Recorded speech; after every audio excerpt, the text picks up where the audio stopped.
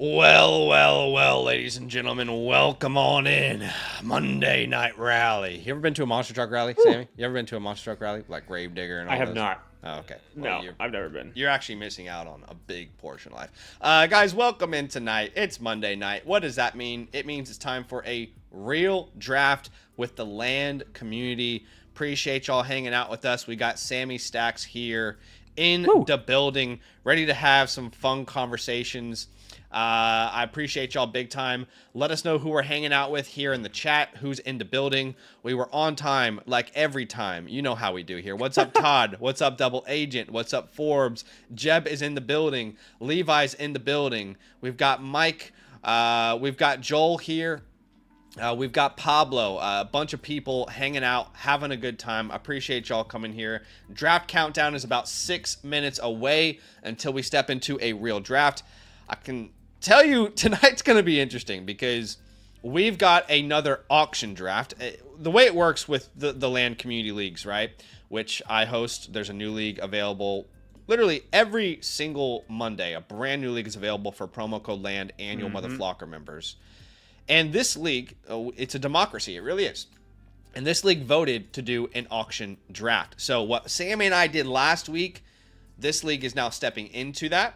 It will be a $300 budget instead of a $500 budget, but it'll be really fun to kind of see how that all goes down. Before we jump into that draft, I want to have a quick conversation. We can't be too long, but a quick conversation on the Travis Hunter discourse. Last week, my last day streaming, a lot of people in the chat were like, Zach, had you heard about Travis Hunter? Did you hear about Travis Hunter? Have you changed your rankings about Travis Hunter? And I just said, guys, can someone send me the report? I'm so confused. Like, I don't see a new report. What is everyone talking about? So people are like, no, it was Ian Rappaport. Ian Rappaport said it. And I took time on that stream and I listened to what Ian Rappaport said here. And I said, what was the new news though, y'all? Like, this is not, nothing is new here. He is just regurgitating a report that goes all the way back to like late January, early February. Even earlier than that, we've heard the GM, James Gladstone, talk about, yeah, he will play more cornerback. And there wasn't really ever a report from anyone in the building that said he's going to be a full-time cornerback, not going to play receiver. That report did not exist. I think certain X accounts rode with it and said that it did exist. And y'all know I'm a little bit like the old sleeper account. Right. Did the sleeper account do it? Okay.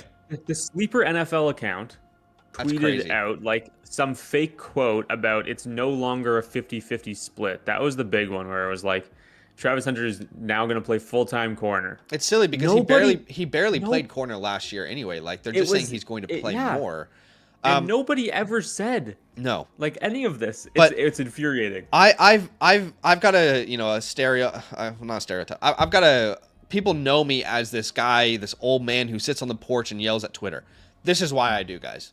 This is why I yell at Twitter. Yeah, because ever since Elon took over Twitter, and this isn't like a political thing at all, but when Twitter was one of the coolest social media apps of all time. Like just the organic nature and the way that it grew. And the pureness to Twitter was just so special.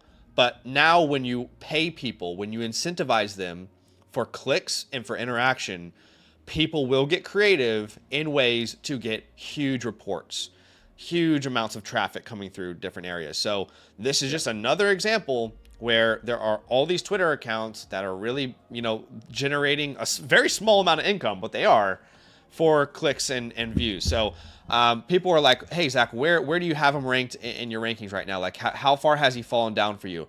And I said, I don't know why I would move him down at all. Like, someone tell me why I would. So right now I have him at wide receiver 28. That's where he sits still today. He's right in that range with DJ Moore, Jalen Waddle, A.J. Brown, Devonta Smith.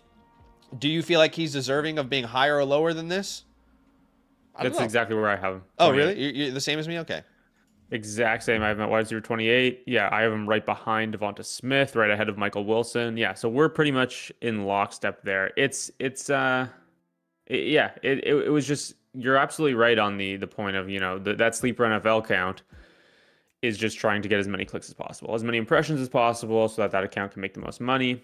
And it's just responding. It's silly. It is an OG report from Cam Wolf, which is being mentioned in the chat. That OG report Cam Wolfe is not a Jaguars insider. He has not talked to anybody in the building. He doesn't have a single confirmed source Right, but in the he never Jaguars organization. he never actually said in his report. This is important. He never said in his report that he won't play wide receiver.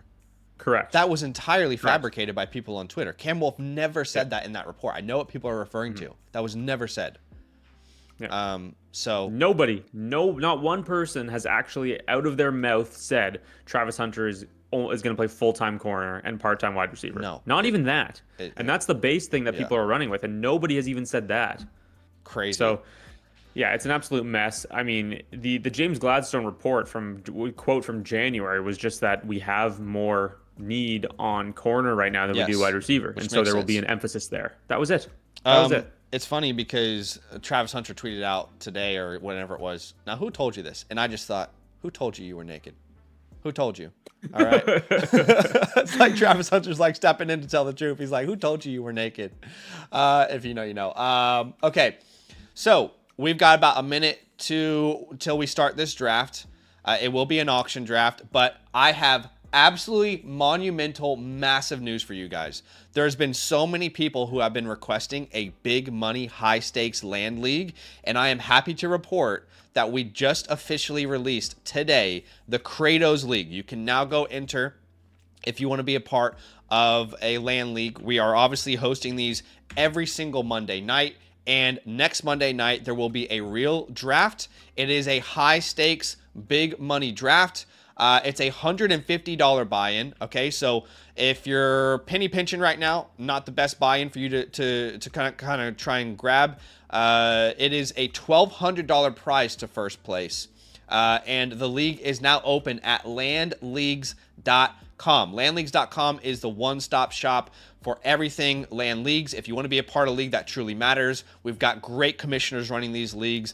The whole goal behind landleagues.com was to present an area where people can play in dynasty leagues that they can truly invest their time and efforts into and know it will be worth it in the long run. Obviously, it goes without saying, but I need to say it again. You have to be a promo code LAND annual mother flocker in order to get into the land leagues, okay? It's a very easy 3-step process. Become an annual mother flocker with the code LAND, sync your Discord, and then enter the latest league at landleagues.com. It is, again, the Kratos League. Okay, the Kratos League is the one that we're joining. And let me just say this right up top. There are 10 spots open. 10 spots open. I will be drafting in this league, okay? There are 10 spots open. I can promise all brand new annual Mother Flocker members with the code LAND that they will get a guaranteed spot in this league. But I can only promise the first 10, okay? Last time we announced the league that I was in, it filled within 30 hours. So I'm telling you that just because I can't promise much beyond saying, hey, the first 10 that are in, I can promise you a spot into this league, okay? So again, very simple. When you're on the site itself, it will show you the 4-step process to get into the league. If you're a brand new annual Mother Flocker member, let's say you sign up today, you get a guaranteed spot into the league. DM me if you have any questions. And then, of course, when you become a member, it's not just the land community leagues that you get access to. You get a playbook, customized review from me, a game plan for your rookie draft with the war room, the trade hotline, the 6 vouchers, all of that jazz. So today's code word is actually going to be for a live team playbook. We're going to give away a tier 1 product. The code word for today is Kratos because that is the latest league that we just released. So all you have to do to enter today's giveaway is simply step 1, like today's stream. Step 2, type Kratos. That is today's code word to get into the giveaway. But again, to get into the league, let me know if you have any questions. I think we made that as clear as we can. Okay. This is the Achilles League. Shout out to everybody in the Achilles League. This is an auction-style startup, Superflex Start 10. Rowan can let me know what the Titan Premium is. There will be a Titan Premium, but this is auction-style. This is not your typical snake draft. This is an auction draft, so it will be kind of fun to see how all of this unfolds. Sammy and I will be here to witness it, but let's go ahead and get this thing started. There'll be a 10-second nomination. Players can nominate anybody that they want. And then the bids will begin. Now, I'm realizing we're not going to be able to see who's being drafted. That is a problem. That is a big problem. With this, that will not work. Sleeper did not think about this, did they? We're gonna have to, Rowan. I'm gonna have Here's to what- join as a co-manager, Yeah. so we can see what's going on Yeah. here. Sorry, dude. Can you pause this for a second, Rowan?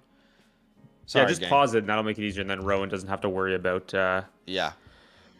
I need to join as a co-commissioner here, Rowan. That way we can actually see what's going on in your draft, because right now we can't see anything that's happening. And we'll wait for Rowan there. While we're waiting, we have a quick little super chat here. Bought Travis Hunter Rowan, for Judy today and wanted to flex, which is a great price. Yeah, I mean, I would like so this is easily do insane. that. I'm seeing him go for mid-second round picks in this class. Yeah. Like, yeah. Buy. And B-U-Y, not B-Y-E. Yes. As in B-U-Y or B. You know what? As in purchase. Purchase. Please buy today. Yeah, I think Travis Hunter is a great buy. I agree with you. Free upside. Let's hear from some people in the chat here on Travis Hunter. Cryptic says, I think Hunter will be more of a cornerback that moonlights as a receiver, but even I think the overreaction has been ridiculous because the upside on the chance I'm wrong is insane. Yeah. That's exactly it for me. That's what it's been for me the whole time. Like, even I'm not saying that I think he's going to play more wide receiver than corner. I'm saying that for the 205, the upside that you're getting with Travis Hunter versus whoever is at that pick is astronomical. Astronomical. Let's play a Travis Hunter or. Would you rather have Travis Hunter or Michael Wilson? And tell me why. You're a Michael Wilson guy, right? Or did I get that wrong? No, I am a Michael Wilson guy. I'm gonna cop out and say contender. I'm gonna take Michael Wilson. Rebuilder, I'll take Travis Hunter. No, not gonna let you cop out. In a vacuum have to choose Hunter, one. sure. In a vacuum Hunter. Okay. What will be a harder question? And how about DJ Moore, Travis Hunter? Are you looking at my rankings? Is that what you're doing? No. This is ridiculous. Okay, DJ Moore in a vacuum. Okay. But again, I would trade DJ Moore for Travis Hunter on a contender. I wouldn't have to because he's cheaper than that, but I would do it. All right, I just got an invite here, and we should be on track here. You know what's 1 second? Zach, you know what's really funny? There are people that are like Josh Downs truthers, or like Jaden Reed truthers. Yeah. It's like Travis Hunter might play as many snaps at wide receiver as those guys, and he'll play corner too. Yeah.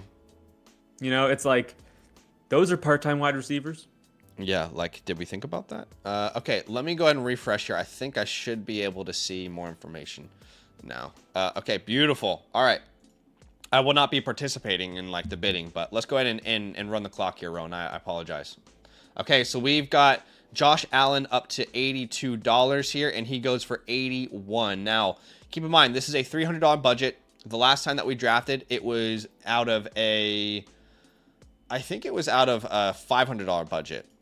It was 500, yeah. So that is 27%. Which I spent 29% on Josh when I bought him originally. Okay, because you were what, 146? Yeah, I was on 130. I was at 130. 136. Okay, so Lamar Jackson goes for 60. So the stark difference there between Allen and Lamar's price. Wow. I want to see some fun nominations. That's what I want. I want Travis Hunter up next. 7% less, by the way, for Lamar Jackson. Malik Neighbors on the clock here. And I like that C. Ramirez started the bid with $11, by the way. Nothing worse when someone starts like a clear good player for $1, and then we're all like, okay, so we're going to wait how long to see how this pans out? Yeah, well, you need that jumping up right away. Yeah, 100%. Neighbors up to $48. I feel like it's tough because whatever we say could really influence this draft. You know, there's not a code cinnamon, but and you don't have any I don't have any reason to influence anything at this point, like you did with your mocks and the real 100%. draft. There's no reason to manipulate it anymore. Yeah.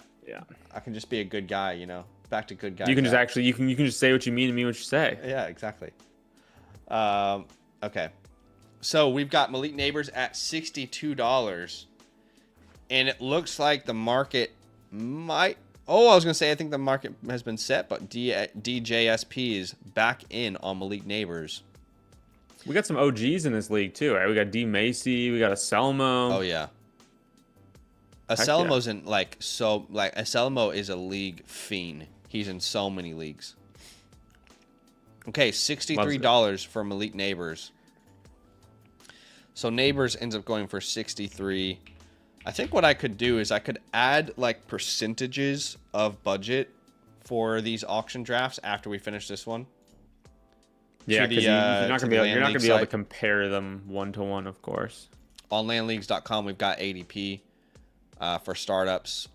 Haven't added any auction draft stuff yet, but rookie ADP will be there soon. We're gonna have so many real rookie drafts on the channel.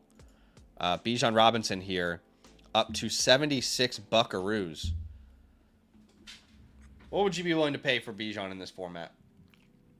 I wouldn't honestly, like, as a rule of thumb, I don't want to spend more than 25% of my budget on anybody. Okay. But it's all about how the room goes. We saw that last week, right? Yep.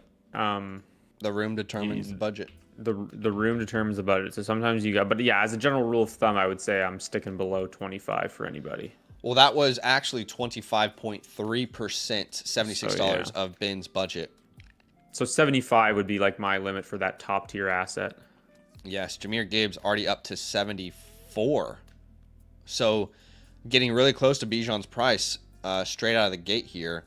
C. Ramirez said, this is what I can pay, and I'm going to put my nads on the table there. So props to him, man. 74 bucks for Jahmyr Gibbs.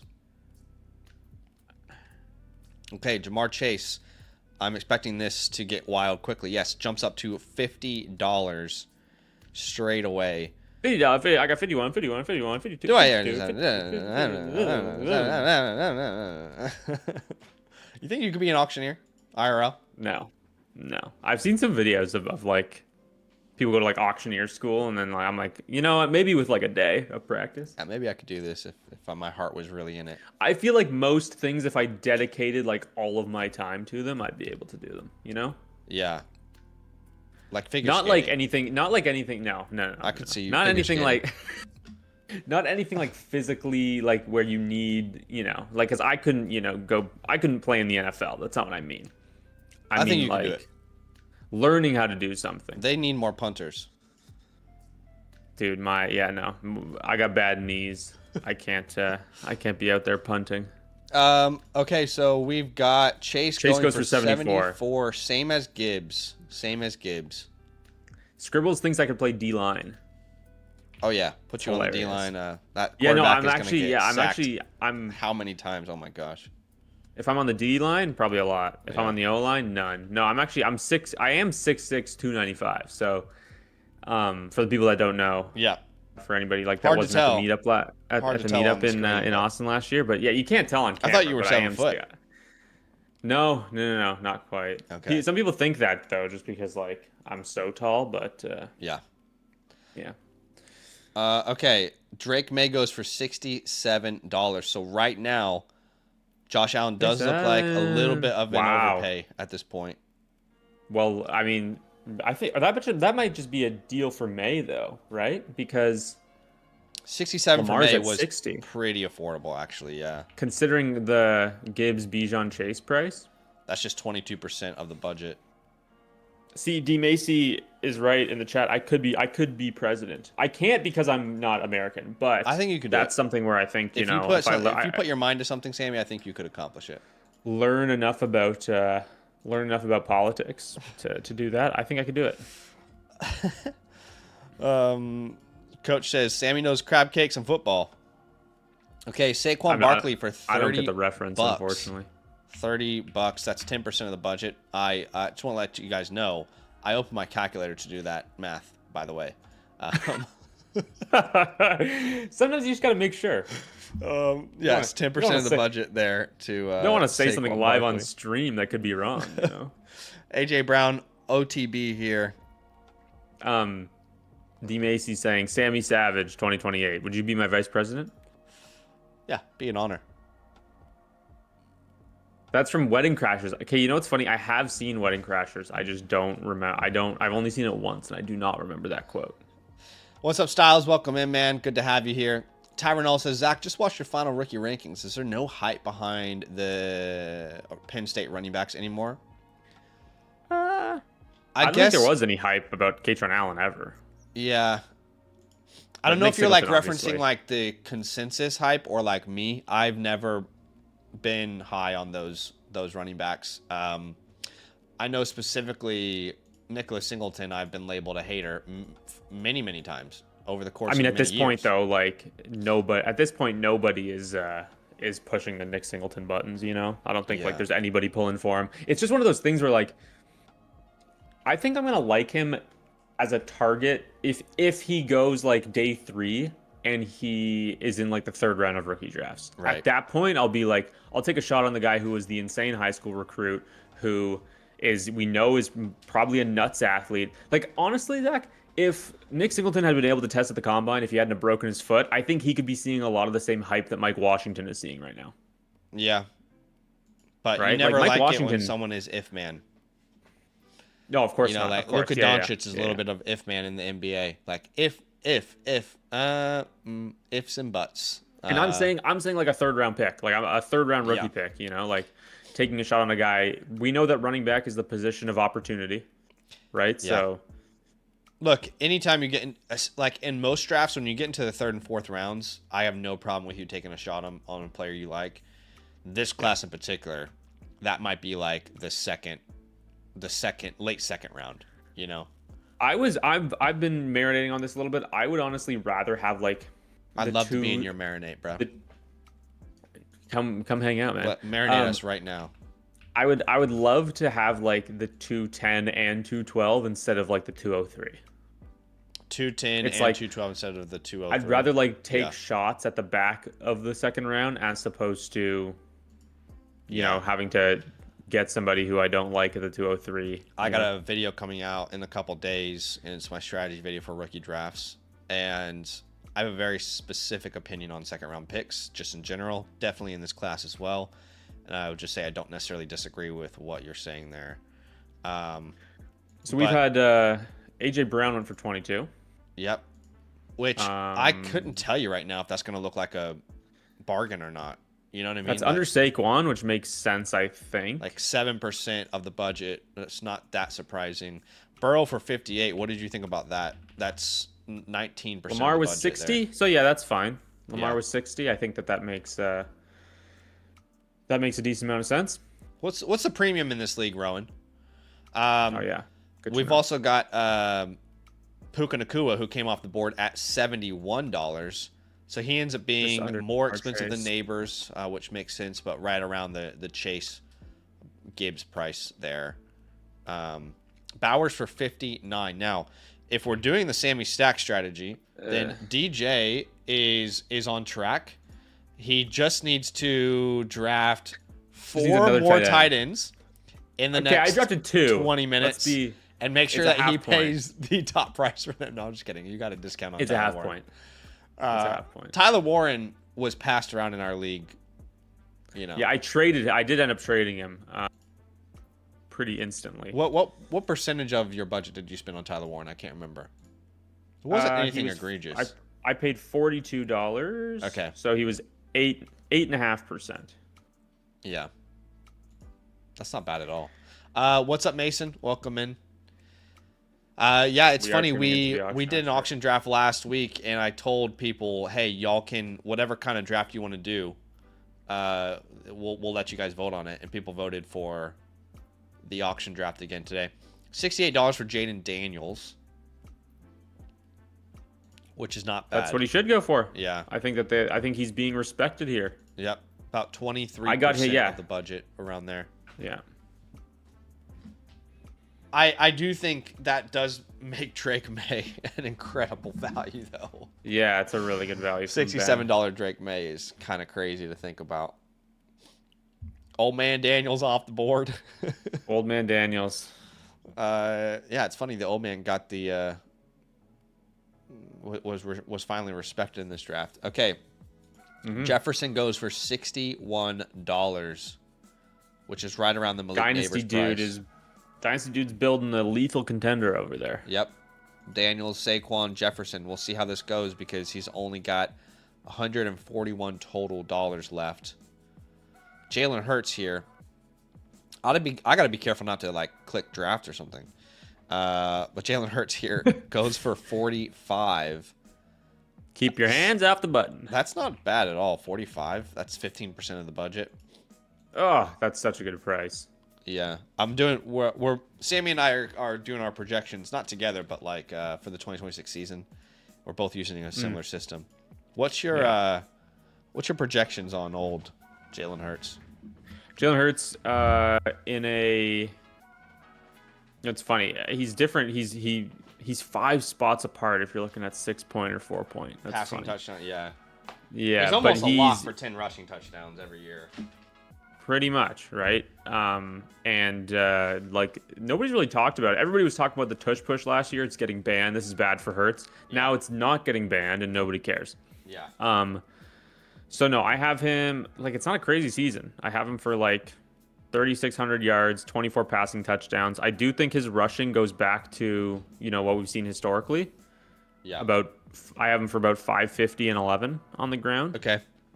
So per game, what are your averages looking per like game in a 6-point? I have him at 23. Okay. In a 4-point, he's at 20. Yeah, I'm not that far off from you. On a per game average, I've got him at 21.3 in a 6-pointer. But 3,300 yards, 23 touchdowns, 9 rushing touchdowns is what I have him at right now. I try to be a little more conservative in general with like the projections. I think it's you just. Me, I think yeah. we've talked briefly about this, behind the scenes, but yeah, it's sort of just like you can't, as long as you treat everybody the same way in terms of what you're going to project. Yeah. Like I'm being more optimistic. Yeah. But it's to get a feel of where you have them ranked versus each other, right? Yeah. It's not like I'm drafting a guy and I'm saying this is what he has to score, right? Yeah. So I don't have any quarterback playing 100% of the snaps, for example. I don't know how you're divvying up your see, I'm not I'm going to get into more of the looking at, games played and things like that, like trying to project that once we get more information, but right now we just don't have that. And so like I know that you aren't. I'm doing a ton of best ball right now. Yeah. I'm in the weeds of the underdog streets. Yep. Some of the stuff would surprise. I know, like when I told you about Christian Watson, you were. Yeah, well, you said Jonathan Taylor was a top 6 pick, and I was like, what? That was the nuts one, dude. I haven't taken him once. Literally, I'm taking my stance. I'm not doing this. I'm not taking Jonathan Taylor with the 6th pick in the freaking draft. It's crazy. By the way, Jalen Hurts currently have him projected. I have statted out. Like 26 teams, and he's currently quarterback 6 for me. So I think he's gonna have a good year. I think people are, even if AJ Brown moves on, I'm not really that concerned. This is just the floor on the ground is so safe, and we're 1 year removed from them. What I did do in my projections is I put the Eagles right back up there at 570 total rushing attempts. Like this year they were real far down. I think they're going to go right back to that run game this year. Yep. I got really, 565, so I'm with you. Yeah, I think that I do, and like this is the thing. Like I don't think that none of this is saying that people need to do a better job of separating the fantasy from real life football, right? Exactly. Neither of us are saying that he can be a bad real NFL quarterback and still be a great fantasy quarterback. Yeah, like, and the only worry there is job security. But Jalen Hurts won a Super Bowl MVP. Like, this guy is he's not Kyler Murray. He's not. Is he top 10? I don't think so. Is he top 20? 100%. Yeah, 100%. So yeah, we should catch up on what we've seen and go down here. Yes, I agree. So the latest bids. We had Hurts for 45, which got us in a conversation there. Nico for 37. That might, in hindsight. What was AJ Brown? AJ Brown was 22. Hard to say what that will look like. Yeah, there's nobody in that range right now. 75 for JSN, which is right on the dot, 25% of the budget. 67 for AJ Amon-Ra St. Brown, and 65 for CD Lamb. What I'm personally surprised about, Sammy, is a lot of people right now in this draft are putting players up on the block that they like. Like, I didn't put a player on the block that I liked for a long time. You know what I mean? Like, Yeah, you kind of want to. I was not trying to put my the goal top is to guys have up. Yeah, exactly. The goal is to get those players you don't want. I love that Tyler Algier is the first irrelevant name that comes up here, given a little ode to the Atlas League. Yes. But these sort of like the Amon-Ra Jefferson CD prices, them being around May Daniels, Yeah, is a little difficult to. Hey, it's the domain effect, man. You can't run from it. So Tyler went for 4% budget in our league. In this league, he goes for 2% budget. So that feels better. That does feel better. Yeah. What's up, Matthew says, Bree is wanting me to ask y'all, what's the temperature on Slick Rick? She thinks Evans is going to lose against the power grid deal, and Ricky will be the number 1 by week 5. Is Ricky going to survive the power grid? Gosh, he hasn't Is yet. Ricky going to survive the substation? Yeah, you're right. He hasn't yet. Well, to be fair, I mean, he was that, shot. I don't think that has. I don't know if the power grid is making people go crazy, though.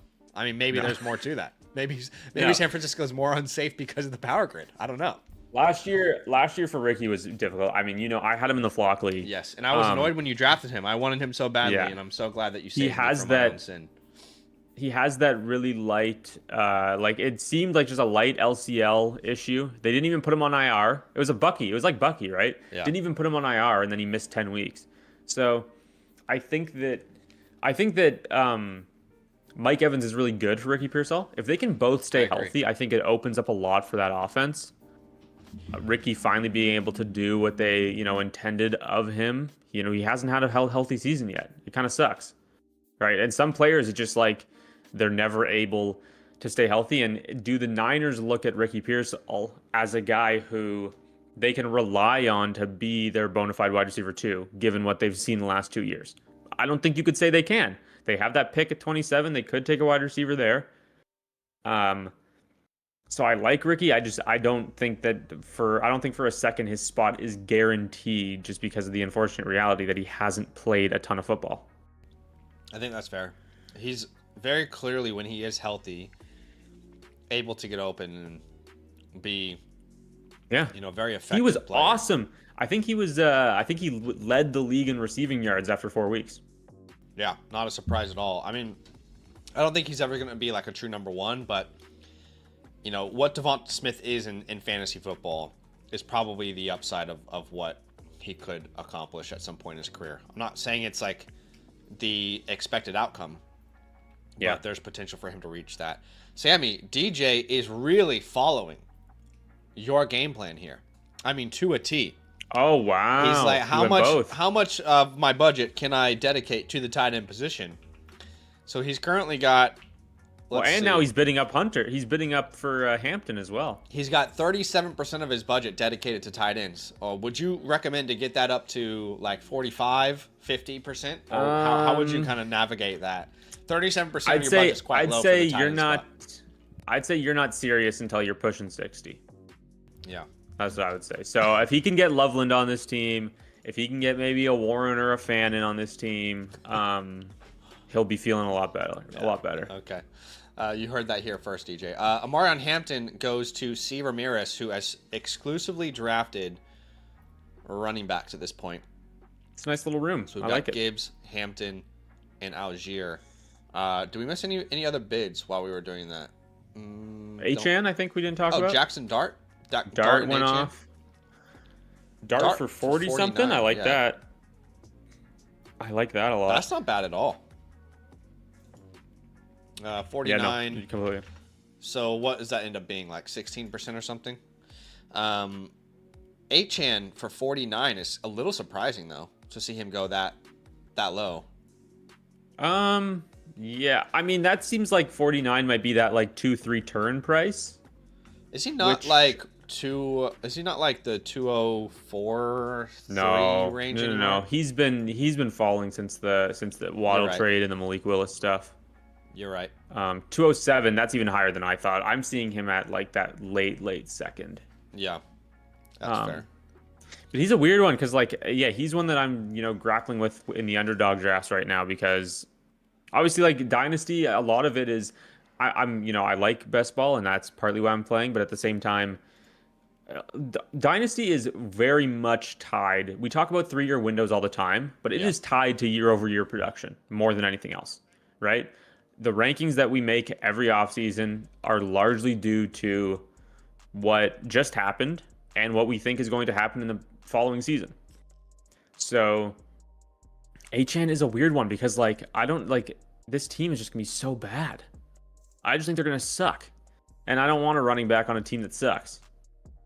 Right? Even if he does, he has previously caught the ball a lot. I think that it was a lot of scheme that allowed, so many of those opportunities to be there. Yeah. We know that he's such a good player, and so you want to have faith in that. But it is a little bit scary. Yeah. I think the reason I'm not as concerned is because I feel like he will be their entire offense. He should be. There is really not a single receiver on this team at any position that is a threat to touches. So yeah, if the coaching staff has any brain whatsoever, then we're probably going to get a 300 plus touch season from Devon Achane. Last year he had 238 rushing attempts with 85 targets. So I would be shocked if it's under 300 again this year. I've got him statted out at around 19 points per game. Actually, yeah, this will be interesting. Is that in a half or a full point PPR? That's full point. You got him at 19 and a half, you said? Yeah, 19.2. Okay, so I think I'm going to be a little more optimistic on all of these. I'm just under 20. Okay, yeah. So he would currently be my RB4 if we were drafting today. Yeah, for me, he's 5. Okay. Who do you have ahead of him then? Is Hampton one of those guys you're bumping up? No, it's actually Ken Walker. Oh, okay. I found the Chiefs' offense so difficult to project with the Mahomes stuff. It's purely for me, and also this is these are my pure projection rankings. That's not exactly how I'm playing an underdog. He's also getting a bit of a slip on underdog just because I think that the offense is gonna be terrible, and is there a chance he's not playing the final 3 weeks of the season, right? That's it's something that when they're really close, he's really close to Genty and Hampton for me. And so I'm defaulting to putting him lower below those guys, but it is very, very close. Yeah. But yeah, I'm big on Kenneth Walker right now. Okay, let's go through some of these latest bids. We had, I think Achane was a good price as well as Dart. Then we had Caleb go off the board for 59, Hampton for 57, Herbert for 46, London for 50. Hampton for $57. That makes Hampton $8 more expensive than Achane, which correct. I'm finding that difficult personally. I don't know. Yeah. Just me? Yeah, no, I mean, that's fine. I'm the Hampton guy. So okay, apparently we just had a brand new stat or a brand new feature released on the Flock site.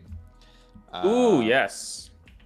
I believe this is the splits. I hope I'm not breaking any on. Yeah, this is the splits on the player comparison. So Mason is showcasing this over on X, so you can split with and without a. So you want to see games where Jamar Chase played with Joe Burrow and without Joe Burrow? Bang, you can do that. Yeah, that's great. You don't gotta go through Joe Burrow game logs and then bring them over to the player comparison and then put them back. If you can write this note down to the devs. Yep. I don't think this needs to be 2 graphics. I think we can make this 1 graphic and it will look a lot better. Okay, no, I feel you. The in split out of split. The build out is already there, but if that's 1 graphic, that's going to be a lot easier to showcase, I think. But this is sort great. of one, I guess, one on top of the other or something. Left and right, you can see a column that's 2024 versus 2025 or whatever year, or without, right? Yeah. But that's great. Yeah. Okay, this is the 101, ladies and gentlemen. The 101 is currently up for grabs. It is a $57 bid right now. I think it's gonna rise. It's crazy because in a tight end premium, Sammy, would you sell Brock Bowers for Jeremiah Love? I mean, it would be close, right? And a half. No, I'm taking the 101 there, but I think it is. I would need a Close. 0.75 to take Bowers, but no, it's definitely close. Yeah, I think that just is Bowers. This is the question you're asking. Who is more likely to end up like a top 8 pick in startups? I think that has to be the question, right? When both guys are Yeah. these, late for early second round picks. And I just think that it's more likely that Jeremiah Love jumps into that Bijan Gibbs tier than Bowers is like Travis Kelce, right? Which is fair. Bailey, $66, which is where the 101 comes off the board. So the 101 was more So expensive than that's Neighbors, more expensive than Sadie. Bowers, it makes sense McBride, that it's lodged. I mean, I'll be interested to Jefferson. see where I'll be interested to see what Genty goes for, Yeah. but it does seem like that's lodged right between those elite names and the next tier with Yeah. like Hampton, HN. And imagine, you know, I've been thinking doomsday scenarios with the NFL draft. I feel like the doomsday scenario is the Chiefs get Jeremiah Love. Like, You know what's funny? I saw Daniel Jeremiah today say that if he makes it to 9, all bets are off. And I'm like, oh gosh, please. you got to think more about your platform when you say stuff like that. Like, really? Is there really a way that they just spent that money on Ken Walker, then they're going to draft a running back with a top 10 pick? I That would want to just be say it's insane. crazy, but I could see it happening, unfortunately. Really? How? Like, it doesn't make any sense. All the talk this Just the offseason best is player about the available team thing. building stuff. I guess so, but like, That would hurt with everyone's the heart. 49ers, What do you think is the biggest doomsday of the draft? Like, what could happen that would break everyone's heart, realistically? are you talking about one specific thing? Anything that comes Or to like mind just for rookie draft. well, dude, I've seen mock drafts where it's like Tyson falls into the late 20s, right? And it comes out people are scared about the injuries, right? Then it's like Tate to the Browns and Lemon to the Jets. And it's, it's just that's a disaster. I wouldn't even want the 102 at that point. So, I don't even think there's a doomsday for Love because I don't want him to go to the Giants because I don't want that to happen. But it's not doomsday for him, right? Like I'm not worried about Cam Scatterbo if Love is a New York Giant. What I was gonna say is like, it's funny because your doomsday of the Jets getting Lemon and Tate being a Brown sounds very possible, my friend. So if you don't like the 102 absolutely. in that scenario, Yeah. we No, might it's have some all- bad it's- news on the way. It's very like it's more likely than not that these landing spots just aren't really good. One other thing that has been creeping up a little bit that I'm kind of scared of is Jeremiah Love to the Bengals. I just have I have a lot of Chase Brown, and I would it's his last year of his deal. Maybe they trade him in that situation. I don't know how that would work, but I wouldn't like that, but it'd be really good for the 101s. Yeah, I mean Jeremiah Love would be in Cincinnati just an absolute unstoppable force. But That'd be insane. I think he would immediately be Gibbs Bijan tier for me, like with that. it'd be hard not to, just with the amount of passing volume they give to their. But you know what's so running funny? backs. The whole complaint with the Bengals is like, oh, they need more defense, they need offensive line. These are the two things that they Right. haven't been able to figure They out. never and they care, take a though, running do back they? at They never 10 care. overall. No, they take a running back with the 10th overall pick. Like I agree with Mason. I just cannot see a world in which Kansas City does that. Like I would just be Yeah. my jaw would be on the floor to pay the I'm running getting back in the flashbacks same of year. the Charbonnet right after Walker year. I Yeah, mean, but those are two second round picks. yeah, That's a lot different than paying top of the market and then drafting a guy in the top 10. but we have heard. I mean, not even just me regurgitating my own takes. I haven't really heard anybody in the NFL draft community be like, "This is a really incredible class all the way around." Even at pick 10, you're getting a really good player. No, like everybody is kind of regurgitating this idea, which I agree with.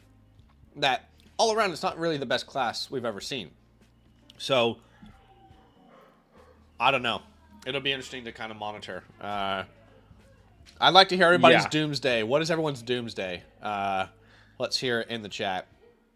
But I think that exact thing, like you saying, it's not the best class or whatever, that's exactly why I think he does go in the top 7. yeah, Commanders would be awesome. That would be sick. That is literally like I want him to go to the Titans for my Titans reasons, but for fantasy football, 101 best option is the Commanders for sure. I do kind of prefer from us like team building perspective to get a receiver there, but I would honestly rather because I don't think the Titans will take Tate. So I would rather the scenario where the Titans go Love and then the Commanders get Tate, because that'd be freaking awesome. Yeah, agreed. Okay, Genty goes for $66. So the 101, remember, went for 66. Genty went for 66. Okay, so great price on Hampton. Yeah, Hampton for 57. I'm still highlighting the Acham price at 49. Yeah, it's a good deal for Schmeat. Always love some Schmeat. Jonathan Taylor for 38. $38 for Johnny Taylor. He's a difficult guy to project, specifically for 2026. I find it hard to project his year. Do you actually think that he'll be drafted that high come? No. I don't understand season? why best ball chases touchdowns, which Mason highlighted there earlier, but I still don't understand, because best ball is full of a lot of, I say this in the most respectful way, a lot of nerds. And everybody knows about regression, right? Everybody knows these trends, and specifically how historically efficient the Colts offense was last year. I mean, they scored on about 50% of their drives, which is just ridiculous. There will be regression. And there would be regression no matter what. And now their quarterback is a torn Achilles. Right. No matter what, exactly. I have Taylor at 18.5 points per game. And I'm even nervous to claim that, but he's currently my RB5. I still have some more running backs to stat out, but I don't feel comfortable with him being a top 6 pick in redraft drafts. No, and I think underdog partly you're chasing best case scenario a little bit with it. In a large field contest, right?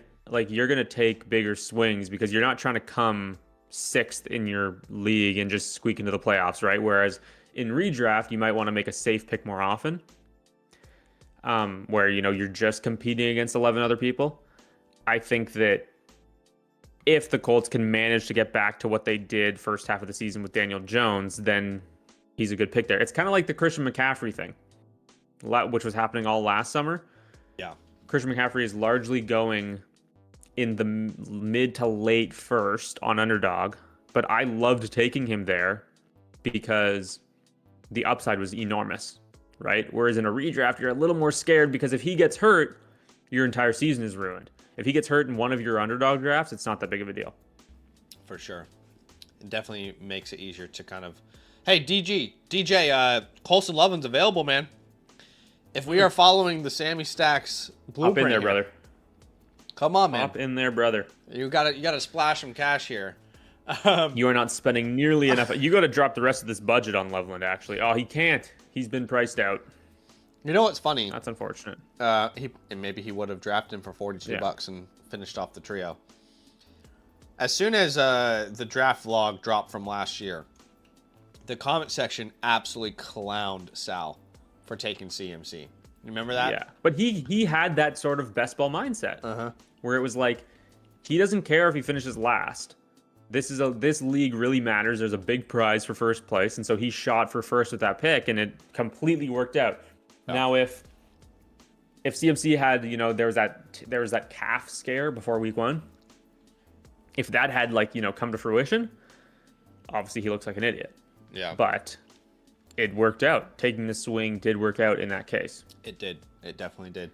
I don't see the repeat outcome like McCaffrey had last year. Yeah. For JT, I mean. Oh, okay, right. Even for CMC, I think there is some regression on the way.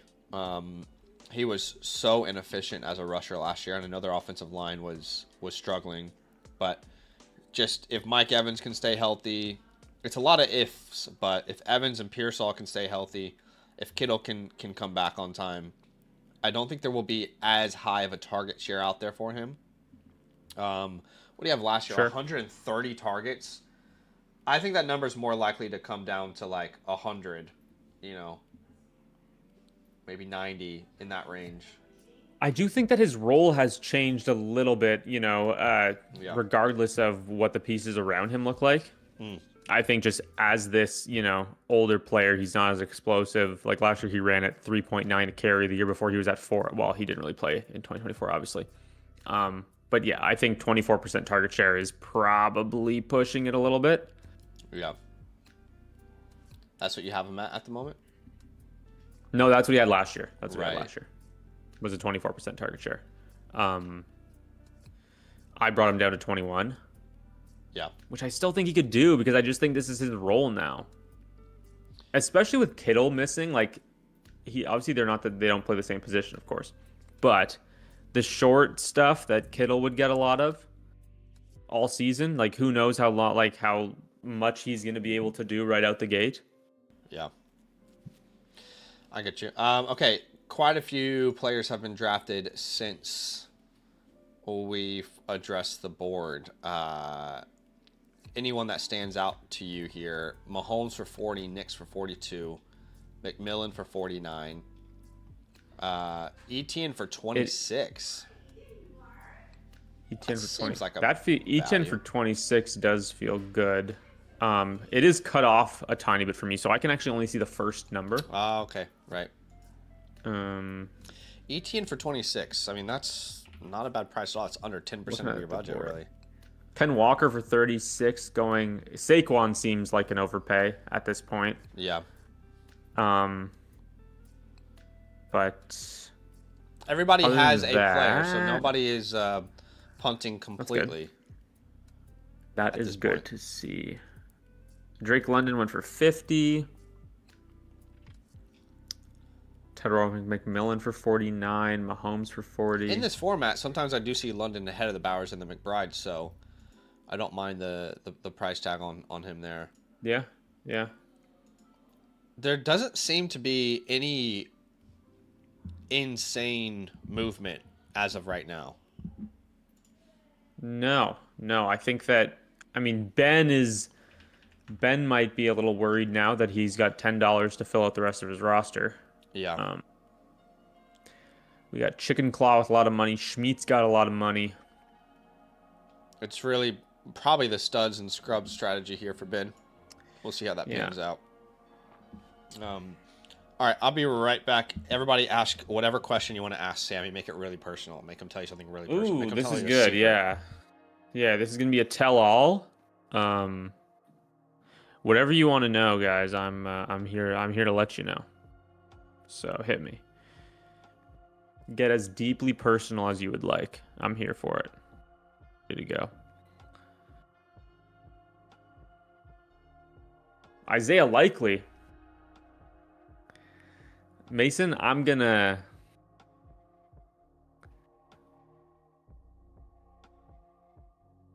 When did you start watching the content and who did you watch first? Oh, I am an OG Land member.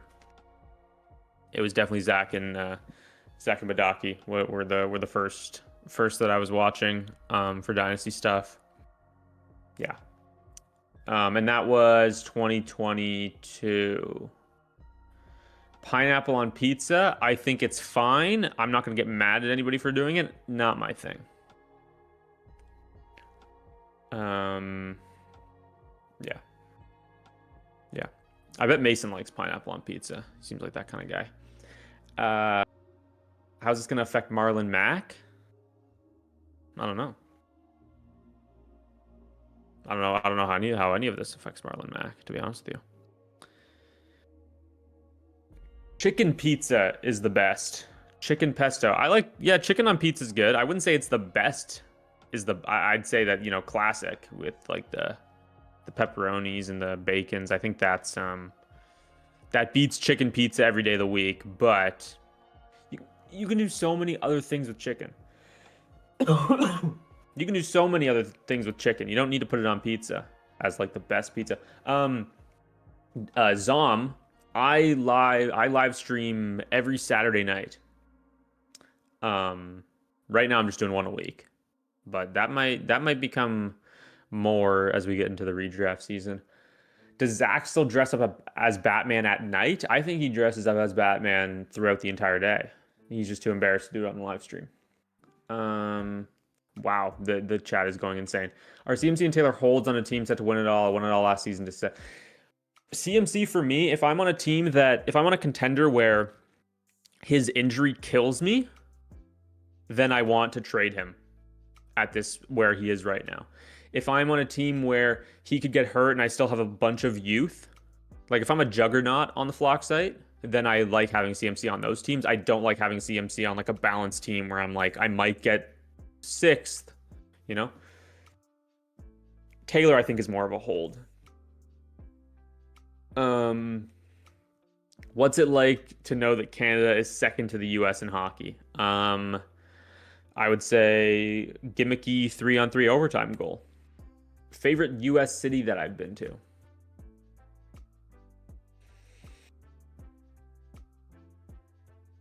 Nashville.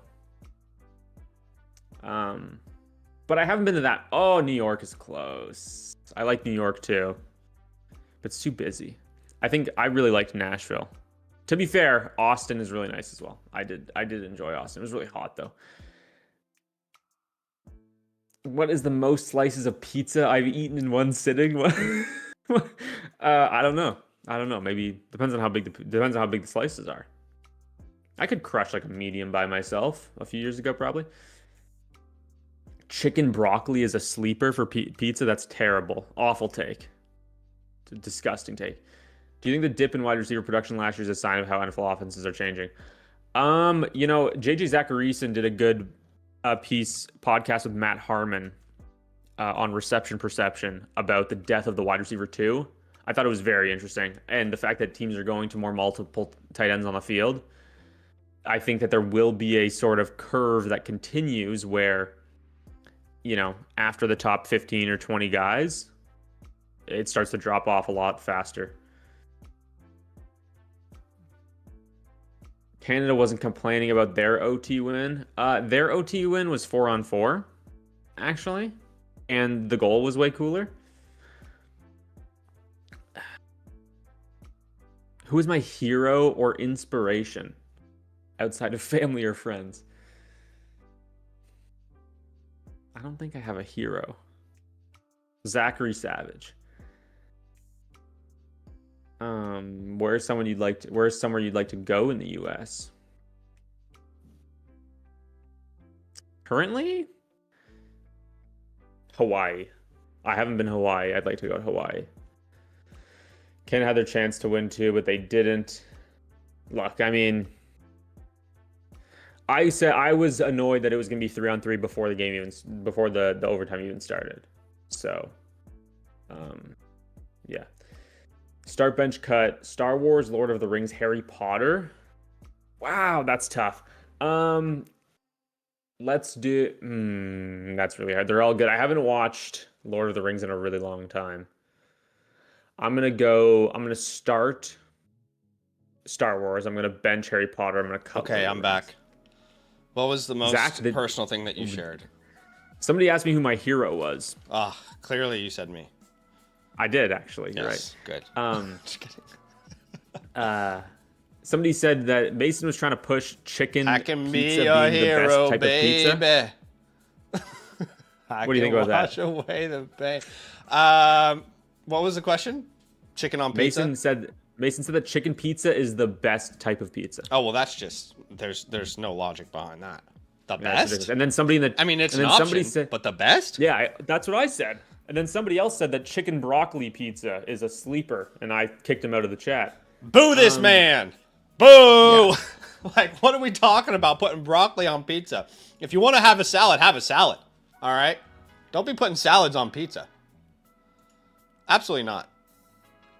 But there are some good questions in here. Somebody asked me if I think that you wear your Batman costume at night, and I said you probably wear it all day.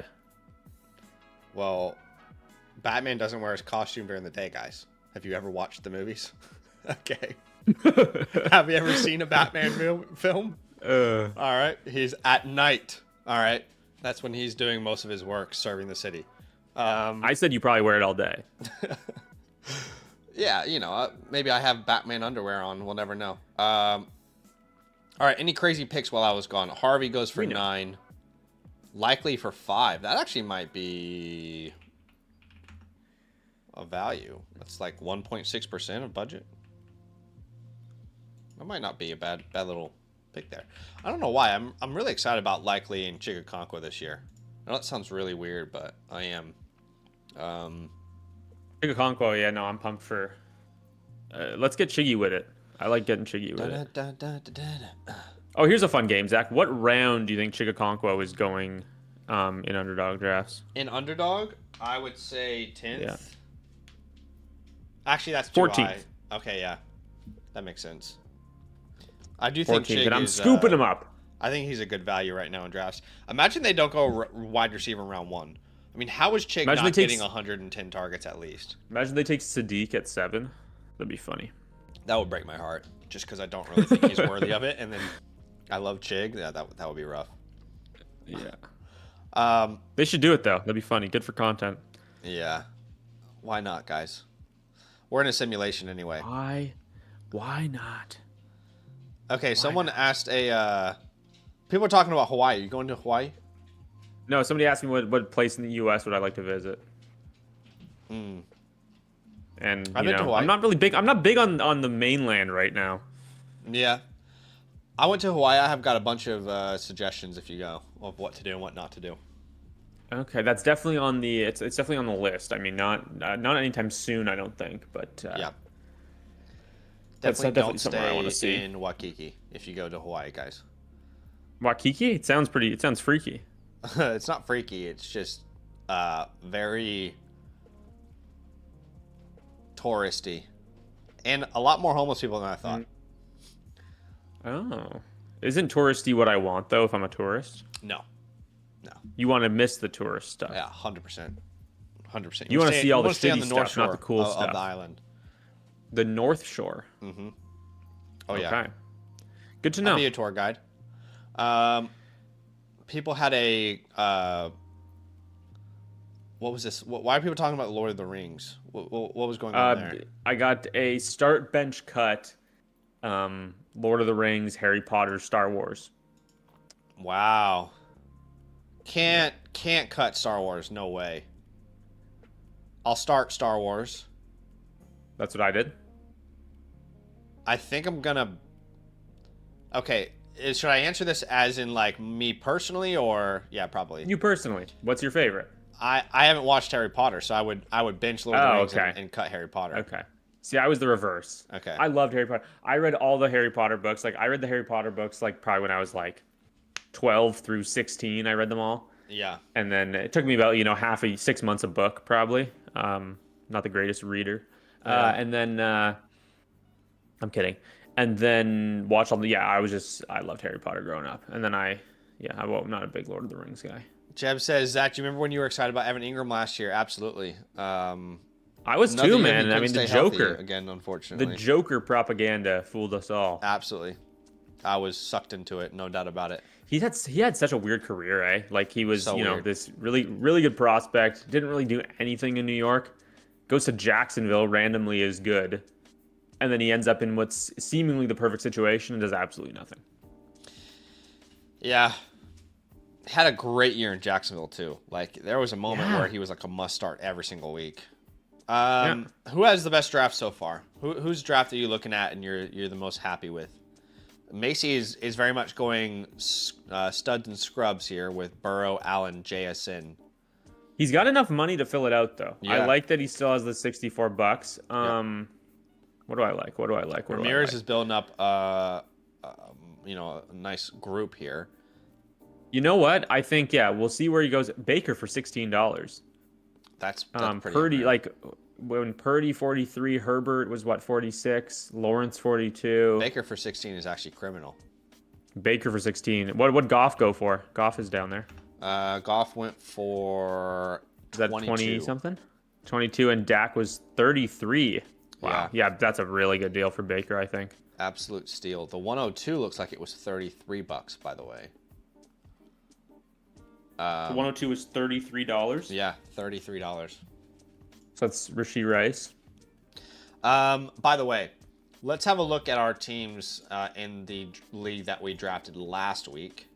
Give you guys a little update. Yeah, I've done some. A lot's changed. Some wheeling and dealing. My current starting lineup, I'm definitely contending, is Josh Allen, Bucky Irving, Kyron Williams, Higgins, Jefferson, Fannin, Henderson, J-Mo, Ladd, and Baker. Definitely need to work on the bench. Don't have a lot of bench options. Still trying to get some deals done. What does your team look like in this league?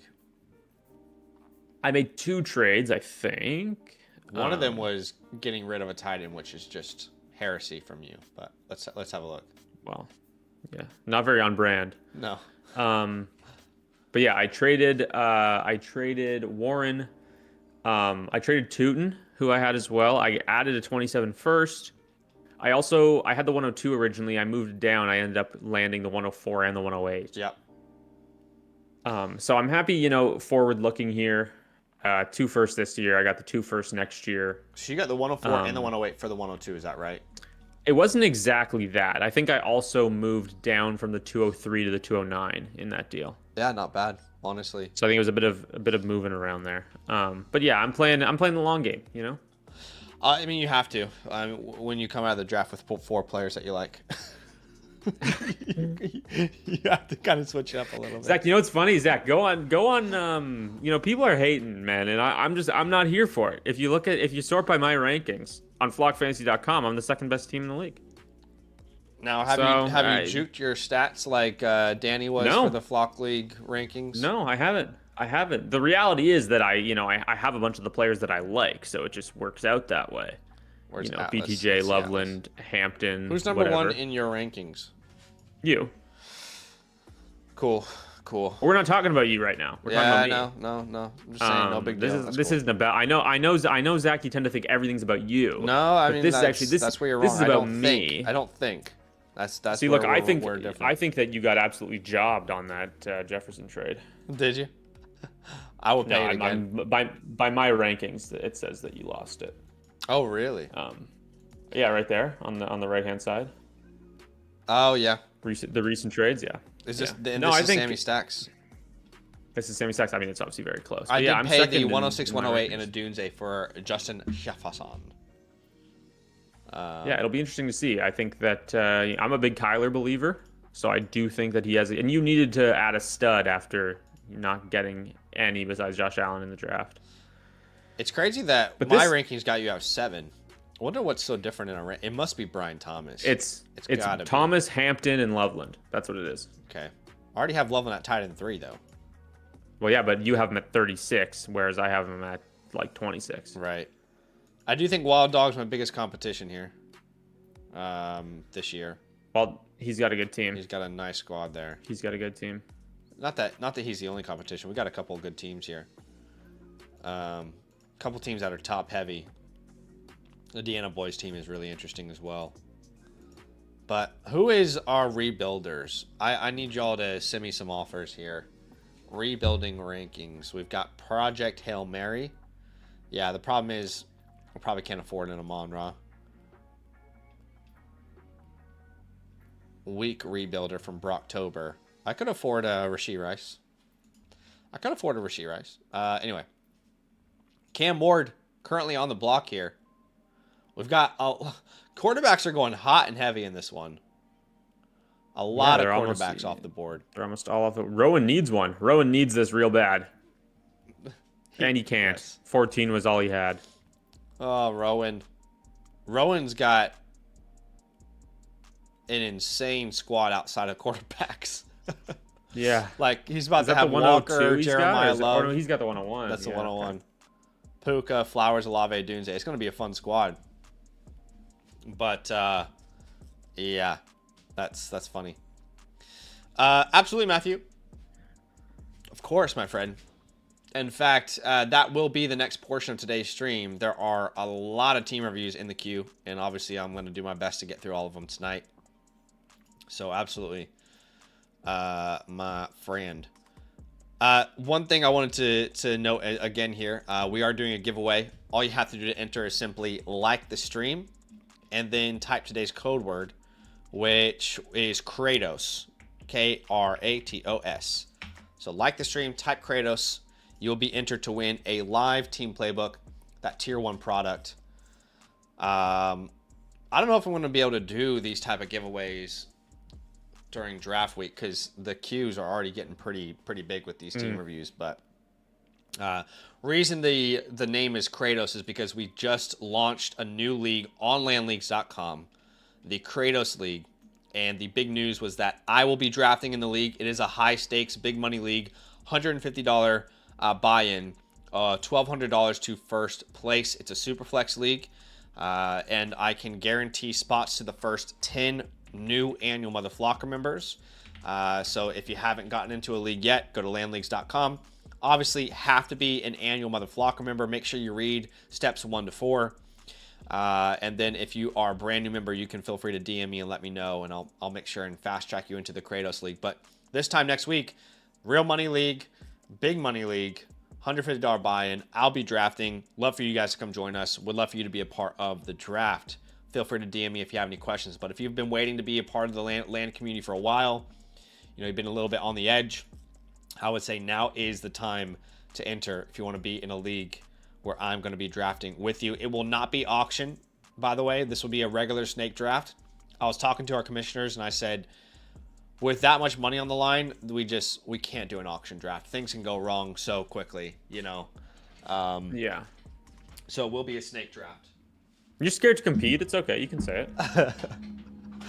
It's like, I'm worried that we could potentially have a scenario where, people are like, oh, I hate my team. I didn't know much about auction. And then it's like, well, yeah, you don't want GGs. that. You don't want that. You don't want that for sure. Okay. Double Agent Zom says I only do auction now. A lot of people are turning into auction fans right in front of our eyes. It's fun. I'm a huge fan of auction. I just think that the flexibility that you get is just like, especially look, I think the fact that in a fast startup, there's not as much option to trade and move around and stuff. Like the slow startups that I've been a part of, they by the end of it, hardly anybody has their own picks, just because there's so much movement and stuff like that. The auction allows for that, just to happen organically, where you can build however you want to build. You don't need to take a player in the first round. You don't need to take a player in the second round. So I think one thing I've never done, which I might do this year, I might, if I have any leagues with viewers over on my channel, I might try an auction redraft, which I've never done before. Okay. That could be fun. Yeah, just as a little something a little different. I've never done an auction redraft. It's obviously a very similar concept, but yeah, I'm excited for redraft season. I'm really excited. Oh, I'm so pumped, dude. I can't freaking wait, man. It's my first year in the cycle of, content and really putting a lot of time into it. So I am super pumped. What did Kyler go for? Kyler goes for $15. Phenomenal price. Not bad at all. We've got, who else? Tyler Warren for $29, which is almost what you paid for him in the $500. Yeah, I got a phenomenal price. Thank you very much. Not all I've heard is a bunch of bad mouthing from you tonight, and I want an apology right now. Absolutely not. Absolutely not. Right. You messed up. I tried, guys. I tried. So that's 9.6 for Warren. I paid 8.4. So steal. Yeah. Interesting question from Zom here. He says, other than content, what's your ideal 9 to 5? Interesting question. Oh, gosh. Ooh. What would I want to do? I don't know. Like something. This is the thing. Like I'm very much like I struggle to just do something because I have to do it. Like when I was in school and whatever, I had like that type of, just mundane, it's a job, it's just a job, like one of those, right? And I just it was fine because it was just a means to an end. Whereas like I feel like I'm really somebody who I really have to enjoy what it is that I'm doing. And so ideal 9 to 5. I always wanted to work in sport media. So like I guess that's not a 9 to 5 though. What's a 9 to 5? 9 like to 5. it has to be like, Is that like corporate maybe? Yeah, like it has to happen during like Monday to Friday kind of thing. Yeah, maybe like corporate side of it, but any job? Okay. Any job? I mean, other than YouTube. Oh, okay. I would love to like work as like an analyst for a sports team. That's cool. Yeah, growing up, if I didn't move to Australia, well, my plan C was going to be to study to become like a sports announcer. I wanted to announce NBA games, NFL games, something like that. That was something I thought about too. I wanted to work in I want to work in anything in sport media, and it's worked out nicely for me. But yeah, my plan B was I was going to do a drum internship actually in Minnesota. No way. Yeah, that was drums. Part of it. Mm-hmm. Wow. I couldn't see. I can't picture you on the set. I'm not gonna lie. Oh yeah. There's this drum company up in Minnesota. I can't remember what they were called anymore. It's so long ago. It feels like a different lifetime. Plan A was win the lottery. So you're a lizard with the sticks, eh? I'm okay. Did I say lizard or wizard? You said lizard. I said wizard. I was just gonna let you. Okay, I meant wizard. I wasn't gonna. You've taken a beating today, but see, they say that I have no empathy, and I was just trying to give you a break there. And no, I just had to check myself because I was like, did I just say you're a lizard with the sticks? You're a lizard with the sticks, bro.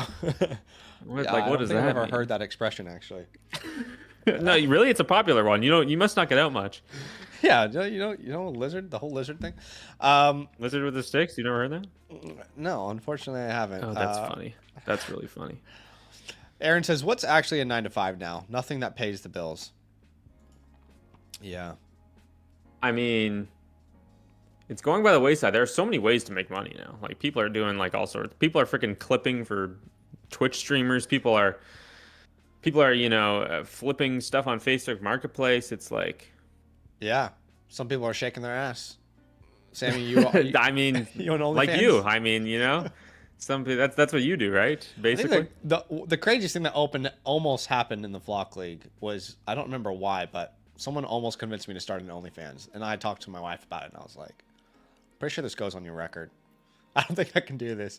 Like, not like. Well, you can serious, have an OnlyFans for anything. Not serious. Like, I wasn't like gonna go naked and show my cheeks, spread them like my concho or something. But you could do like OnlyFans could be like the new Patreon, you know? Yeah. Well, I thought like I could put photos of like my dog or something up there. Anyway, I'm sure that would. I decided that would go down. I really decided well. not to put it on my public record. Probably a good idea. Matthew says they're in Minnesota, which is great. We'll have a look at your team here later on. Appreciate you, Matthew. Heck yeah. Let's go says, I need a drummer. I play guitar and sing. Sammy can play the kazoo. We'll be famous in no time. I can play the kazoo. Yeah. Do you have any other? Do you feel like kazoo is not? You feel disrespected by the kazoo. I want to know. Like you're better than. And you know what, Sammy? That's the problem. You think you're better than the kazoo. If you're not willing to be, I am better than the kazoo. You're never gonna be the electric guitar if you can't be the kazoo to begin. Okay. I don't want to be the electric guitar. I'm offended that Let Go thinks that's what Let Go thinks of me. He put or the recorder. This is you know what? I take a lot of shit on this stream. All right, I take a lot. I take a lot. Triangle. I'm not. The triangle. Cowbell. The cowbell. This Can is you ridiculous. keep tempo? Can I stand there like a monkey just going? If you're not willing to be the kazoo, you're never going to be the electric guitar. All right? Write it down. Put it on a board. Put it on a t-shirt. Okay? Someone said, what's my catchphrase? That's my catchphrase. Oh, it's Kazoo from downtown. This guy's a kazoo, man. He just does all the little things. He's the kazoo for this team. He's the glue. He's the glue kazoo. See? Don't patronize me. You give me an hour. Who knows what I could come up for a broadcast, okay? Maybe a maraca. Okay. I could see that working out. No, this is terrible. I have never dealt with so much disrespect in my life. You know that?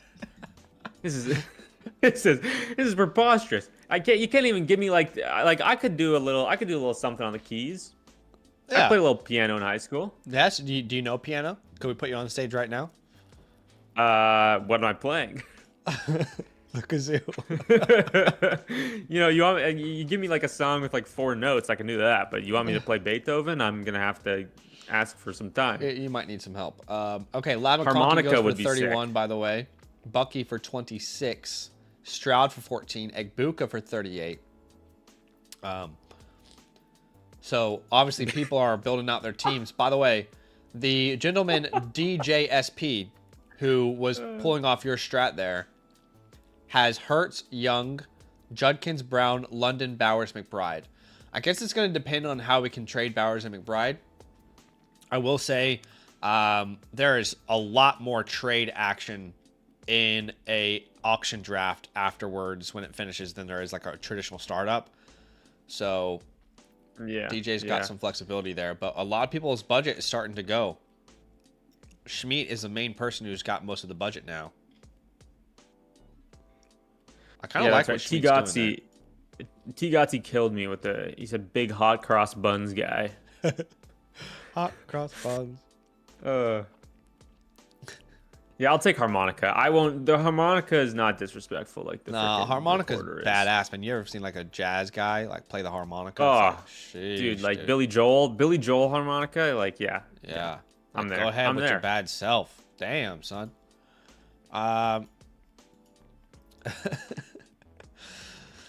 Okay. Appreciate y'all hanging out with us. Again, if you want to join today's giveaway, all you have to do is simply like the stream, type today's code word, which is Kratos. All right. Those are the simple 2 steps to join today's stream. We did announce that this time next week, we will be drafting in a big money draft, big money league, $150 buy-in. Do not sign up to this draft. You know, if you're looking for an affordable buy-in, okay? It's $150. You don't got stones? It's a $1,200 buy-in. Don't sign up. It's a $1,200 first place winner.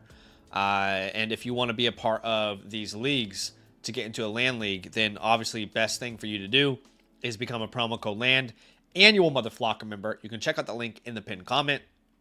Once you become a member, sign up to the Land League site, DM me. I'll guarantee you a spot. I can guarantee the first 10 people a spot to that league. I can't guarantee beyond that. First 10 people, I can guarantee a spot. Beyond that, I cannot guarantee you that you will get in. In fact, it might be 9 now. But yeah, let me know if you guys have any questions. Once you become an annual Motherflocker member, you go to the Land League site, you sign up to the Kratos League, and then you will officially be entered. Okay. It's going to get to that point of the stream where we might start to get into some team playbooks. Can't stay as long in the auction drafts just because they go for a significantly longer portion of time than our traditional regular startups. Next week, by the way, will be a snake draft, just to be very, very clear. Let's see. But I want you, Sammy, before we kind of move into some playbooks, if you could choose any team right now that you would want to take over from this draft, who's had the best draft so far? Who do you think is in the best position so far? We're about an hour and a half in or whatever it's been. This is hard. I think there isn't one that screams out to me as like, this is perfect, you know, because I think some people got some good deals, but we're looking at the team as a whole. Right. And like I really like what M4G is doing. But he's got $2 left and he's got his entire team to fill out. Or he's got $20 left to fill the entire team, which, you know, isn't necessarily ideal. I think what I'll do is I'm gonna say whoever's gonna win this Brian Thomas bid is probably gonna go straight to number 1. Oh, you know what? Yeah, I'm gonna stall for about another 15 seconds here because I do really like what Schmidt has done. Yeah. Getting Dart at a good price. HN, McCaffrey, Henry, definitely going for the compete build here. And Brian Thomas will help with that. Schmidt, I'd go all in right now, brother. Oof, this is the guy you need. He's going to pass. This is the man. This is the man that will take you over the top $17, $18 for Brian Thomas Jr.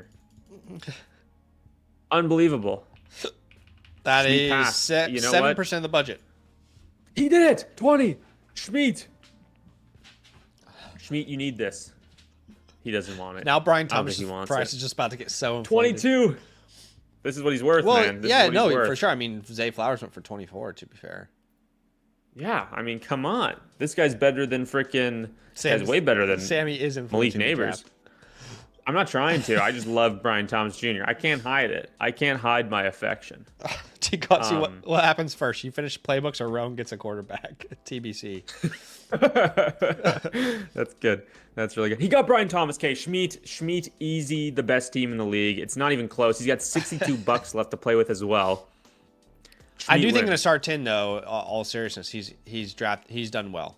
He's done pretty well. He's done really well. He still He's has done really well. the most money of any outside of Jason. Jason, to be fair, Jason has really.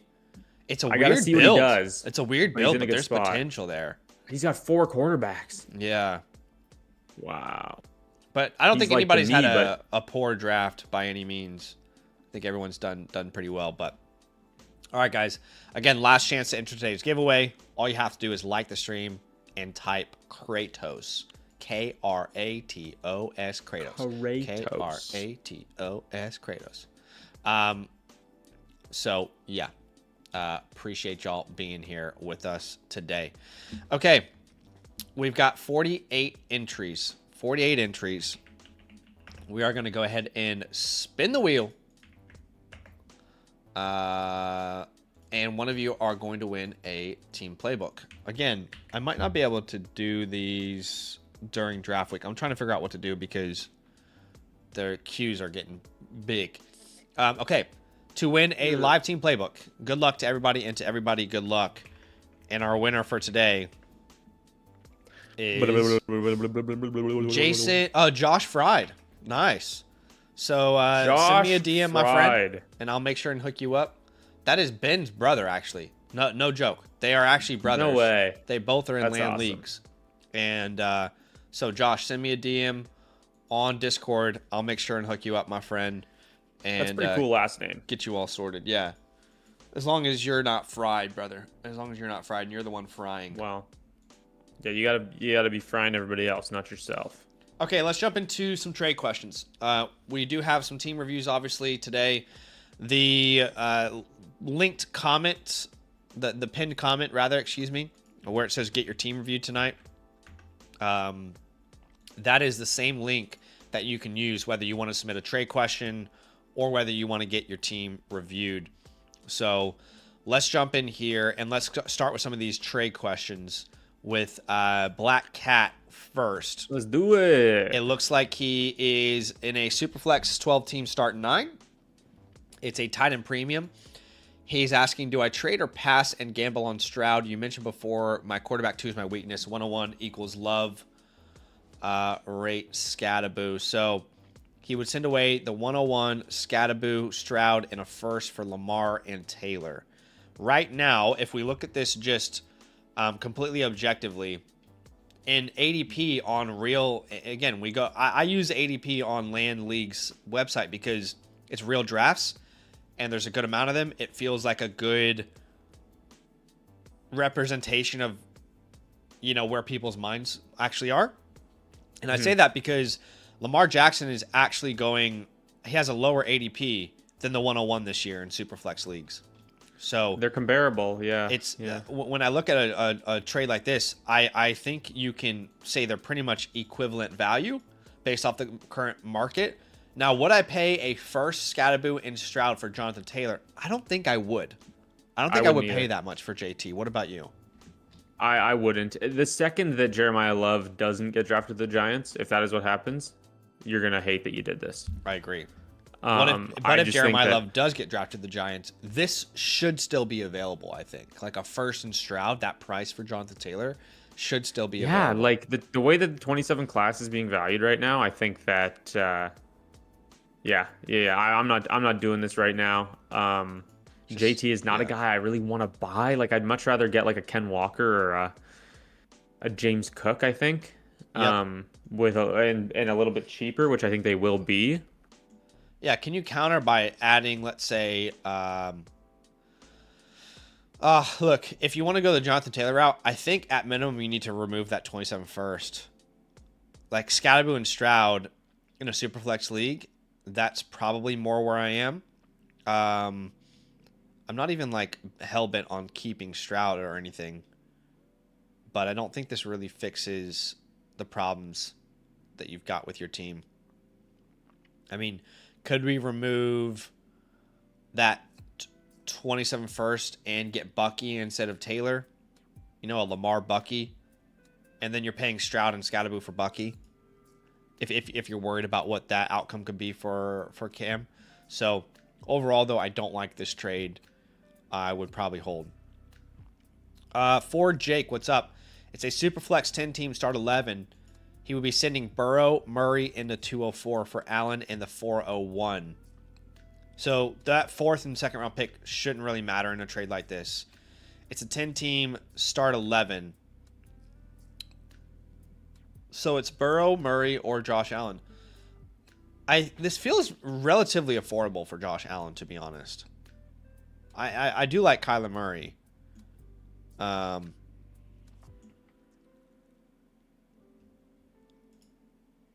Sammy, okay. I think what happened is Sammy's got McDonald's Wi-Fi in Canada. I don't know if I think Sammy might still be on dial-up. So that actually might be the problem, ladies and gentlemen. So hopefully we'll get Sammy back when the country of Canada decides to take their internet seriously. But look, this is pretty affordable for Josh Allen. I don't have a problem with this. It's a 10-team league. Okay, I'm back. I think I'm back. Oh, okay. I assumed that you were hooked up to the McDonald's Wi-Fi in your local area. No, this all of a sudden I couldn't hear you anymore. Oh, really? And then I was frozen on the stream. I don't know what happened. That's okay. But the YouTube the stream kept on playing, so I could see you talking. Oh, okay. But I couldn't. Okay. I think this Very is affordable strange. for Josh Allen. Do you have an opinion, Sammy? It's a 10-team league. Start 11. Burrow, Murray. I don't. Yeah, that's probably what he costs. I would. My team would have to be like really, really good, and then this is like pushing me over the top. So he would have to want to do May, this. Allen, Hampton, Achane, Puka, Lamb, Andrews at tight end. He would have to start 4 more names, which those 4 names would be, I guess, Adunze, Addison. The flexes are not exactly the strongest here. I think it's fine, but like I think Kyler is the perfect quarterback 3. Yeah. Do you really need to upgrade Burrow? Yeah, that's a good question. I think he has other areas of need that need to be upgraded rather than like a quarterback 2 here or a quarterback 1, whatever. Yeah, like I wouldn't. I think that this quarterback room is kind of perfect right now. I don't think I need Allen and May.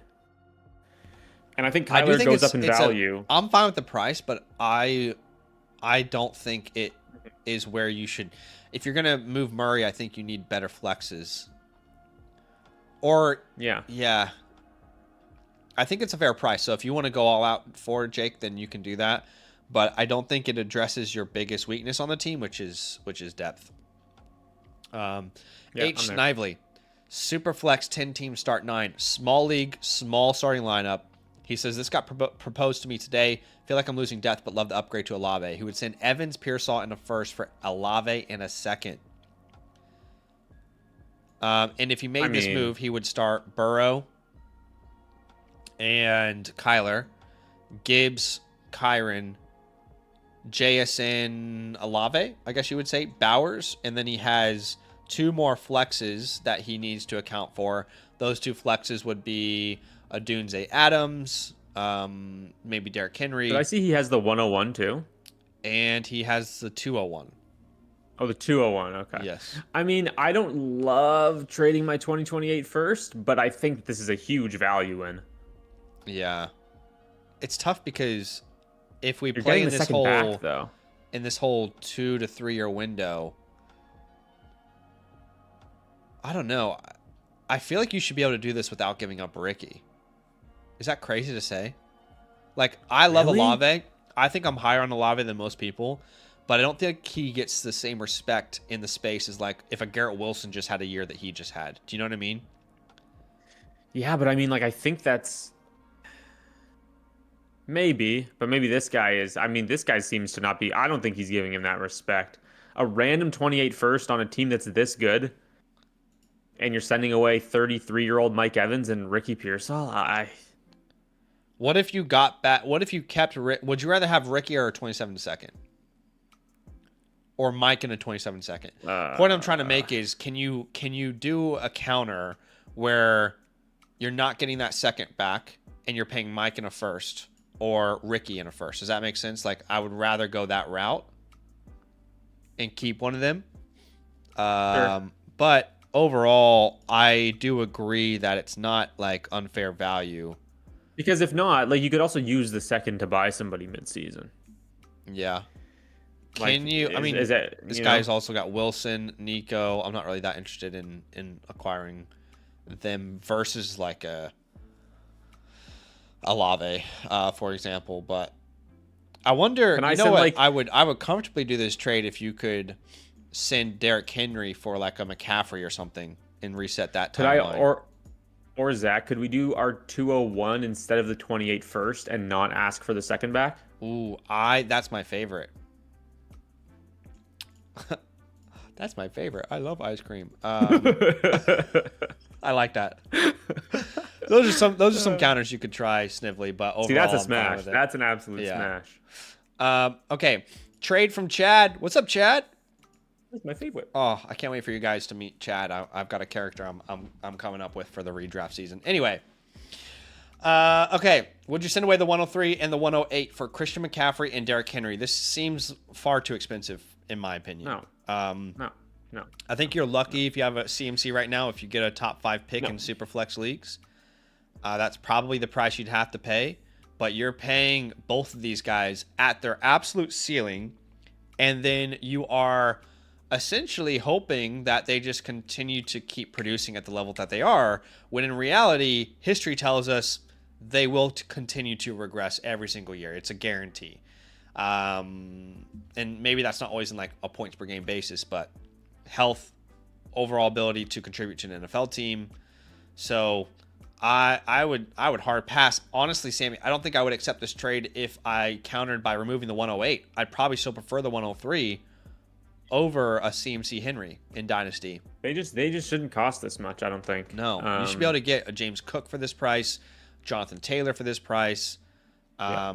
For the 103, 108, I'm shooting for Marion Hampton. Like, I just think that this is nowhere near enough in return for the picks that you're giving, and those picks are probably more valuable when the draft finishes anyway. There's nothing that CMC and Derrick Henry can do to improve their capital. If anything, those teams, it's unlikely, but I think the Ravens are low key a running back spot this draft. So They definitely need somebody, right? Because they lost Keaton Yeah. Mitchell. It's not going to be, who's the other guy? Not Justice Hill, but whatever, some like random 5th round darling from a couple years ago. Yeah. But I think that they definitely take somebody on early day 3, if not day 2, Okay, because Grey Justice Wolf. Hill just didn't do anything last year. would you send Jefferson away for Brees Hall, Brian Thomas, and a 27 second? It's a 10-team Ooh. start 9. Small league, small starting lineup. Hammers Yeah. win leagues. Yeah, I agree with that. I think that However, This his is running back room probably- is terrible. So I get why he's trying to do this. If he made this deal, he'd be starting Burrow Young, I guess. Brees Scat. It still feels bad. Tet, Brian, Bowers at tight end. He'd have 2 more flexes he'd have to fill between Kraft, Burden. I don't know. With the 102. It's weird because you definitely need help at running back, but I don't think this makes you a more premium roster. here's what I'll say, and people aren't going to like to hear this, and people are going to call me biased and say, I don't care. All right, you've hurt me enough tonight. You care. I don't care. Do I sound like I care? I don't care. Is my voice getting higher? There's genuinely a world. Justin Jefferson is about to be 27. Next year will be his 28-year-old offseason. There's a world next year in which Brian Thomas Jr. is valued ahead of Justin Jefferson. It exists. It exists. I don't despise it. I don't think this is the type of move I would make. I'd rather move off Tedero McMillan down to Brian Thomas Jr. I'd rather move Tucker Kraft on this team. But I don't despise the value. Yeah, the second you guys will understand more when I release this video in a couple days. It doesn't do much for me. I would rather send a second and get a first back in a deal like this. I agree with what Sammy's saying. I think what I would disagree with this idea of like what could happen in a year. I just think you're taking on a ton of risk making a move like this, right? The risk is, does Brian Thomas ever reach levels that we previously thought he was capable of, right? Does Breece Hall stay in New York long term? You know? So, and what's the bigger risk here? Like, what are you more confident in, that Brian Thomas reaches like the level that we thought he could, or Justin Jefferson's going to give you another 4 incredible years? I just feel like Jefferson is a much easier guy to project. Yeah, no, I agree, and that's why I think Jefferson Brian Thomas can be like an Adams guy where he's like 33 and he's still putting up big numbers. But no, I agree. I definitely agree with that in terms of just pure value. Yeah, they just don't hold value even if they are still producing. My counter would be, if we can improve our team in a different way, I would be down to do this. So we get Jalen Hurts, they keep their second, and we send them Bryce Young. You know, like, I need to find a different way to improve my team, because right now it's not significant enough. There's already enough gaps on my roster where I would rather not be, you know, kind of committing to a trade like this where I'm assuming so much risk. Instead of that second, can I get a Lab McConkey, you know, and send back something small? When I say small, I mean, there isn't much on this team, unfortunately. Like the 207, 210, something like that. That might be asking for too much. I mean, maybe you send that 112 instead, and you basically are adding McConkey for the 112. You know, you don't have a lot of depth. You've got some struggles at flexes. I don't love the current idea there. Okay. Grey Wolf, would you send away McMillan, Burden, and Bowers? It's the same format for JSN, the 101. I'm confused. Number one, JSN's the most... Okay. JSN and the 101 are probably the most valuable assets here. Without a doubt. I don't know why you wouldn't accept this trade. How do you not accept a trade like this? Okay, so 101 for Bowers, wash. In a tight end premium, I think, is fine. You'd have to pay at least Bird and McMillan to get JSN right now. So you're paying, you're going JSN. You're getting JSN for Burden and McMillan, and you're getting 2 firsts and the 201. Yeah. And this is the same team that we talked about had a lack of depth. This is a no-brainer. You take the JSN side, in my opinion. Not even close. That is, I mean, I don't like trading Burden because I really like him, but yeah, wow. It's that's what we call a smash accept. Okay, we got another trade question that came through from Zom. He would send away Chase Brown and AJ Brown for Ken Walker and Michael Wilson. It's a super flex 12-team start 10. This one is so tough because the Chase Brown AJ Brown side is gonna it could flip on its head within the next 2 months. It probably outproduces the right side, but long term there are more questions. I'm kind of worried about AJ Brown. He clearly took a step back. It wasn't just attitude, I don't think. Ken Walker just has the security, but if Chase Brown gets a contract, that's the big shoots up close to that tier. 100%. If Chase Brown signs like a 3-year, a Javonte Williams deal in Cincinnati, he shoots up. He's probably a top 10 dynasty running back. I would put him I think I'd put him in the Ken Walker, JT, James Cook tier. He probably would have that kind of respect. Yeah. I guess It's it comes tough. down to Like, how do you view AJ Brown versus Michael Wilson. here's I'm what I not would the do. biggest Here's what I Michael will Wilson say. guy, but Yeah, like I think he'll be good. I do not want to trade AJ Brown before he gets traded to New England because I think that it seems very likely that's going to happen. He's going to get a boost when he does, and I would much rather trade him when he's like the wide receiver 20 on consensus, yeah, rather than him being the wide receiver 25. everyone sees that. So as I'm a going to foregone wait. conclusion that he will be a Patriot. I think it's, but like with everything going on, like the Wicks trade, all the there's so much smoke. If I'm like an Eagles fan, I pray to God that our plan is not replacing AJ Brown with Devonta. No, it's not. It's not. It's not replacing him. It's just it's the Eagles showing that we're trying to add wide receivers. Yeah, which Before the makes sense. draft. But they did lose Dotson, so Well, I mean, might be a wide receiver 3 move. I think this is about as even as it gets. I think you can make a case either way. I want to keep Chase Brown, AJ Brown right now because I think both could see big spikes. He said that he's contending this year, so I think you probably hold. What's funny is we talked doomsday scenarios, and one of those doomsday scenarios we talked about was Jeremiah Love. I think it's to the so Bengals. unlikely. I just don't think I think it's so unlikely. Yeah. I'm not like worried about that one. It would just be doomsday. You know? It would be doomsday. I agree with you. Like, I don't think it happens, but it just makes you feel a little sick. You know, you're like, oh. I do think he could get I think Chase Brown could end up somewhere else though and be good. Like, it's not like Scattaboo where like he's going into the second year of his rookie deal. I worry it would be like Miles Sanders getting a deal, and then we're like, can't project where he's going to go, the offense that he's a part of. A lot, and I'm not trying to disrespect Chase Brown, but a lot of his value is attached to the offense he's a part of. And without a doubt. Gets, yeah. No, 100%. Okay. We're going to jump into some playbooks. As always, Sammy, stay on for as long as you like. I do have a pro pass and a priority pass that I'm going to get to here. If you guys don't know, I have 3 different offerings for team reviews here. All playbooks are live by default. That is tier numero uno. Tier 2 is a priority pass, and that essentially allows you to jump the queue, right? You essentially jump the queue, become the first, priority return, right? And then the last option is a pro pass, which we've talked about before, but this product essentially doubles your playbooks, doubles your reviews. It is something that you can buy a la carte, but also if you become a promo code LAND annual Mother Flocker member, you get a free tier 1 voucher by default. You can upgrade that to a pro pass, of course. That's completely up to you. You can check out the link in the pinned comment.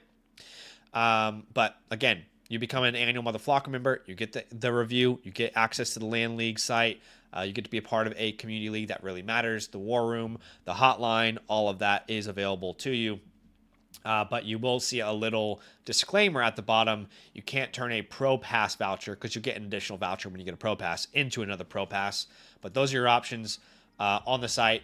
Please let me know if you have any questions whatsoever. Basically, the way it works is we review your team here. And once we're done with your review, my designer, Kate, she's awesome. She is working on the back end to get you this beautiful customized graphic based off everything that we talked about today. Okay, Dan bought a pro pass. So I am going to start here with Dan. I appreciate you, Dan. Dan, you have been a member, I don't know how many years now, but I do appreciate y'all who, constantly come back. I don't know why. Like when someone renews, I just feel like, for me to say, like, I feel great honor. I don't know, it sounds weird, but like I feel, I'm humbled. I feel you. That people, see value in what I bring and want to continue to support the channel, because really, you're basically floored that they like listening to you. Exactly. Yeah. I tell my wife this all the time. No, I get that. I like, because oftentimes I'll meet people in my life and they'll be like, what do you do? And I'm like, hard to explain, hard to explain. But I always tell my wife, like, I am genuinely always surprised that people are willing to financially support what I do. I don't know why. Like, it's not that I'm not proud of what I do or I don't think it's worthwhile. I put so much time and effort into what we do here, but it's just always surprising that people are, willing to financially keep us afloat. Okay, Dan, let's go ahead and jump into this. This is a Superflex start 10. So that is our middle ground type of format there. Dan says, appreciate it. Always like your content. I appreciate you, man. Thanks for supporting. Now, Dan, you are currently ranked. It looks like you are ranked, was this 9th on the site, which we'll have a look at that team. He says, just took over an orphan. Where do I start? Now, straight off the bat, I'm going to give you your free team review voucher. Again, because you got that pro pass, you do get double the playbooks. Have to tell you, Dan, like I tell everyone, just a little disclaimer, you can't turn that voucher into another pro pass. You can obviously upgrade to tier 2 priority pass if you want to skip the queue, though. Okay, so it's an orphan. He wants to know where to start. There's a Titan Premium. Sammy, why don't we show the Titan Premium anymore on the team reviews? We used to show the actual number. Really? Yeah, it used to be like 0.25, 0.5, full point, 0.75. Disaster. All right, I'll make a note. I just think that was really helpful because then you know how. No, of course. I mean, you know, I see no reason why we wouldn't continue to display that. Yeah. So, looking at this roster, I mean, he said it was an orphan. I'm not at all surprised. Zach, this is the thing. This is the thing, Zach. We can be as brutally honest as we want because Dan will not be offended because he did not put this team in this position. He didn't put the team together. He's taking over the shitstorm. He didn't start the shitstorm. He's taking over it. He's walking into the apartment on fire with the box of pizza. Exactly. He's like, I'm not responsible for this. But we will help you turn it around. Right now, the site has you 11th at quarterbacks, 11th at running backs, 6th at wide receiver, and 9th at tight end. Which, quite frankly, the fact that TJ Hawkinson is your only tight end and you're ranked 9th, not last, it's impressive in this league, makes me have a lot of questions about what the other tight end rooms look like. You know what, Zach? No, Zach, here's what it is. Zach, this is the thing. I'm in this league, and I have Bowers, McBride, and Loveland. Are you really? Okay, no, you're not. No, I'm kidding. You're just trying to establish the brand, ETB. Well, yeah, exactly. Okay, so what is the starting lineup, Sammy? Walk us through it. Yeah, so we've got CJ Stroud and Daniel Jones at quarterback. We're starting Chuba Hubbard and Sean Tucker. At wide receiver, we're starting Malik Neighbors, Garrett Wilson, Emeka Egbuka, okay, TJ Hawkinson, the aforementioned at tight end, and then our flexes, Chris Godwin and Jalen Knoll currently. But we've got, we have the 103, so the 103 will slot into one of those spots. We have the 203, the 303. So it looks like the guy who used to own this team did not really do much with it. He has all his own picks and no other picks. So, I mean, this is a full, we got to blow this thing up for all it's worth. And, yeah. I would say this is probably a full rebuild. Yeah, he did say it's a half-point tight end premium. Okay, half-point premium. Overall team grade, I don't think there's any reason for me to lie to you here. Not that I lie to anyone on stream. Sometimes I am slightly worried I'm going to hurt people's feelings, but I'm like, this is what they came for. This team's bad. Right. This team's bad. This is. I'm like leaning D flat, D minus. Yeah, it feels far away, man. I mean, you know, you might have a nice wide receiver room here, adding Cardinal Tatum or Kai Lemon at the 103 maybe, but we've got nothing at tight end. We've got no depth at wide receiver. We've got like basically nothing at running back. And CJ Stroud is the quarterback 1, and we don't feel good about that at all. So I'm with you on the D. Yeah. Ooh. Pause. Okay. Okay. All right. Maybe it is OnlyFans. Oh God! Thank God this isn't. Thank God we're not big enough for anybody to be clipping this shit. Is that? Pause. You said what? One day. Let's jump into the war room here, because I do think this is where you're going to get the primary kind of like boost to point this thing in the right direction. You've got the 103. Obviously, at the 103, we've talked about this all offseason, but it really is the big 3 wide receivers or, you know, Fernando Mendoza. Those are going to be, you're going to draft one of those players. And I don't think you're a team that should for any reason, not explore a trade down because you could take any player that's left over and benefit from it. You've got a lot of holes on this team. At the 203, this is a great spot for, I like this tight end class. I really do. I think it's undervalued. I think it's under-discussed. There are even names that I haven't been able to scout yet that I'm sure are good, like people like Oscar Delp, for example. But I like this class a lot. Love the Max Clairs. Love the Eli Stowers. I think those guys are in the range there at the 203. But even that late, BPA, take best player available. But I think tight ends, you could take some shot. With it being a tight end premium league, there's going to be, I think, some good bets to make later on in these third and fourth rounds. At the 103, my number one goal would be to trade down to the 104 or to the 105. Now, whenever you do any deal like this where you're trading down, you're probably going to net the biggest return during the actual rookie draft. That's probably when you'll see your biggest return. When the pick is on the clock, yeah. Exactly. Yeah. When people are like, oh my gosh, I could right now have this player on my team. So for example, the guy who has a 105, he has an incredible roster, should be willing to part with some names or some capital, because if there's like a player that he's obsessed with, why not get up to there at the 103? He gets the 103, 102. So can we grab the 105 from him? Obviously, even get a 27 first is a no-brainer, even if it's from a really good team like his. Alternatively, and I think maybe more realistically, we could look at maybe like a Cam Scatterbo. Hey, we will take on the risk right now. If you want to move up 2 spots, I think this is a risk worth I'd be willing to take for a team that's so decimated of talent. Hey, I'm going to make the bet here that the Giants don't take Jeremiah Love. You might have some concerns about it. You move up to get a better draft pick. I think that's worth your time. You can even add the 303 to that deal if you want to get it done. How do you feel about a trade like that? No, I like what you're putting down there. I think that this is exactly the team where I'd want to take that risk and hope that we get a huge value bump with Cam. Moving down makes a lot of sense here because you do not really care about securing the best stud. You need to add as much value to this roster as possible, even if that's through draft capital. Now, would you do the 111? That's what I was about to ask. I would do the 111. I'd be fine with that. Just take another shot. Like we need to try and get as many shots as possible here because we don't have anything right now. Maybe if you do that, can you tack on a Elijah Arroyo in this deal, a Shedeur Sanders, just players that aren't crucial by any means, but kind of fun, add-ons.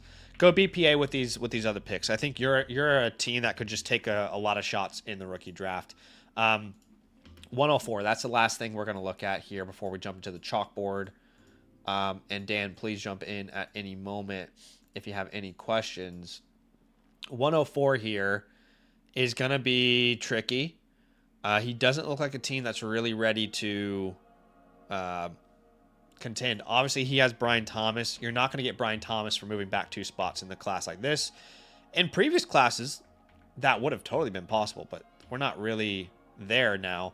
But you probably have to add the 203, and maybe even the 303, and maybe that might not even interest him. But I just want to write down all ideas.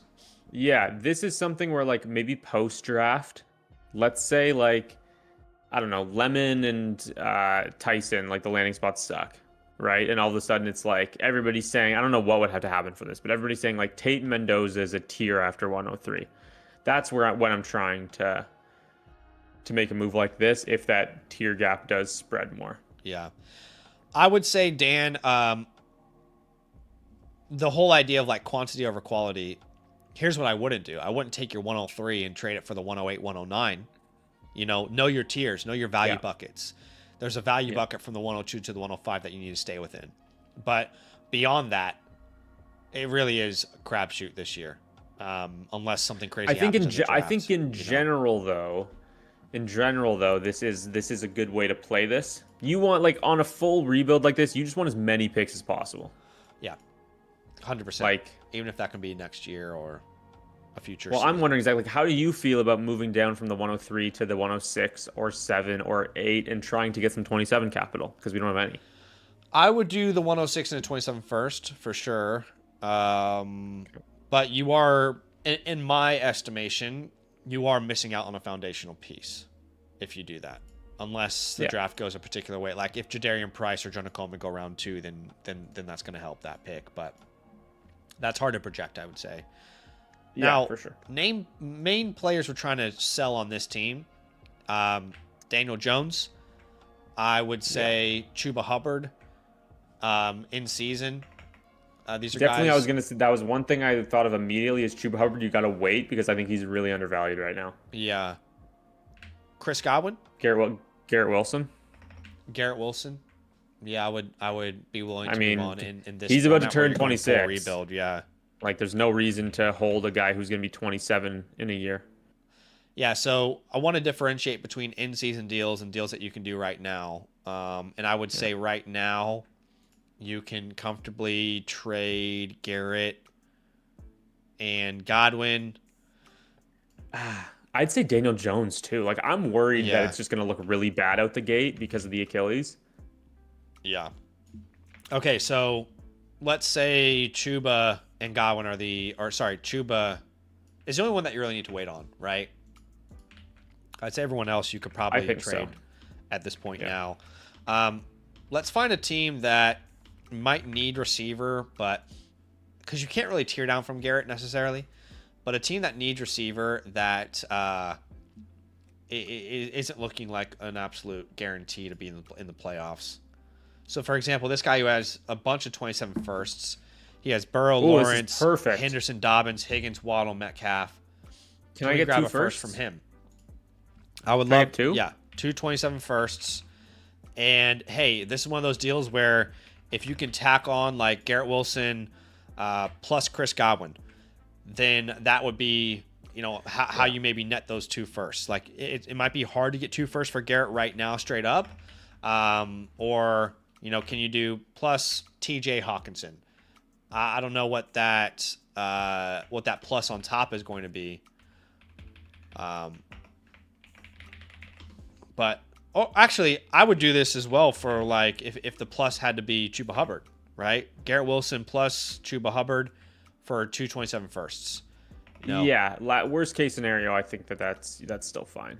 Okay. Because getting 327 firsts would be very big for this team. And that's a team there that could maybe compete if they had the right abilities. Mm-hmm. What about like Brian Thomas in a 27 first? I would do that in a heartbeat. I just don't know if it's available. But yeah, he 100%. might not want to move his pick. Yeah, you can try it, but Brian Thomas plus 27 first. That's what we said, right? Yeah. Yeah. I'm working with a voice to text little AI widget right now. I don't know if you notice I'm not typing as much. I'm trying to like streamline the process a little bit. No, I feel you. Someone said Henderson in the first. I like that as well. If you can take a shot on who was it? Who did we say? Garrett Wilson for Travion Henderson and a 27 first. Yeah. They don't always spell these names right, unfortunately. I saw the Hawkinson, like the bird, and I was like, what is Zach drinking this morning? What is going on? Yeah, but it can be pretty helpful. Okay, let's keep looking. This guy doesn't have a 27 first to deal. Let's trade for some names where it's like it's easy to sound out the words. Yeah. Mike Evans. Jordan Addison. Josh Downs. Okay. Wow, all these bad teams don't have their picks. That's crazy. All these bad teams. Who has all the picks? Is it Nate N. Hills? Well, N. Hills has a lot of picks, yeah. He's only got 227 firsts, though. Yeah, that's weird. Now, if you're going to sell Garrett Wilson for someone in this draft, it has to be like the 102 to the 10. You have the 3, right? So it's got to be 2 or 4. Yeah. I would probably on this team, like if you can't get 2 futures or anything like that, I think I would do Garrett Wilson for the 104. Yeah. Just kind of reset the clock. Because you can even take Mendoza there. Like you don't have to take a wide receiver, right? Yeah, I would say for a guy when you're looking for an early future second, same for Daniel Jones. I don't think you get a first for him. Now, in season, if you can get any future first for Chuba Hubbard, I think that would be a huge bonus. I don't know that that's really realistic at this point, but I mean, what if he recovers to like 2024 Chuba Hubbard where he's averaging like 15 points a game? Exactly. Then maybe that is possible. If not, then you would want multiple seconds, right? That really is your game plan there. Once you get rid of those 4 players, I don't see how you score points outside of, neighbors like Buka. So, let me know if you have any questions, Dan, if there's anything that we didn't answer well enough. And Sammy, if you have any final thoughts there. No, I mean, you're trying to, you got to wait. You got to be patient with this one and try and get value wins wherever you can. This is one of the things where, like, you got to, like, really pay attention to this. Don't just let it sit and wait completely. Play the waiver wire. If any of these, like, try and another thing on this, I think this will be helpful for anybody watching. On a team like this, I am not holding, Tyquan Thornton and Efton Chisholm and Nick Nash. I am getting every single backup quarterback that's on waivers. I'm getting every single running back that is like a third string on their team that's on waivers. Get people who you can sell for third round picks or even second. Look, people were paying second round picks for freaking Davis Mills when he was starting last year. Get all those backup quarterbacks. Get guys that you can flip for capital during the season. Yeah, you're untouchables, Dan. I only put neighbors, but I wouldn't move Egbuka. I said to hold Nolan Hawkinson. You can drop Nash, Dameon Pierce if you wanted. But yeah, that's the full breakdown, my friend. I appreciate you big time. Were you a Nick Nash guy or something? Is there some Nick Nash fandom that I'm not aware of? Rick Nash is a famous hockey player. Oh, okay. It's Rick James, bitch. Anyway, appreciate you, Dan. Thanks for the support. And you've got that second playbook voucher in your account. Now, we are going to do some more team playbooks today. If you want to get a review on the stream tonight, you want to get reviewed by myself and then get a beautiful team playbook later on, use the promo code LAND, become an annual Mother Flocker member. That's the best bang for your buck. Or you can go to the Flock store and get one there a la carte if you're a member of a different promo code. I would say, again, if you're wanting to get into a LAN league, then definitely it's a good time to use the promo code LAN to get into a league. We just announced the Kratos League today on LANleagues.com. It is a high-stakes, big money league, $150 buy-in. I will be drafting in it this time next week. Might be over this time next week, but yeah, first, I think 9 people I have, might be 9 or 8 spots left that sign up, get a guaranteed spot. Okay, Matthew is next. This is Matthew and Bree. Shout out to y'all. They did submit a priority pass, so they are jumping the queue here a little bit. And let's go ahead and jump into their team. Their team name is Courts of What is that word? Courts of Prythian? This must be some inside. Maybe it's like linked to a TV show. I don't know. I'll do some research. This is such an interesting lineup. This is a Superflex Start 13, which I don't even have like a template for that. It's Start 13, but the format is start 2 tight ends, and I'm guessing 5 flexes. So this is absolutely insane. Oh my gosh. Wild. 2 tight end start 13? By the way, I searched it up and I'm more confused than I was before. Okay, so we didn't get an answer. That's okay. No. Okay, so Matthew says, Bree and I want to do a trade and we need your help. I think giving her CMC would help her, but what would I get in return? Teams. Also, what would I need to pay for Dart? I have Dart as a breakout candidate this year.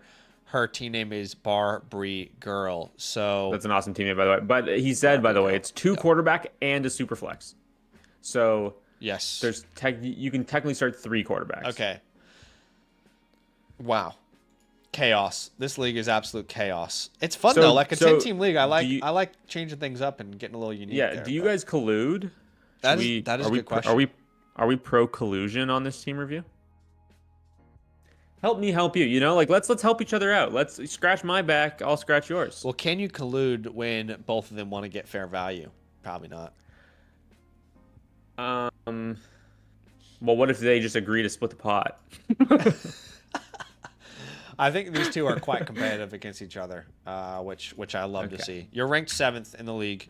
Neither of Holy you draft capital. are big dogs here, unfortunately. Matthew says, "Hell no, I am 37-2 against her in our matches." No, this is Brother, this if I is beat breezier. if I was beating my girlfriend like that Wait, hold in on. fantasy Clip. football, Somebody if clip. I was be if I was Somebody beating clip my it, girlfriend in please. fantasy football like We can that, cancel him today. Yeah, he said the I kazoo gotta is be not a careful big here. enough thing for him. Yeah, you'd be lucky to touch a kazoo now.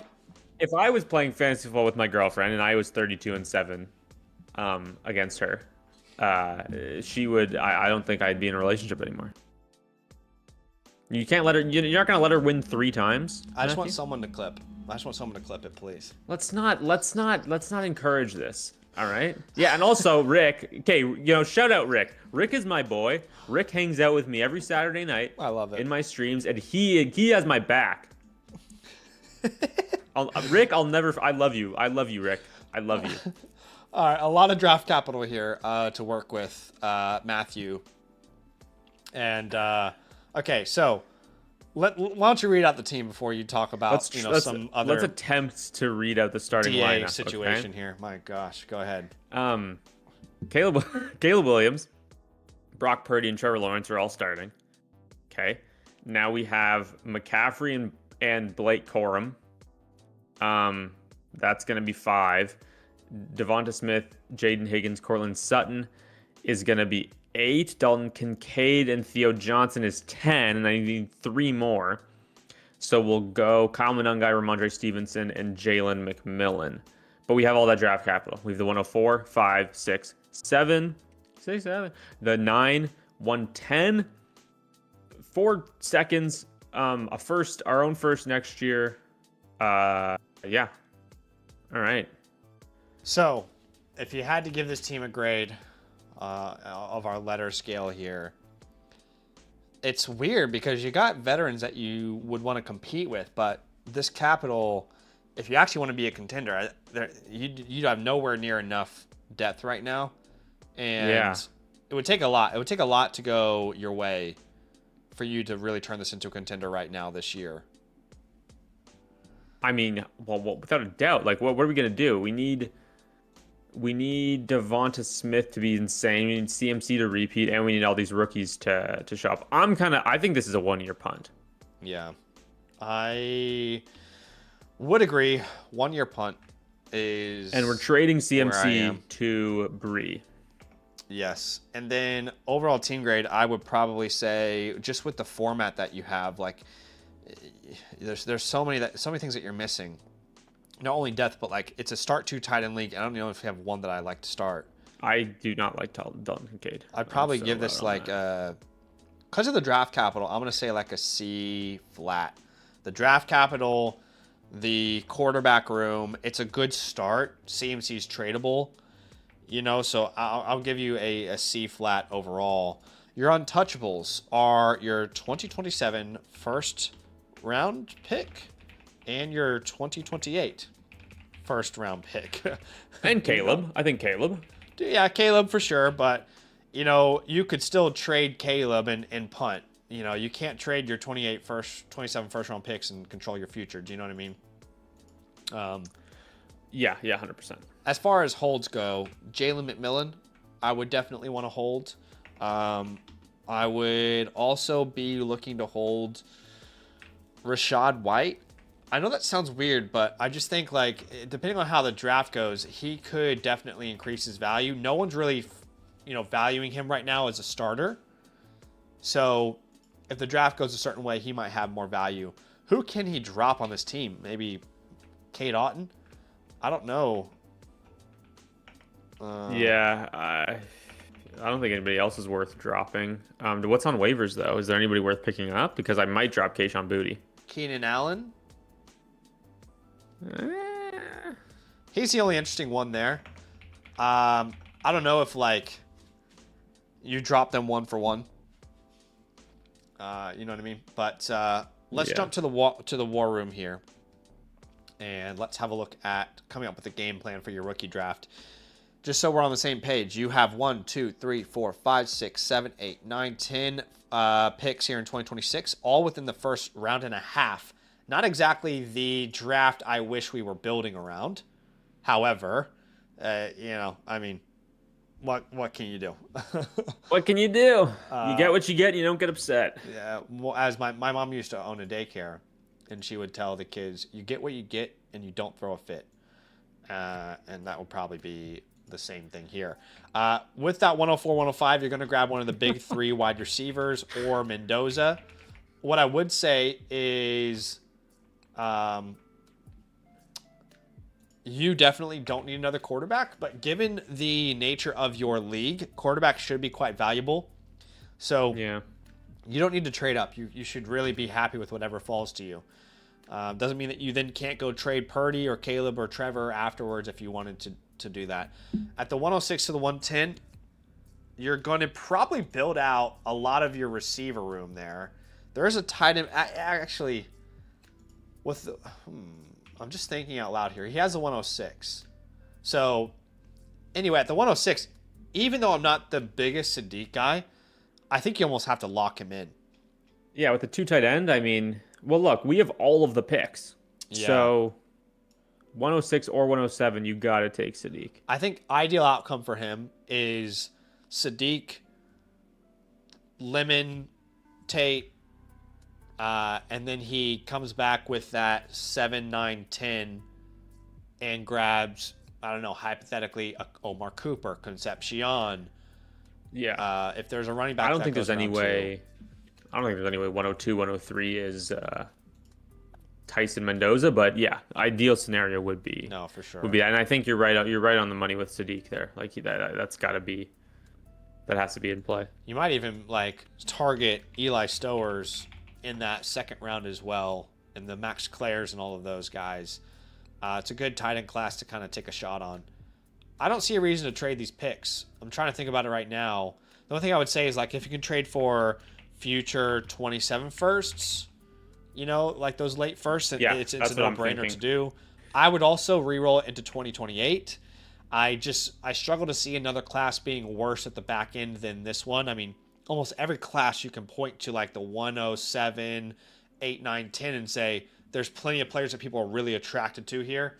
This year, you can't really say the exact same thing, but yeah, I probably wouldn't trade any of those seconds for like veterans. Like I'm not going to tell you to trade for a Mike Evans or, you know, kind of go that route.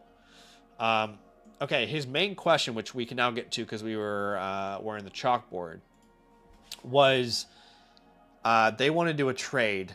I think giving her CMC would help her, but what should I get in return? So let's start with Christian McCaffrey. Let's go ahead and start. Oh, it spelled that perfectly. Look at that. That's hot. Well done, AI. Okay, Christian McCaffrey. Let's give her Christian McCaffrey. And what do we want in return? Well, it's probably going to have to be our 27 first, to be honest. Or Tyler Warren, but Tyler Warren's way more valuable than McCaffrey in this format. Yeah. Yeah, it's probably going to have to be her 2027 first. And the reason is, why, for us as a rebuilder, would we want Jonathan Taylor? Or we're not sure what Chase Brown's going to be worth in a year's time when we might be ready to compete. Or an AJ, DK, Adams, Pittman. None of these guys have any interest to us. So I really think it has to be her 2027 first round pick. Matthew commented, she said hard no. She isn't letting her 27 first go. I guess I'm curious, you know, what is she willing to trade for then? She listens to your content, so it makes sense that she doesn't want to send her 27 first. Yes. Which I completely get it too. Like this is like, honestly, if I was this team, I wouldn't send my, if I was Bree, I wouldn't send my 27 first right now for CMC. I wouldn't do it because I'd rather buy a running back who I think has a longer shelf life. Yeah. It's one of those things where like he's so hard to trade right now.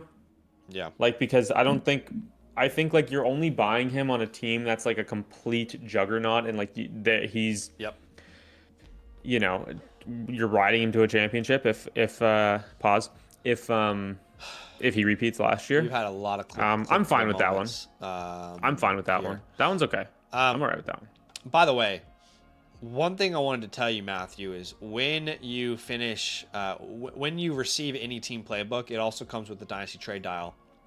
This is a tool that one of our community members, Scoots, helped us build.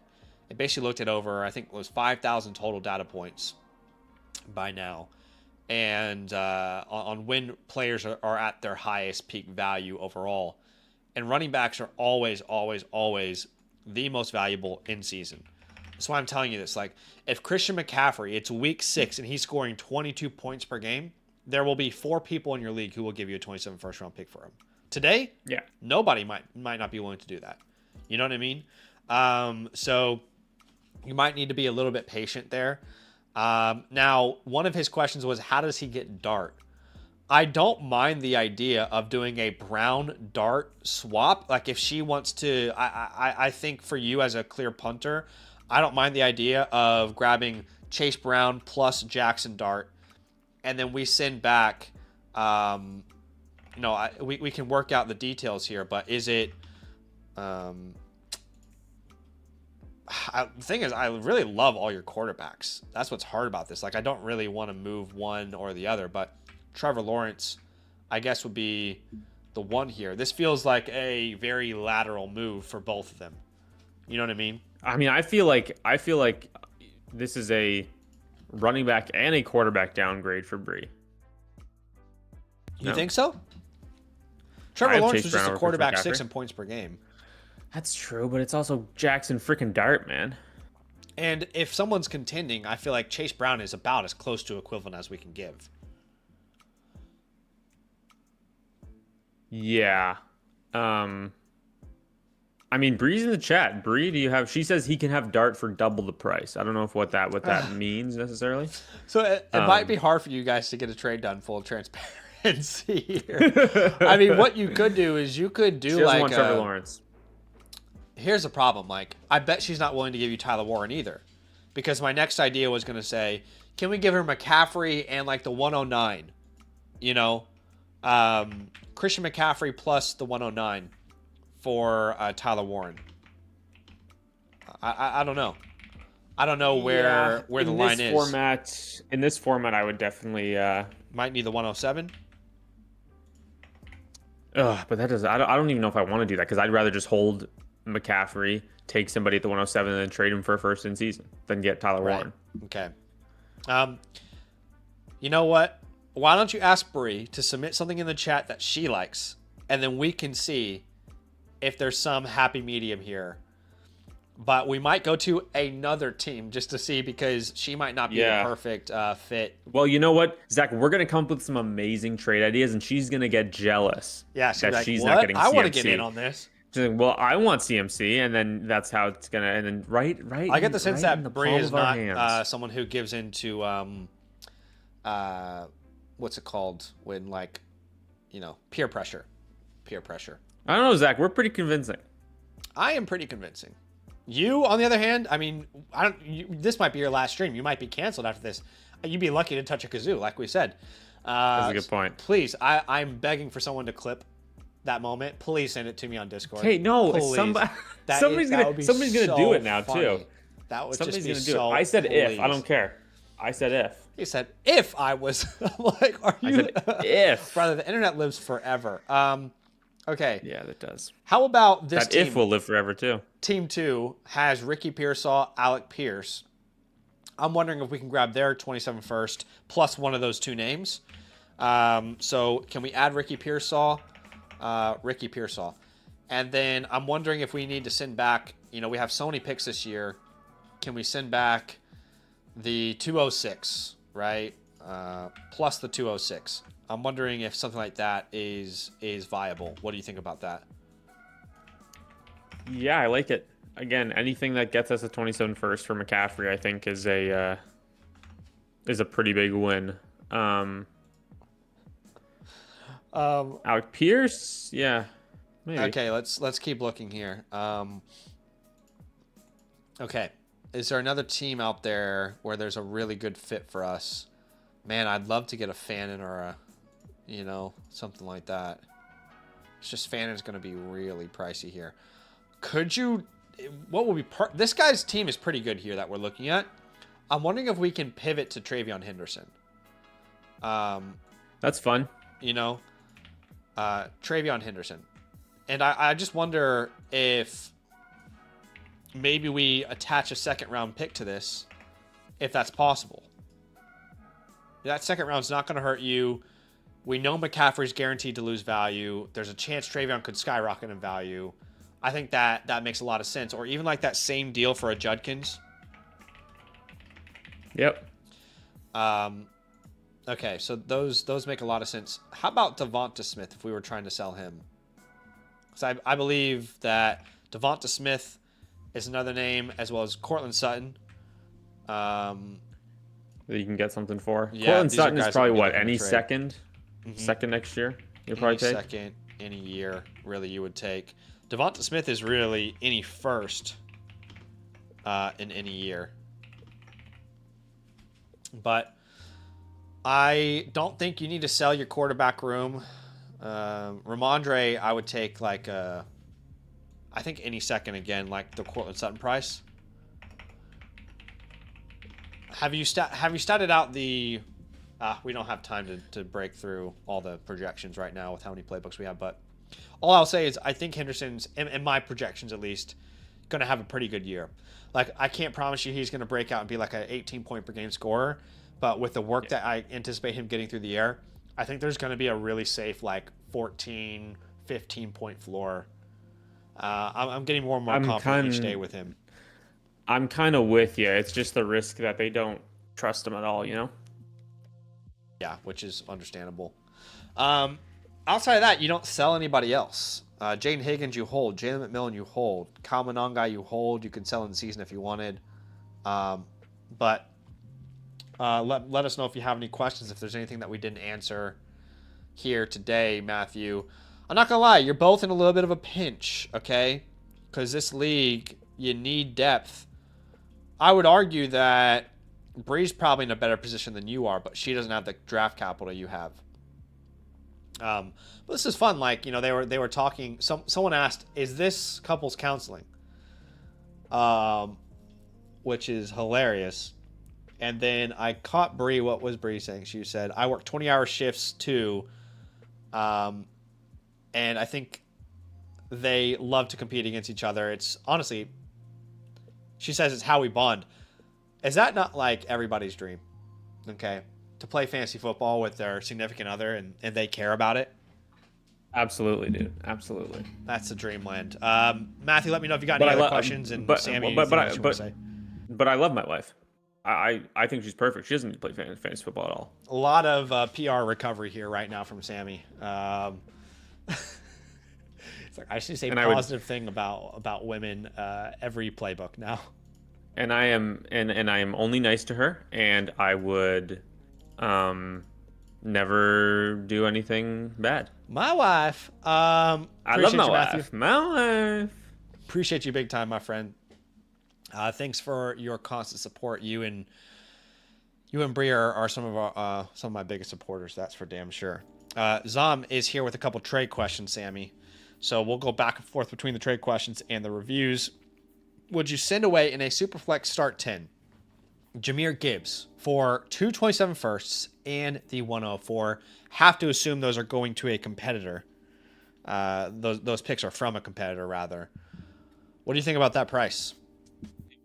Here's the thing. This is a tough one. It's like, if I'm rebuilding, sure, it makes sense to move Gibbs up. Is there a world in which you get 4 first-round picks for Jahmyr Gibbs? Yes. You think so? Yes. But okay. It's not common. There's a world that exists league by league, right? Yeah. Like if Zom here needs to shed points. Yeah. I get selling Gibbs. Like obviously he's still young, but I do get selling him. Yeah. If this might be the best you can get. And like honestly, I'm not upset about it. The 27 class is good enough that I'm happy even if this is like the 106 and the 110. Yeah, I think I know this. I think this is to Joel. I think the first that you're getting are going to be late firsts. Actually, no. Wait. Because you have Colson Loveland. This is me? This is your team. Okay, no, I don't want this. I don't want Jameer Gibbs. I don't. That's hilarious. I'm in this league. Oh, that's hilarious. Okay, well, yes, Sammy's team is not going to win many games. So if you can get us first in this deal, then it makes a lot of sense. Yeah, Zom, if I were you, I would do this. What if you were you, Sammy? What if you were yourself? If I was wait, so if I'm me, if Yeah. I am the one getting Gibbs, no, I'm not. I'm not selling my first. I'm not a Gibbs away from contending. No, that It's would close. actually be No, Zom, hilarious. look, you heard how I came in. I said that this is probably what you have to pay to get Jameer Gibbs. The reality is that that's more likely a top 5 pick in 2027. And it's and then whatever you have Joel to ends find up someone doing. who's ready to go all in, and clearly Sammy is not ready to go all in. Like this, I would say I don't have a QB2 is the problem. And I don't have any flexes. But this would give me solid running backs, and my wide receivers are okay. We have another trade offer here. It's Gibbs to Genty, and he gets a second and third. I love Genty. I think he's a buy. I don't think that getting a second and a third is really going to make a difference in a trade of this magnitude, personally. No, it's not enough. I need something. If you want to make it actually worth your time, it needs to be something that genuinely, I know it sounds repetitive, but is worth your time. And a second and third round pick are just not. Who do you have at tight end? Tyler Warren's been passed around this league. This is still Atlas. This is Atlas, I think. I could be wrong. But I would want Tyler Warren. I would give back Gadsden. That's what I'm trying to do here. closer. Instead of just adding the picks that would make it, even, I want to get an upgrade. And I think Gadsden to Warren makes a lot of sense. This feels closer, but even still, I wonder if we're underselling Gibbs a little. But like I said, it feels closer. He also said, would you do the same deal, but instead of Genty, Neighbors? I still wouldn't. Like Gibbs to Neighbors, I think it's closer Yeah, with the second, but again, it's I want an upgrade somewhere. Yeah. Yeah. So I would try and flip your 304 into like a second in 2027, do the Tyler Warren Gadsden swap, then maybe, but you're in a tough spot, Zom, where in that league, there's not many people who can afford Jameer Gibbs. And you have to kind of you have to weigh up the risk versus reward of trading him right now because you might not be getting the return you're looking for. Rick. What's up, Rick? It's Rick James, bitch. I don't know what to say about this trade. Maybe, is that an early 27 second versus a late? Basically, you're swapping seconds for Braylon Allen and Isaiah Davis. Let me know if I understand this. He says, so it's pick 11 or 12 for running backs plus late. Rick's in the chat. So what does he mean? What do you think he means by that? So it's pick 11 or 12 for running backs. Okay. So it's a 10 team. The 27 second that he is sending away is going to be like the 201 or the 202. I'm not doing this. Which in this case would be the 111 or the 112. And then I wouldn't do the this second on the other side is going to be late. Yeah, I don't see a reason to do this. I would much rather have the better pick. Yeah, and it's like you're buying them in case Brees gets hurt. Yeah. And even if Brees goes down, I don't think that you can trust that these guys are going to gain a bunch of value. Though. He just said this is an orphan team and he's trying to buy back the pick, but you're sending away the earlier pick. He has Brees. Oh, okay, wait. He has this team's 27 second. Yeah. He has Brees Hall. They're trying to get their pick back. No, get something. Extort him. Get something good. Don't just get your handcuff. So he's the guy who has his second, or he has a guy's second, and it looks like it's going to be the 201. Yeah. No, Braylon Allen and Isaiah Davis. It's not really close. Like it doesn't even start a conversation for me. I don't think that there's a player on his team that really does make a lot of sense, to be honest. What you could try. Damn, I was hoping you had like the 108 or something. We could sneak into that top 5. I don't like this personally. I'd rather just keep the pick. That's just and I do nowhere like near enticing enough for me. Yeah, you need something like worth I your want a while. I Tootin. just don't. If I'm gonna do this, I want a Tootin. Yeah, you're basically sending a late first in 2027, and I think Yeah. Teuton's worth that. Even then, I probably prefer the pick. So I'm pretty far off that, Rick. He says I'd be doing them a favor. You don't need to keep me from doing the nice guy move. Strictly business. Yeah, no, don't do it. I'm telling you right here, right now, no more Mr. Nice Guy. Okay, we're not here to make you feel No good. We're more here to win Bucky some over HN. championships. That's right. It's strictly business in 2026. I need to buy a Batman suit. will make you do some crazy things. Yeah, the fame of the Flock League can get to your head real quick. All right, people are like, wow, you're part of you're part of the biggest fantasy football league in the world. You gotta be funny. Next minute, you're putting on Bucky, Batman Irving costume. Okay, so our next review is from Wee Boy Baller. Appreciate you, man. Wee Boy Baller being in the chat here, or let us know if you're in the chat is what I meant to say. Team name is It's All Love. It's All Love. Superflex start 10. This is a very common format that we see. This is our middle ground, which is up to 5 receivers you can start or 5 running backs, however your team looks. It's All Love is ranked, 9th. My rankings are not giving you much love. It's All Love. You're ranked 12th at quarterback, 3rd at running back, 9th at receiver, and 3rd at tight end.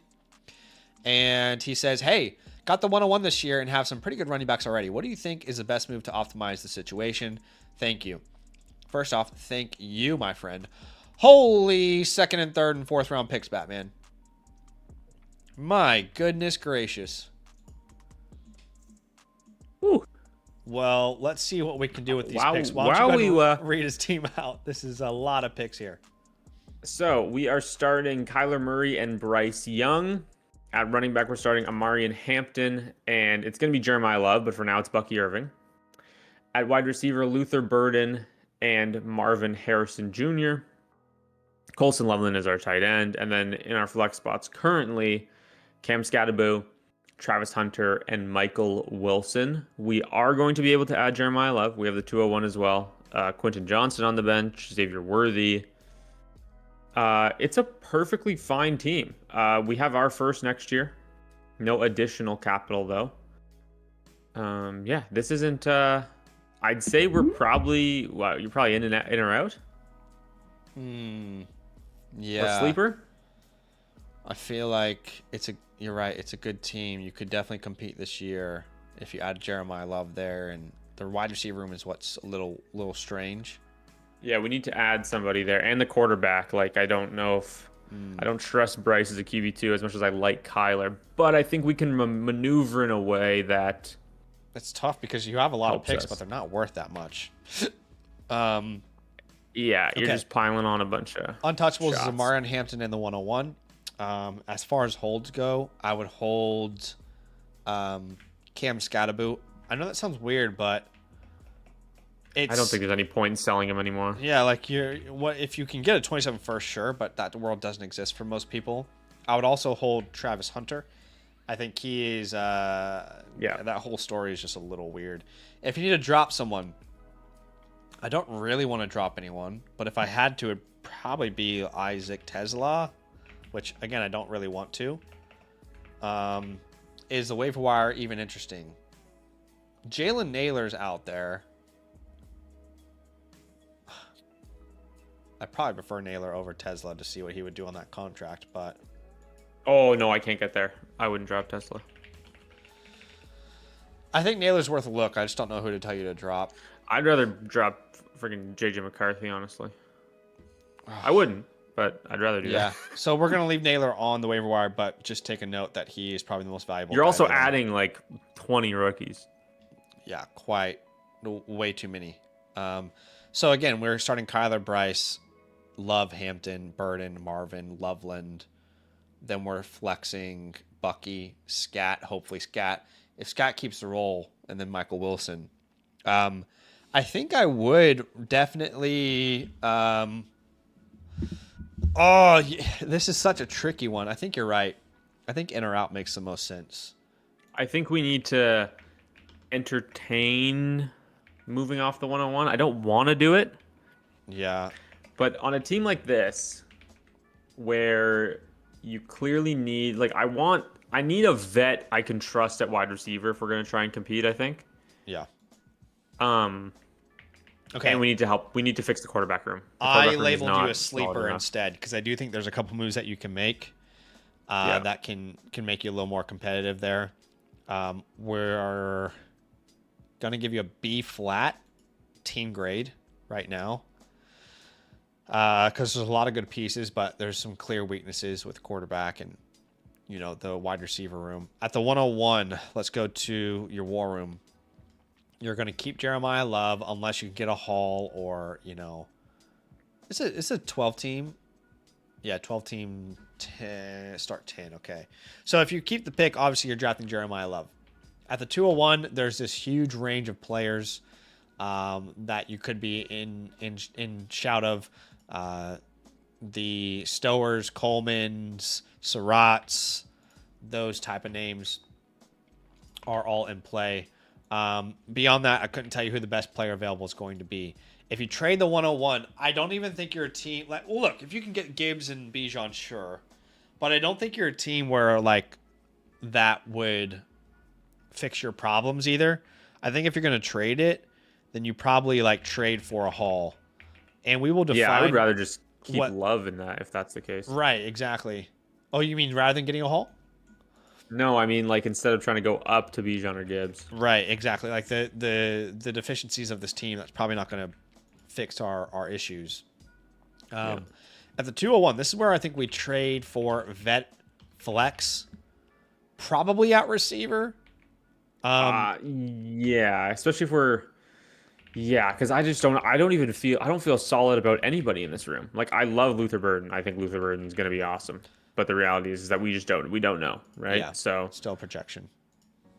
Why don't we? I don't want to end up punting this team at all. Yeah. Like we're solid enough. Like we have the pieces where I don't want to be waiting and trying to compile 27 picks. Yeah. Well, that makes me think we should jump into the chalkboard here. Yeah. And look at a team that could acquire the 101 and still kind of keep this sleeper status. So, for example, I always go to Genty just because I think people are disrespecting him a little too much. But would you do a Genty plus a Harold Fannin, for example?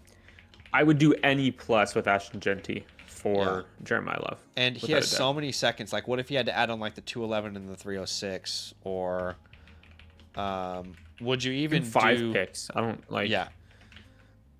What about what if you had to pay up for like add the 201 to this deal, and then you're getting Fannin around that price? Yeah, I would do that very easily. That's probably more realistic. I agree as well. Yeah. Okay, but again, there are people out there who, with Genty, for whatever reason, they feel some type of way. Is there a chance we could target a quarterback with the 101 here? Yes, absolutely. I love Jackson Dart. And he's going like maybe 2 rounds behind. This guy needs a running back. Yeah, and he has Dart, May, Love. So can we get Dart? I don't know, like Dart Flowers isn't that attractive, but what about Dart and a 27 first? Or Dart and Warren?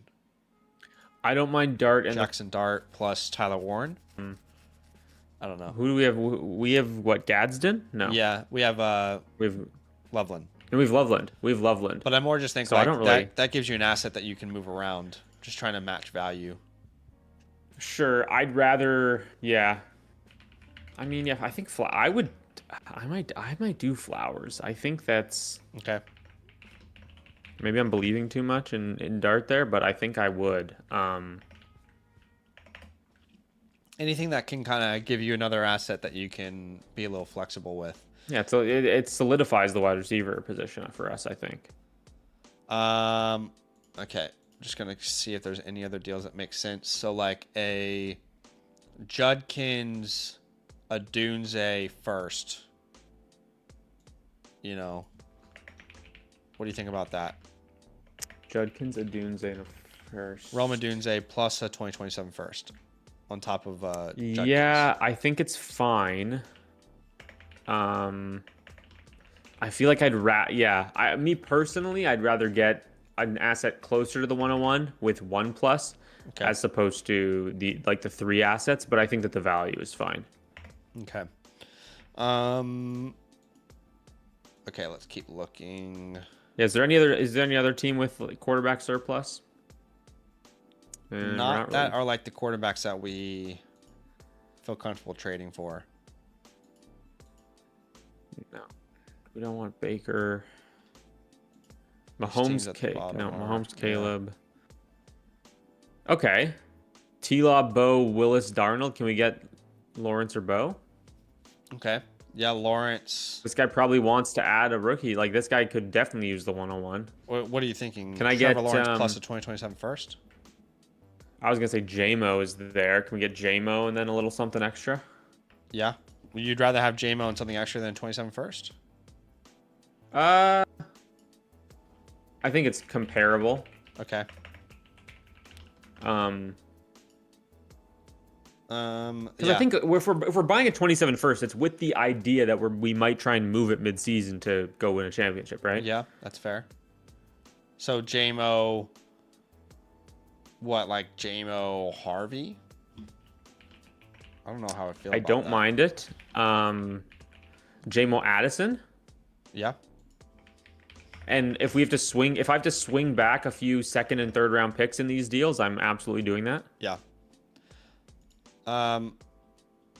Okay. I think all that makes sense. I don't think you have many other. You don't really have any. Also, should we say that Bo Nix is interchangeable there? Yes. You can interchange Trevor Lawrence with Bo Nix in any of those deals. I would agree with Sammy there. Last thing we need to really look at is how we would use that 201. Right. So yeah, I would say you could use a Mike Evans, right? You could use a Devontae Adams.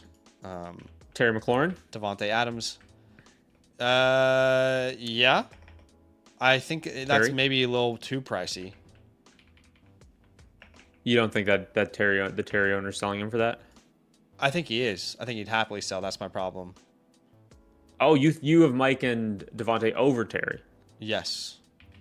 As a contender. Okay. I think maybe you send like the 210 plus what was it? What those thirds, the 310, 312. Yeah, 306 I think we have for a Terry McLaurin. Something like that.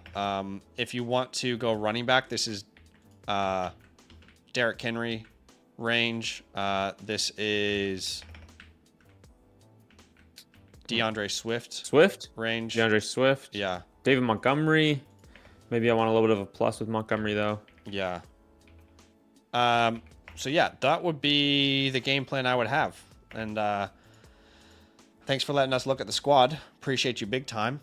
You will be getting your team playbook here within the next 3 to 4 business days on the Flock Fantasy site. So just be on the lookout for a message from us. When we're done with it, we'll send it straight to you, my friend. Appreciate you big time for showing some love to the channel.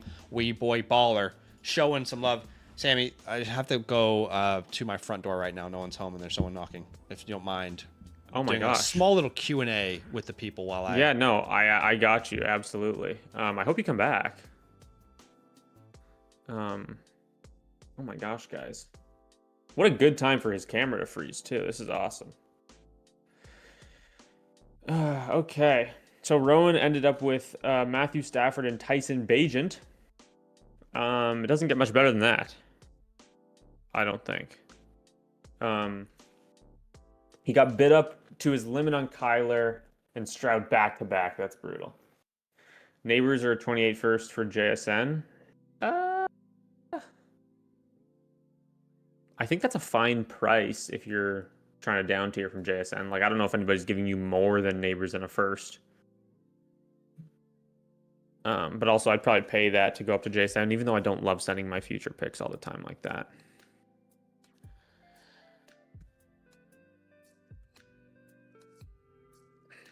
Anybody else got any questions in here before?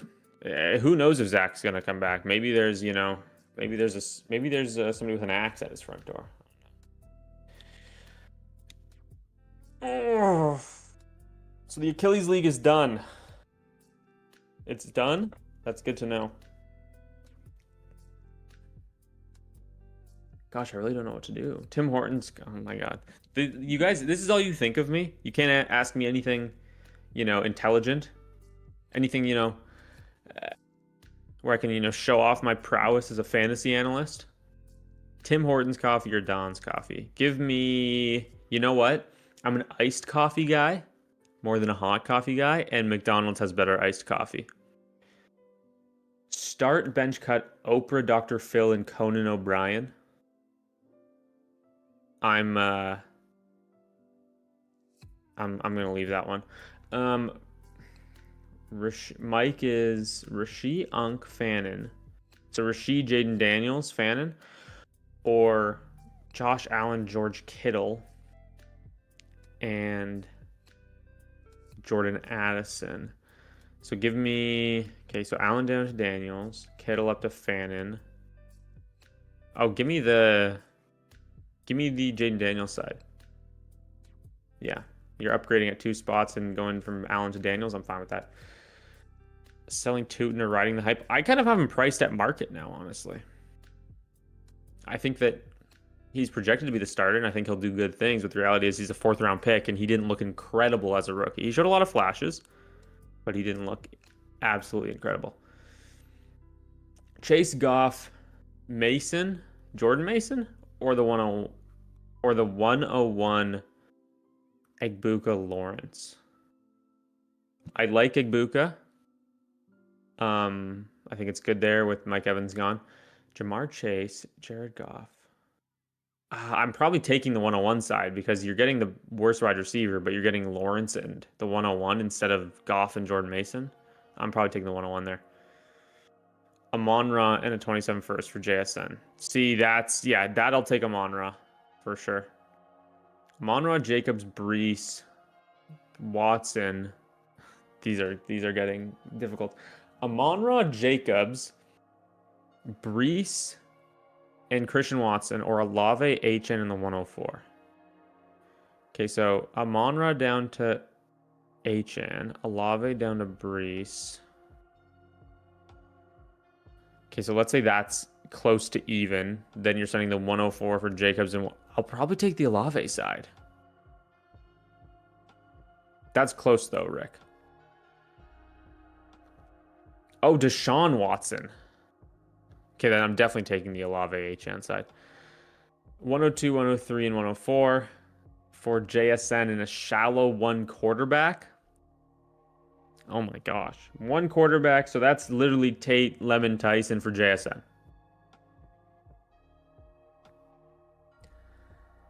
Tate, Lemon, Tyson, or Jackson Smith and Jigba. That's impossible, dude. It's a shallow lineup. How shallow? Like, is this like start 8, 1 QB? The more shallow it is, sorry. The more shallow it is, the more likely I'm to take JSN. Who do you think is a better pred all time, Yossi or Weber? Wow. It's got to be Roman Yossi. I mean, franchise leader in points, right? The cup run in 2017, I'm going, yeah. You know, I love Shea Weber, but Roman Yossi, he's just different. Dobbs plus Hawkinson for quarterback. Dobbs plus Hawkinson for Bo, and he has Waddle. That's probably what he's worth. Yeah, I'll take Bo there. I'm back. I don't know if he's a difference maker. The chat is speculating that you got swatted, and that I did it. I don't think you guys would believe if I told you.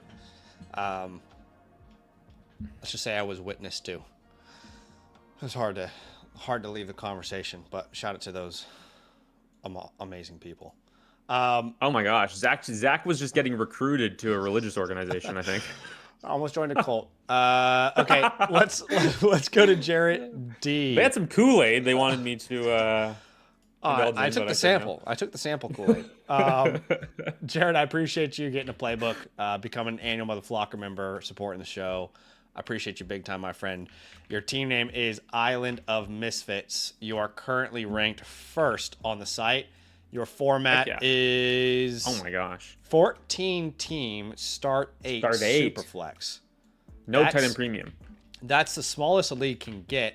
from a lineup perspective, but obviously it's a large amount of people in this league, so that might actually even out relatively well. 14 people, that's only 20. I mean, Superflex, 28 quarterbacks.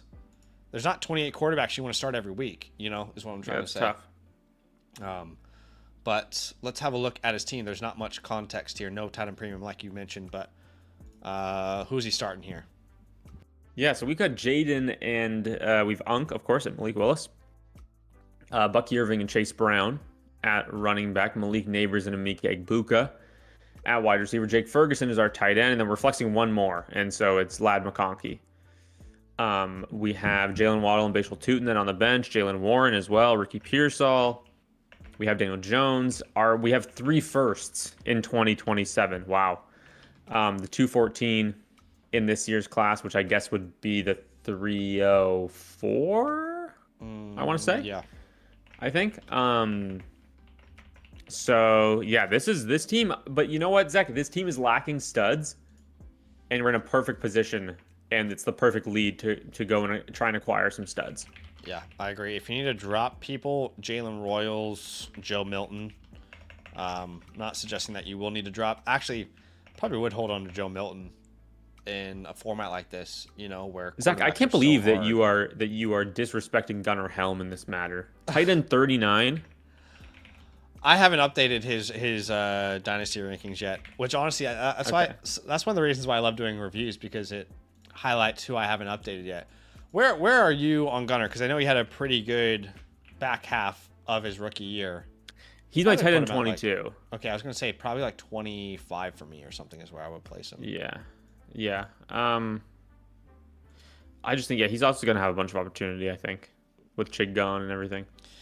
I think he's in a position to maybe be the next Britton Strange. Like, that's probably the upside case for him. Yeah. Okay, George Halani, Elijah Arroyo are interesting. I would definitely say Elijah Arroyo I'd roster over Jalen Royals personally, even though I love Jalen Royals.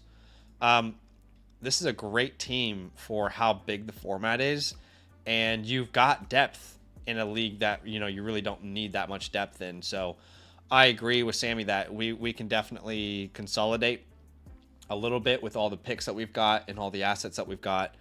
Would like to add a better quarterback too. Would like to add a better tight end, and then maybe one stud at one of these positions. But I think it's a good team. Again, like 12 team, this would be a nice team, but it's a 14 team, so I'm trying to account for that. Yeah. Overall team grade, I would probably say with 3 2027 first round picks, and it being the format that it is, I'm like B plus A minus range. I'll probably go B plus. That's what I was gonna say, because it's not this isn't a team I look at it and I go, okay, this team's winning the league. Yeah, I think but we have the future capital to play around with. I'm with you there. And we're definitely a contender, no doubt about that. Absolutely. Okay, really good team. You don't really have any important picks in 2026 to, kind of create a plan with the War Room. So instead, we'll go straight to the chalkboard and start cooking up some ways to make the team better. You have 3 2027 first round picks. Who are they from? One's from Matty Ice. Well, the other one's from Paulie. Matty Ice and Paulie. Matty Ice is the worst team in the league. Oh my God, you have to hold that pick. Wow. And that's then so rough. Paulie is a better team. Yeah, I would sell Paulie's pick if you're going to sell one of them. Definitely don't sell the other guys. But you have your own, right? Or your own. I mean, he could sell his own because I think he's going to be a good team. Yeah. Oh, that's what you're saying. You're agreeing with me. Is that right? Yeah. Okay. So let's say 2027 first round pick. I would like to send that for a better quarterback too. I don't know about you, but I wonder if we can even package like Daniel Jones. I would love to go Daniel Jones up to somebody, and then we have Malik Willis as QB3. Yeah, so what about like 27 first plus Daniel Jones, and then we look at getting a Jared Goff plus something small. Jared Goff plus Mike Evans. Love it. What do you think about that? I love it. I love it. Just trying to work it out in my head. You're sending a first for Jared. This league definitely values quarterback. Then you're changing Daniel Jones into Mike Evans. I guess it's not exactly what we want to do, but that feels a little lateral. But is Goff not worth a future? I guess yeah, maybe like what if a late one. What if we could get to Drake London here? So we make Lad, either Lad or Waddle. I kind of would rather go Waddle here. So Daniel Jones plus Jalen Waddle. And then I wonder if we could get to so close. Drake London. They missed a Y in the first name as well. I know, right? Oh, dang it. Jalen, there we go. What do you think about this? Would this get you into the building? You probably need to send more. Well, now I'm like a 27 first doesn't get you Drake London, and then you're sending Daniel Jones and Jalen Waddle for Jared Goff. Right. Jones I plus would do Waddle it. for Goff I just don't is think overpay. Yeah, like I don't think that they're probably not for gonna that. bite on that. What if we add if it's Lad though? If it's Lad instead of Waddle, I think it makes a lot more sense. Yeah, I'm just so worried that if you get rid of Lad, I'm just so curious to know what he could do in this offense. Yeah. You know what I mean? But I'm not opposed to that either. Okay. Not a bad What's that like next idea. year though? Like can we do Daniel Jones in a first for Nix or Herbert or T-Law or Purdy?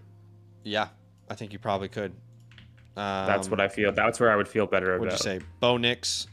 Nix, was another Herbert, Trevor Lawrence, Brock Purdy. Justin Herbert. Trevor Lawrence. And then who was it? Brock Purdy, you said? Brock Purdy. That's right. Yeah, I'd do either of those as well.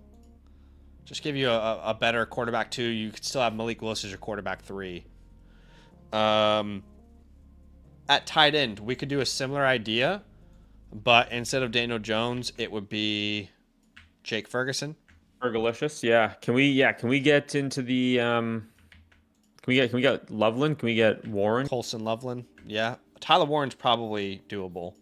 I don't know about Colston. Colston is a hard guy to acquire right now. Yeah. But what's the premium? Do we know? There is no premium. There's but no it is premium. a 14-team league. Yeah.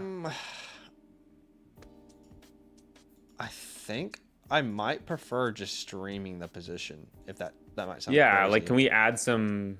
What about like okay? Hold on. Harold Fannin. Let's go Harold Fannin and something for 2027 first and Jake Ferguson. So we are going to try and upgrade to James Cook here, and we'll send back like Bashul Tootin or something. James Cook plus Bashul Tootin. It's definitely not going to spell Bashul Tootin. Not even close. But this structure here, what do you think about this structure? Clip it right now. Scootin' Tootin'. For sure, Tootin'. Oh, that's incredible. I don't know if we're paying enough for this deal. What a moment. But would you add like a Jalen Warren on top of this or something to get it done? I think that would be worth our time. And then we're rocking James Cook, Bucky, Chase Brown. Yeah. That's not bad. I like that a lot. Okay. And to be clear, we're not selling the really good one, right? The really good first? No, we're not selling the good first. We're keeping the good first for sure. Last thing I would say is like obviously if you can get to like the Trey McBride, or the Brock Bowers, you know, would we do 2 firsts for any of those? Not in a non-title premium, I don't think. Yeah. But I would understand why they would say no if they wanted to. I mean, if he had like 2026 picks, you know, like I'd send 2 26 late firsts and a player we liked for those upgrades easily, but not in 2027. Yeah. that would be my main course of action here. Trying to find ways just to slightly upgrade across the board. Other thing is if you can upgrade from Teuton. I think that's the last thing I would say. So a 27 first plus Bashul Teuton. You know, I'm thinking James Cook. I'm thinking, if not James Cook, Jonathan Taylor. Ken Walker? Yeah, Ken Walker. I think those are other options that you can have. But you've got an incredible team. You just want to find some small little ways that you can kind of... This type of league, the Hammers are probably going to win it. But, yeah. If anything, please don't sell that 27 first from Matty Ice. For the love of God, don't sell that. Hold on to that with everything you got. It's going to be potentially very, very valuable, my friend. Okay. Let's go to our next review. Like I said, Sammy, hang as long as you want, my friend. Yeah, I think I'm going to call it here. Okay, cool. Just about bedtime over here on in the great white north. Is that what they call it? That's what they call it. That's not what we say. We would never say that because that's not cool. When we're cool. The great white north. That's what everybody else says. Oh, I love it. Thanks for hanging out. If you guys don't know, Sammy, you're going to be live on Saturday night? Every Saturday night, 8 p.m. Eastern. Okay. We have a lot of fun over there. Startup mocks, some rookie mocks. We do, and I answer like every chat question. So, so make sure you go ask him about kazoos and Canada. He loves. Yeah, my favorite instruments. Nothing Dynasty related, of course. But yeah, no, a lot of fun over there. And yeah, I will be. If anybody's interested, I'm going to stream day 2 of the draft as well. Okay. So the Friday night during rounds 2 and 3, I'm going to stream. So if you want to come hang out, should be a good time. Yeah. And yeah, really appreciate everybody. Really appreciate you having me on as always, of course, Mr. dude. Savage. Thanks for hanging out. We'll see you next week. Absolutely. Yes, sir. All right. Peace out, everybody. Peace. Okay, as we say farewell to Sammy, let's go ahead and jump into this next review. How many do I have right now? 1, 2, 3, 4, 5, 6, 7, 8. Whew. I don't know if I'm going to be able to get all of these done today. Let's try our absolute best, though. Either way, I'll be live 2 more times this week, so we'll get through them no matter what. Okay. Gray Wolf, who I believe just became a annual Mother Flocker member with Code Land recently. Want to give a big shout out to you, my friend. Thanks for showing some love to the channel. I appreciate you letting me look at your team here. Team name is Big Nick's Energy. You're in a 1 quarterback 12 team start 8. That's a pretty small starting lineup. It is a meat and potatoes. You can start up to 4 receivers, maybe 4 running backs, depending on where your strengths lie. Big Nick's Energy, that team is ranked last. Oh, no. Okay. We're currently ranked 12th. On the Flock site, they've got your quarterbacks ranked 10th, 12th at running back, 8th at wide receiver, and 7th at tight end. Okay, let's have a look at the team. You have a 2026 111, 206, and 311. So you do have a little bit of draft capital to work with. But as pointed out there in the chat, no 2027 first round pick, which is difficult because I would like, if a team is ranked this low, to at least explore the idea of a 1-year punt. However, you can't really do that without your first round pick. Let's have a look at the squad. So you are starting Bo Nix, Saquon, Harvey, Rice, Flowers, Kittle, and then you'll start 2 more, which would probably be Jameson, AJ Brown. It's not a bad team. Like, it's like there are no untouchables on this team. There's no like foundational top 12 to 15 player on this team. I would hold Jonathan Brooks for sure. He's definitely a name that is worth holding. Would also hold Matthew Golden. You kind of need these guys to hit kind of be these late breakouts. If you want to drop somebody, there's no players I really want to drop on this team. However, the waiver wire does have some very intriguing names, like Chigakonkwo, who is going to get some good targets there in Washington, like Malik Willis, who you could start as a flexible name in this league. I like Jalen Knoll with Christian Kirk gone. I'm hoping that he can have a bigger role in that offense. But windows open is going to be the pathway for you, my friend. That basically means you don't have your own first. You've got to do everything you can to compete right now. Your overall team grade as of today, without your first, the position that you're in, I would probably put you at a C minus. Feels right. It's not a bad team at all, but you just have put yourself in a precarious position without your 27 first, no superstars on the roster really, and this need to go out and compete right now. Your depth is fine though. I mean, it's not like you're struggling to fill out your starting lineup. Let's hope that Kittle comes back and is healthy, ready to play. But looking at your war room, at that 111, if you were to stick and pick, it's difficult to say who you'd have right now. But you know, these players we've been talking about for quite some time are probably available.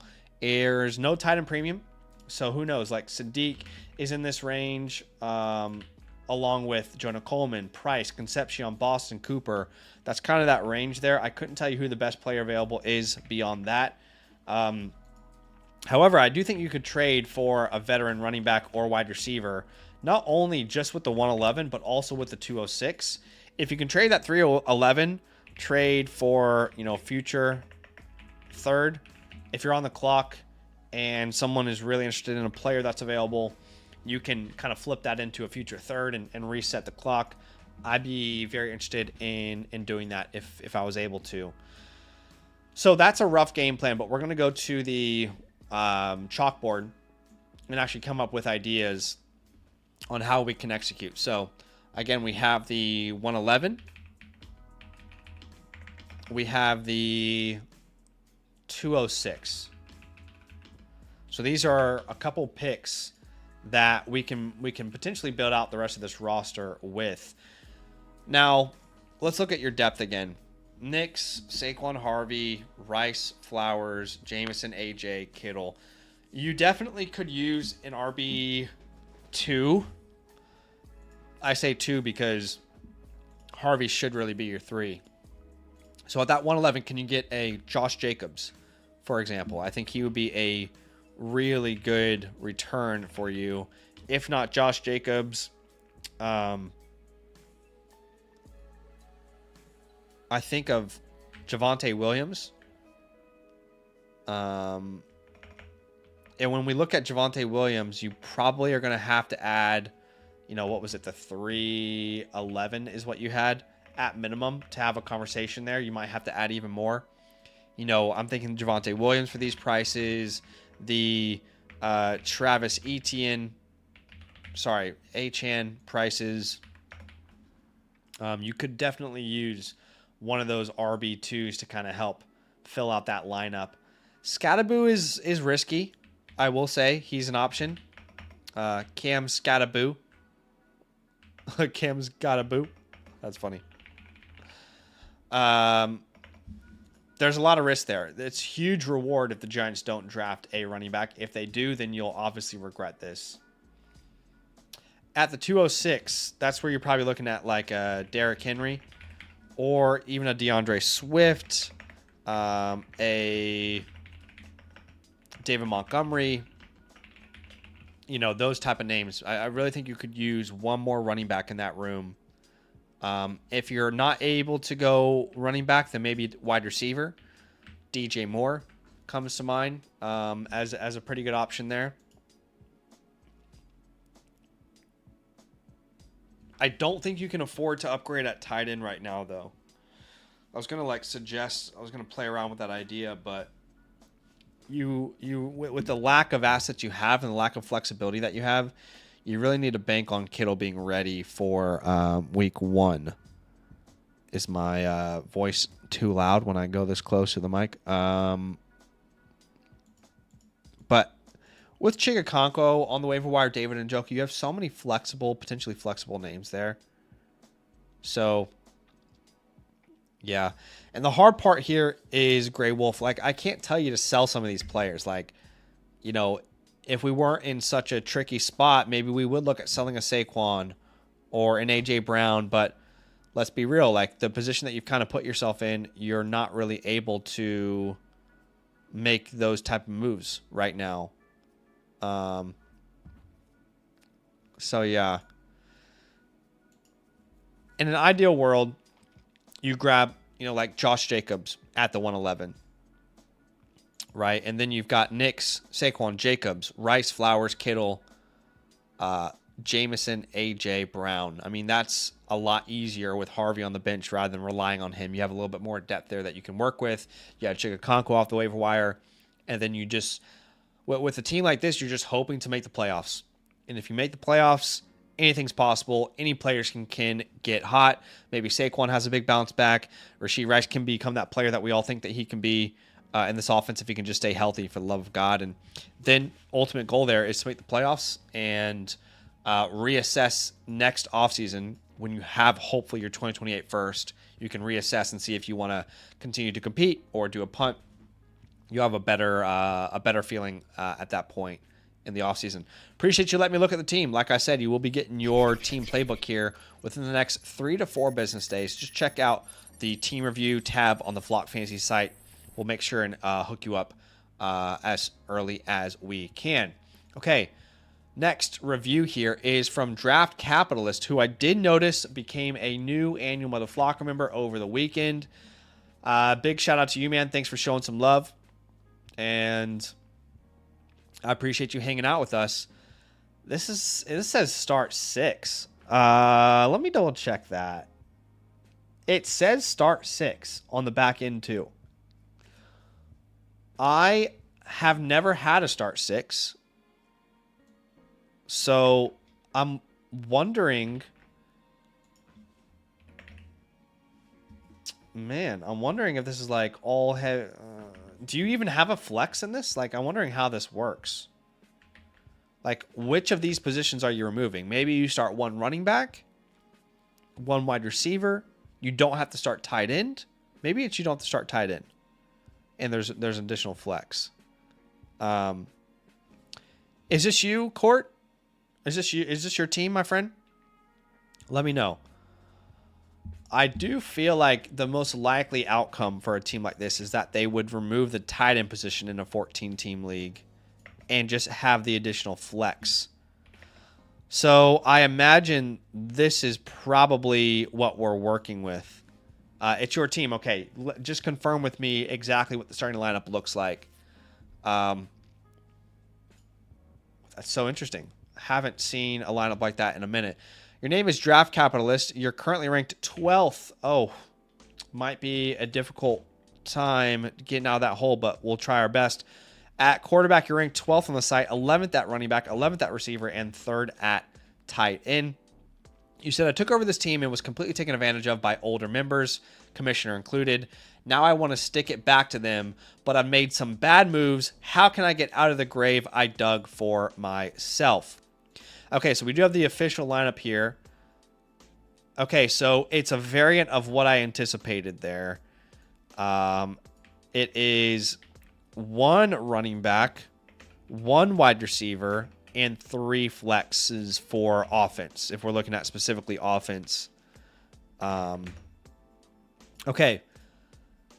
And that makes sense. Like, when you have these bigger leagues, that's not all that surprising that you guys have done it that way. It's hard to fill a starting lineup. And no tight end still, right? I'm reading that correctly? Yes. So that's 1, 2, 3, 6. Okay. All right. Let's have a look. First off, I'm sorry you got taken advantage of. That is difficult. In a way, though, it's also a rite of passage. I mean, if I had any friends that weren't in Dynasty and they decided to join a Dynasty league, I guess there's a couple ways you could approach it. If you're a good person, maybe you try and help them walk through it. If you want to win like me, I'm not always the best person, then I might do everything I can to take advantage of them and win a league. And it's a little bit of a rite of passage. Sometimes you got to build those scars before you get good at the game. Okay. Good news is you have your 27 first, so we can really control our future with a team like this. In a start 6, you are starting Jared Goff, Harvey, I guess, Devontae, and then problem is tight ends really don't matter in this league, unfortunately. Well, there's a tight end premium. What's a premium? That is 4. Then you would start Jameson and I guess Rico. I got to be honest with you, man. I think you are... A lot would have to go right for you, man, for you to be a playoff team this year. Harvey has to be guaranteed the guy. He probably isn't. Rico's got to have an important role. Jameson has to stay consistent. Devontae Adams can't fall off at all. The 108 has to be important. I just think there's too many things that can go wrong. I'd be going 1-year punt when I look at a team like this. Let me know if you're opposed to that. This would be completely punting this year to try and make sure we have the best possible team next year. That would probably be where I would be aiming to go as of right now. Overall team grade. I don't think the site is wrong for putting you this low.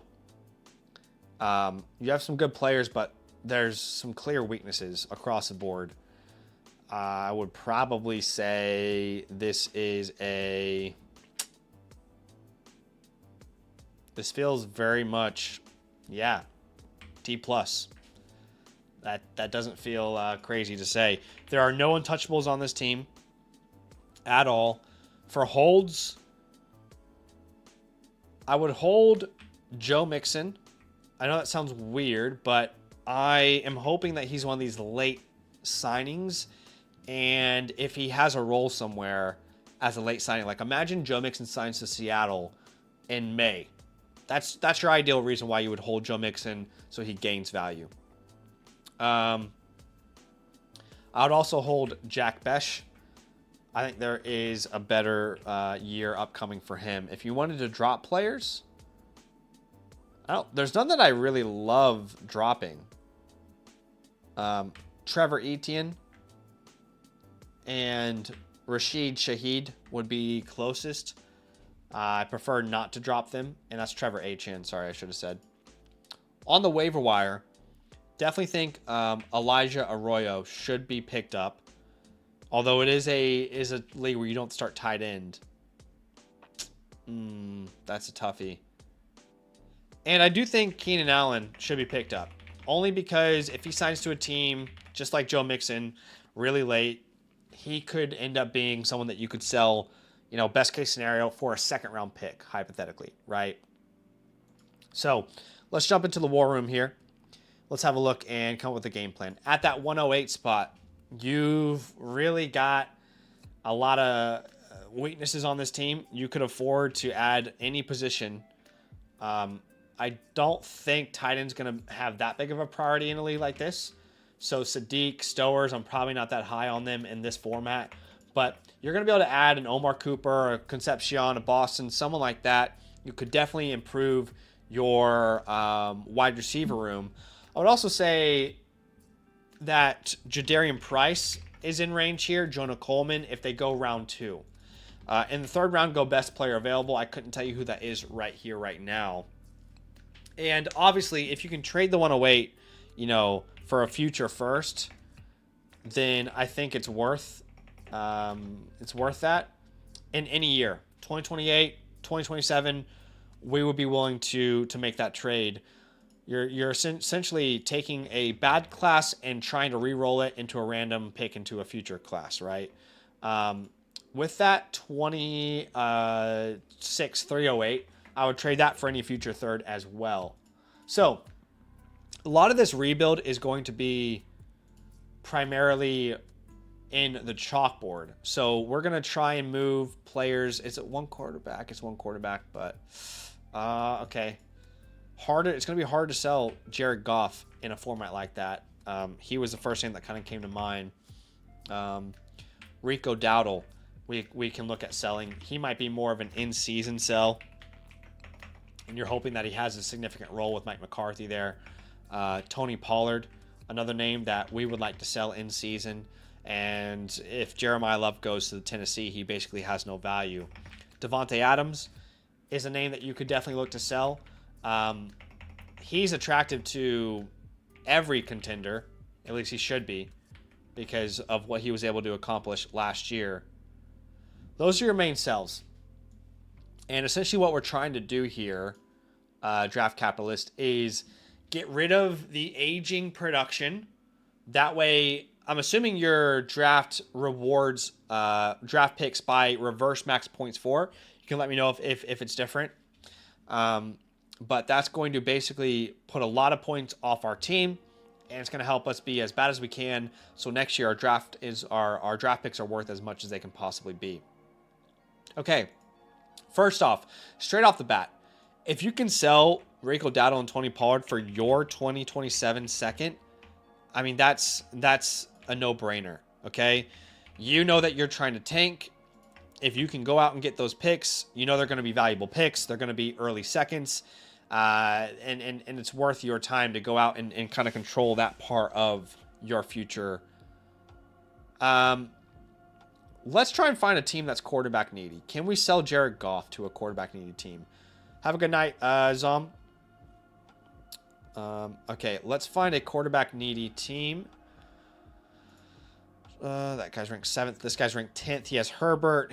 Even he's not really quarterback needy, if we're honest. These teams at the bottom, one has Mac Jones. So, from this team, for example, can you get Matthew Golden and a 27 second? Matthew Golden plus a 27 second.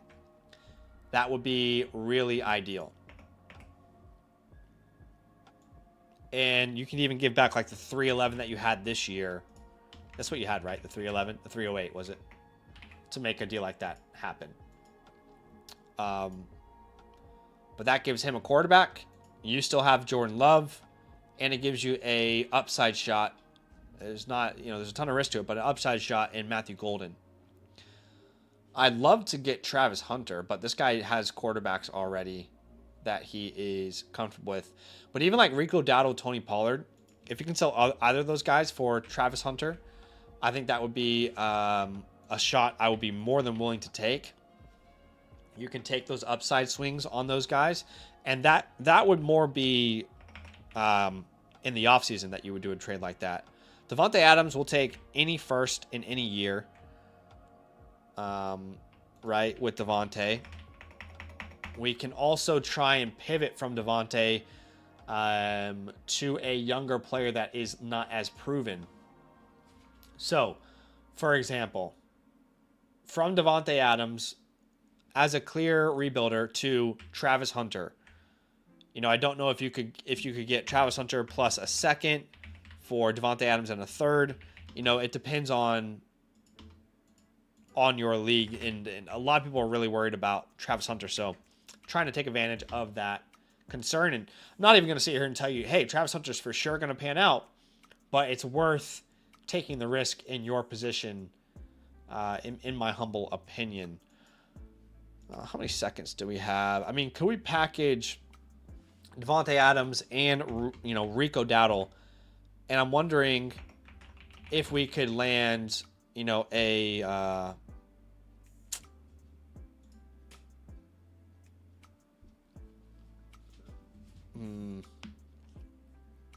like a 2026 107 to 110 range. That kind of range. But these are the main guys that you're going to want to sell. If you can't get your second for these guys in season, then, can you get multiple seconds for them?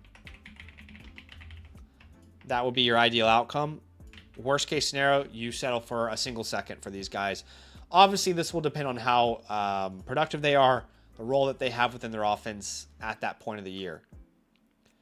I don't feel a great need to sell Harvey, Jameson, but I will just say with those guys, RJ Harvey. If you can get any future first for him, I think it makes sense given the position that you're in, trying to get points off of your team. And same thing for Jamison Williams. That will be my game plan. I want to hear from you. Let me know if you have any questions. He says here in the chat, Mixon and Ayuk really put me in a hole last year. They definitely did not help. Yeah, I liked Brandon Ayuk myself a lot. I still think he's a good hold. Like, if Ayuk signs with the Commanders, for example, you have a very clear sell window. So don't give up complete hope yet. I think you could still net like a second from him if he goes to the Commanders, for example.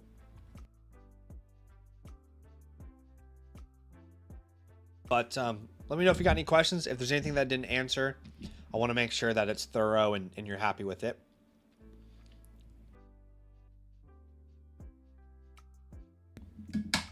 Okay. While I'm waiting, let me just quickly check.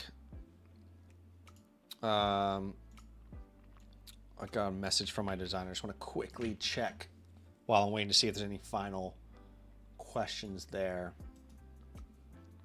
Okay. Let me double check here. Sorry, gang. Draft Capitalist says, I think the excitement post-draft will heat up trade opportunities. I think so too. Yeah.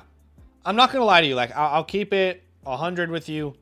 Your team's in a really difficult spot. It really is. And I would highly encourage you, if this is your only Dynasty League, please get into more. And please watch the channel. You became an annual Mother Flocker member.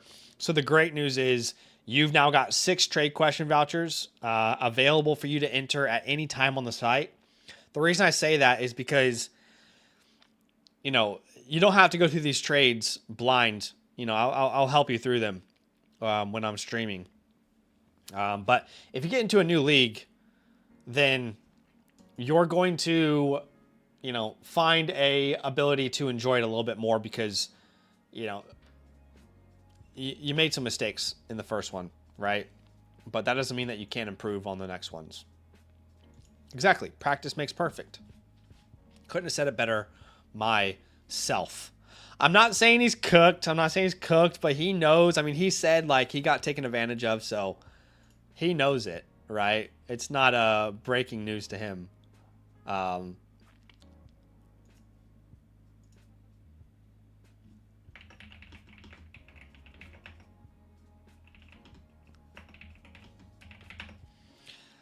Okay. He says, this is my first Dynasty. Definitely get into more, my friend. Get into more. It gets fun when you really start to understand what you're doing and how to build teams. And again, like, everybody has to go through the rite of passage. I think about some of my home leagues, my home Dynasty leagues. There's plenty of people who got taken advantage of. And, you know, sometimes you have to learn those lessons before you actually get really good at the game, right? That's just the nature of what we do here. But I appreciate you, my dude. Okay, going into this next one, we've got DK Boys, and he looks like an MFL league, by the way, which you can now integrate on the Flock side, which is awesome. 1 quarterback, 12 team start 10. Super interesting lineup. A lot larger than most 1 quarterback leagues are. His team name is Thunder Mugs, and the website has him ranked 3rd, 2nd at quarterbacks, 1st at running backs, 8th at receivers, and 2nd at tight ends. DK Boy says, not sure if this league is loaded correctly. I have the 104, 204, 210, 304, and 404. Yes, sir. We've got that all lodged here, all correctly for you. So it looks like the MFL integration is working well. Okay. So 1 quarterback, 12 team, start 10, full point, or it looks like there is a tight end premium here as well. Okay.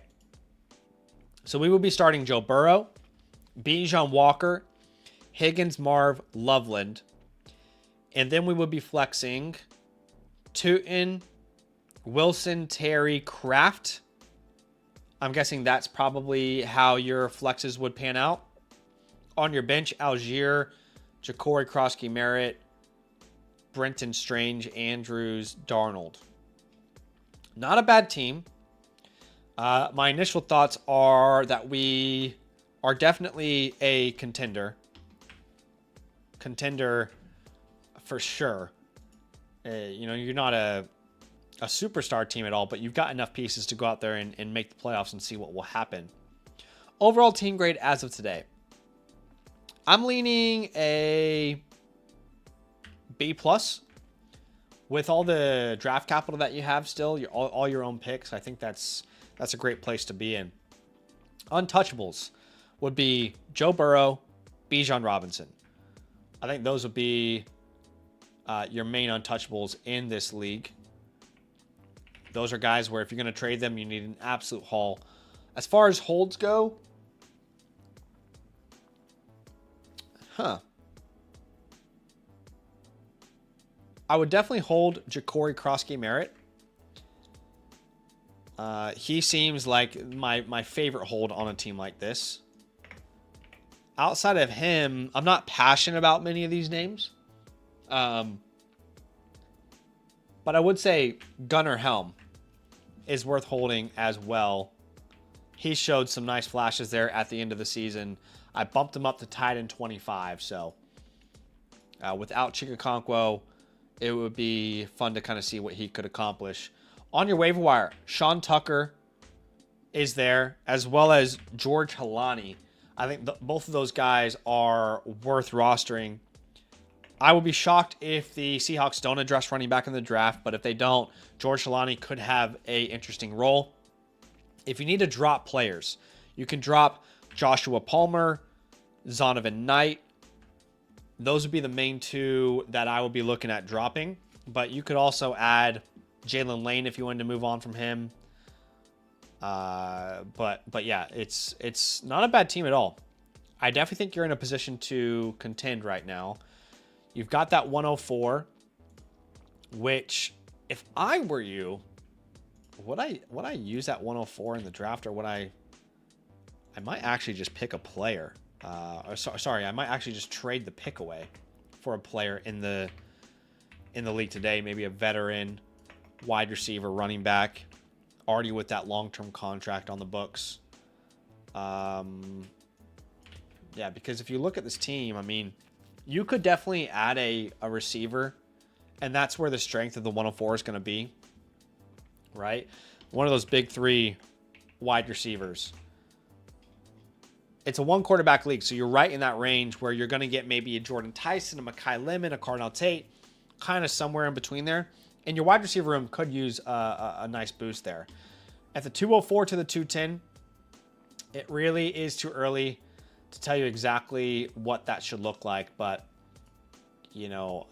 some names that come to mind, Max Clare, Surratt, Skylar Bell, Ty Simpson, not in a one quarterback league though. Antonio Williams, Jalen Lane, Chris Bell. These are some names that could make sense there. Beyond that, I'll put BPA, which means best player available. But I would rather trade that 104 for a receiver. For example, if we can get a Chris Olave, if we can get a George Pickens, a Nico Collins, a Garrett Wilson, right? I'm just thinking you could use one more name there, and that will help your flexes as well not feel so risky as well. Here, I would say like DeAndre Swift, Derrick Henry are names that could make sense if you could add them. I would add like Mike Evans to this list. Yeah, all those names could make sense. And we won't really worry about those thirds because you can't really get impactful players at this point with those picks. So I like the game plan personally. Even before we go to the chalkboard, I just like the game plan we've set up already with your rookie picks. Going to the chalkboard, though, I mean, what exactly would we sell? as a contender, I don't really feel a need to sell most of these names. I think we can look at Bashul Tootin. And I just would be curious to know what we could potentially pivot to. I also look at a Michael Wilson, and I'd be curious to know what, the market might be for him in your league in particular.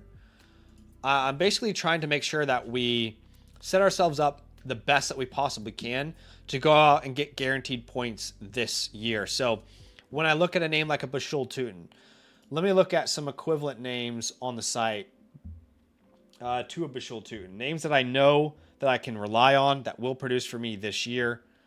I think of a Saquon Barkley. I think of a Javonte Williams. I think of a Josh Jacobs. Josh Jacobs comes to mind. A Travis Etienne, whatever you want to call him. Right? All those names make more sense to me. From a Michael Wilson perspective, if you can get DJ Moore, right, for Michael Wilson, I think that makes a ton of sense. If you aren't going to do DJ Moore, how about A.J. Brown? That might sound crazy, but people really want to sell A.J. Brown. Is that possible in your league? Can't really get Jalen Waddle anymore. Zay Flowers, right? I mean, Zay Flowers is in that range.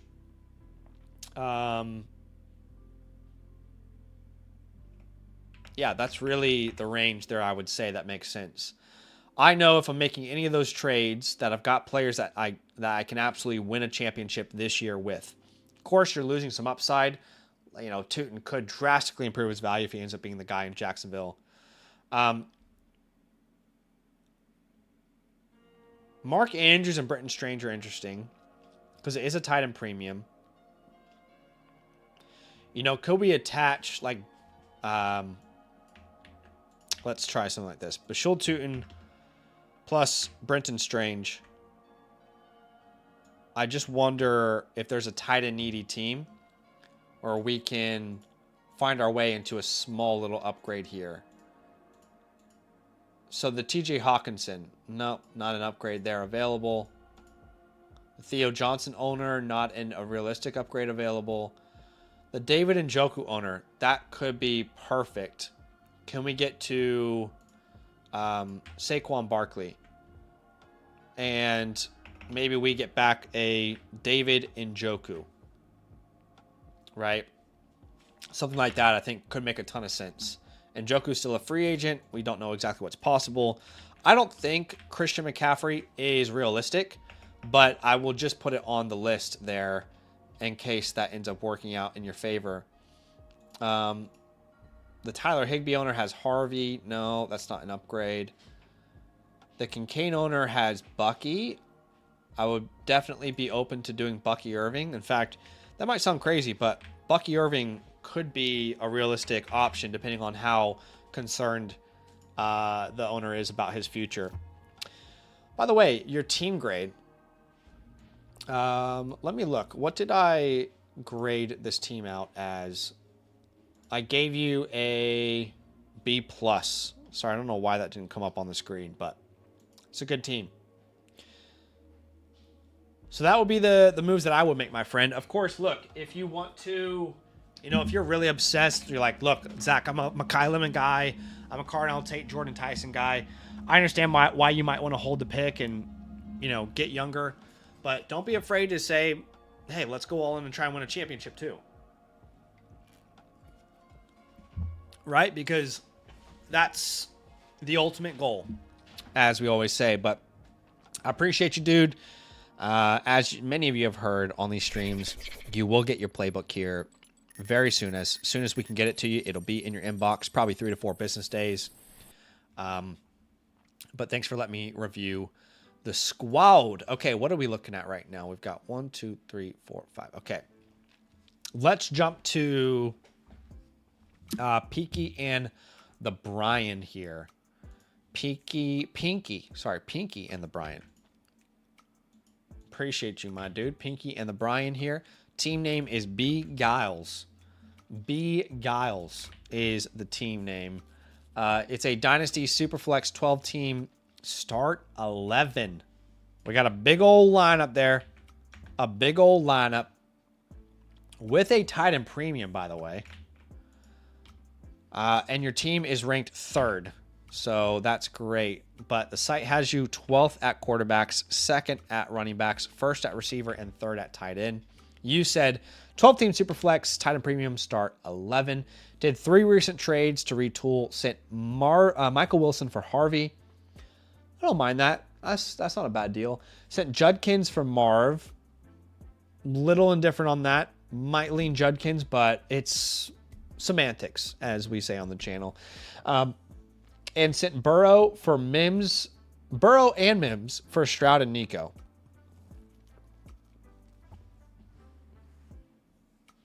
I don't know if I love that one. But it being a start 11, I understand why you might feel the need to do that. And it also looks like you are a Houston fan because your icon has the Rockets and the Texans there. No first in 2026. No first in 2026. But we've got 3 picks that we can work with. Honestly, I'm not sure that the war room is going to be that helpful for a team like this that only has 2nd rounders. So we might spend more of our time in the chalkboard. Your untouchables, okay, are Brock Bowers, Ashton Genty. It's funny because you actually have a lot of stock in the Raiders on this team. I'd also put like a Monroe St. Brown down there. As far as holds, I think Chris Rodriguez is worth holding. And I would add to that Ricky Pearsall. Both those guys are worth a hold. You can drop Tyler Lockett, Cameron Johnson, Xavier Hutchinson, Damian Martinez, Khalil Mullings. All those guys are droppable names, in my opinion, at least. You might disagree. If so, no stress. You can keep them on the roster, but can't really imagine a scenario in which those guys end up being important cogs to a Dynasty championship, even as depth pieces. On the waiver wire, there is no one at all interesting. So I understand why you might be holding on to some of these names that you might not typically see being held. Okay. Our starting lineup is Goff, Stroud. Don't love the quarterback room. Don't love it. It's okay. Ashton Genty, RJ Harvey, Amon-Ra, Olave, Bowers, Rice, Nico, Marvin, DJ Moore.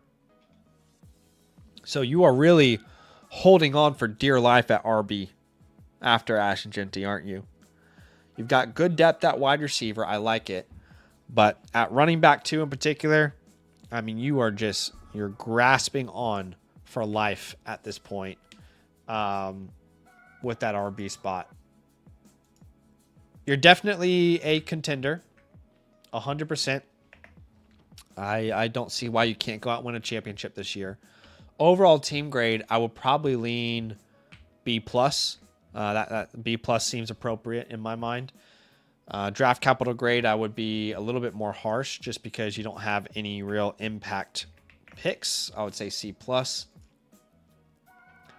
But not a bad team at all. That wide receiver room is nasty. It is a tight end premium, so Bowers, if he can stay healthy, for the love of God, could make a huge impact for you. Man, what would I do if I had this team? You can't tear down at quarterback. You're already at the bottom of the barrel there.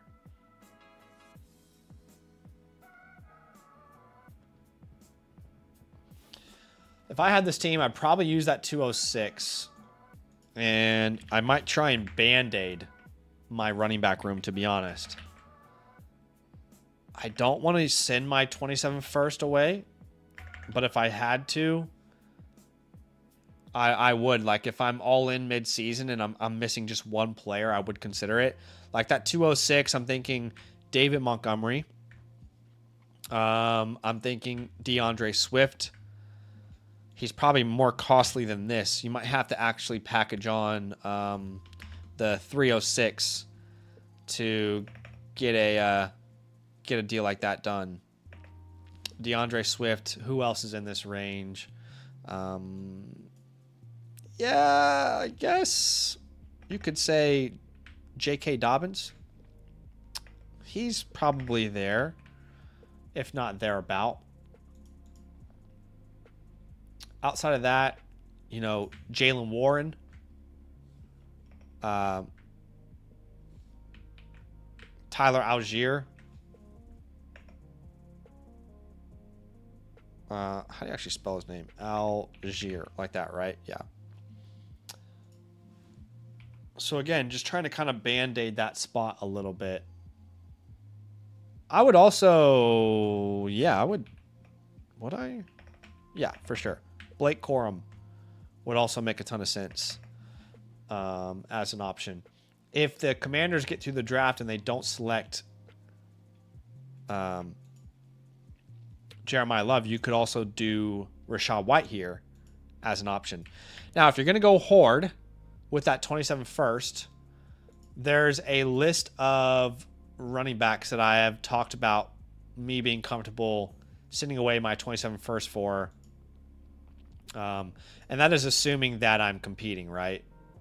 So let me quickly look at that list that I made. I want to make sure I give you the right names.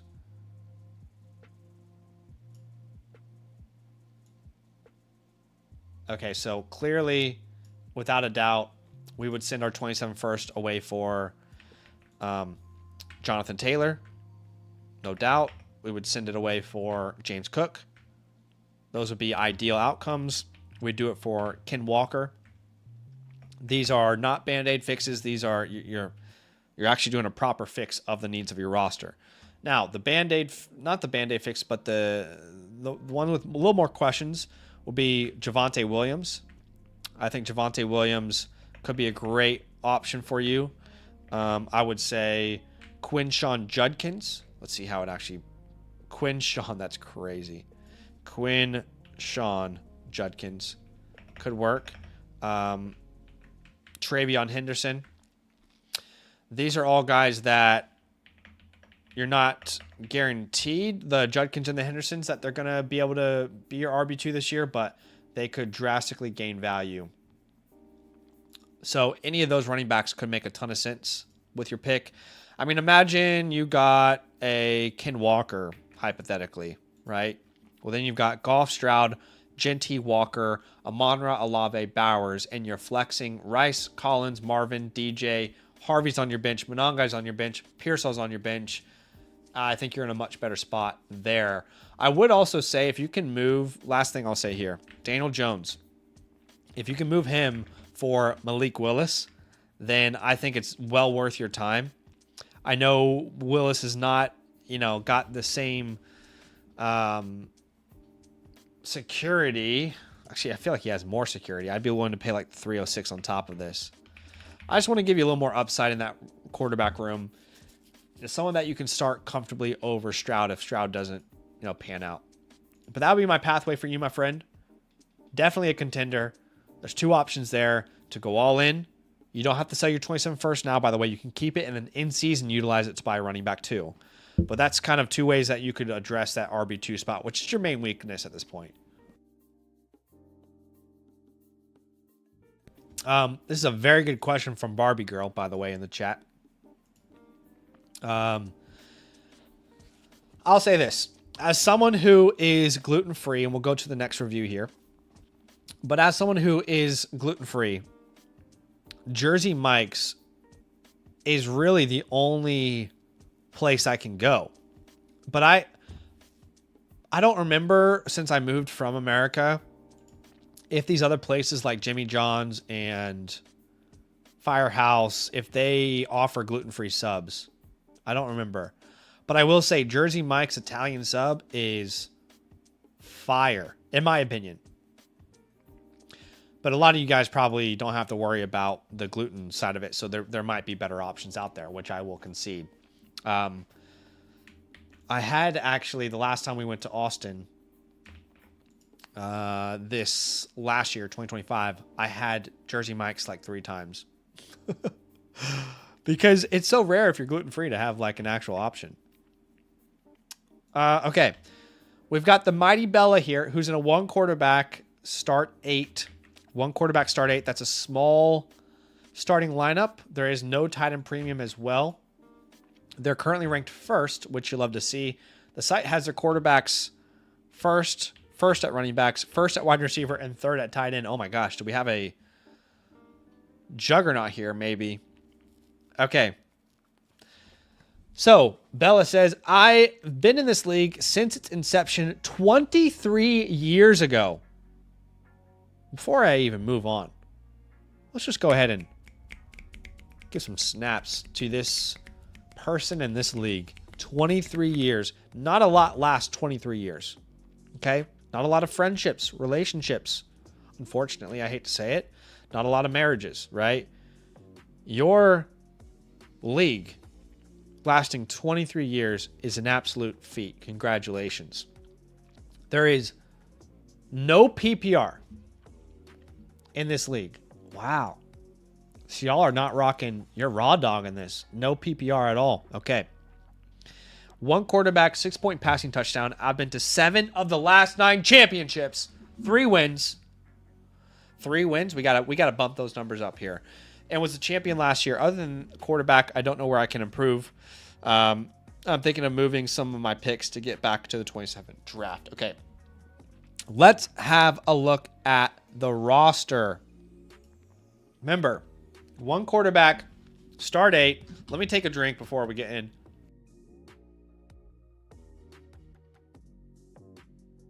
Okay. We're starting Josh Allen, Genty, Hampton, JSN, Puka, Warren, and then we've only got 2 spots left. And I guess we're putting Chase Brown and Chris Olave in them, which means on our bench, we will have Harold Fannin, Baker Mayfield, Quinshon Judkins, Devonta Smith. Wow. Awesome team. Really awesome team.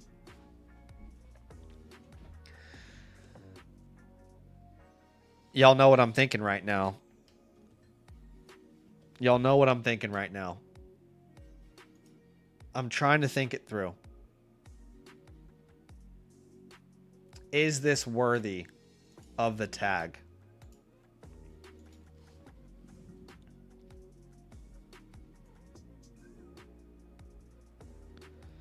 You're so close to Thanos.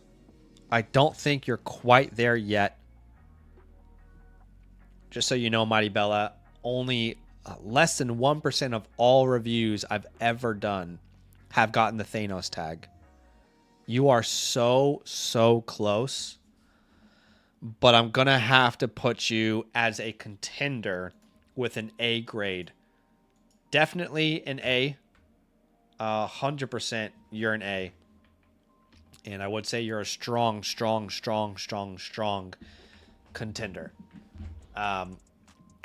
The only reason I couldn't give you Thanos is because of the draft capital.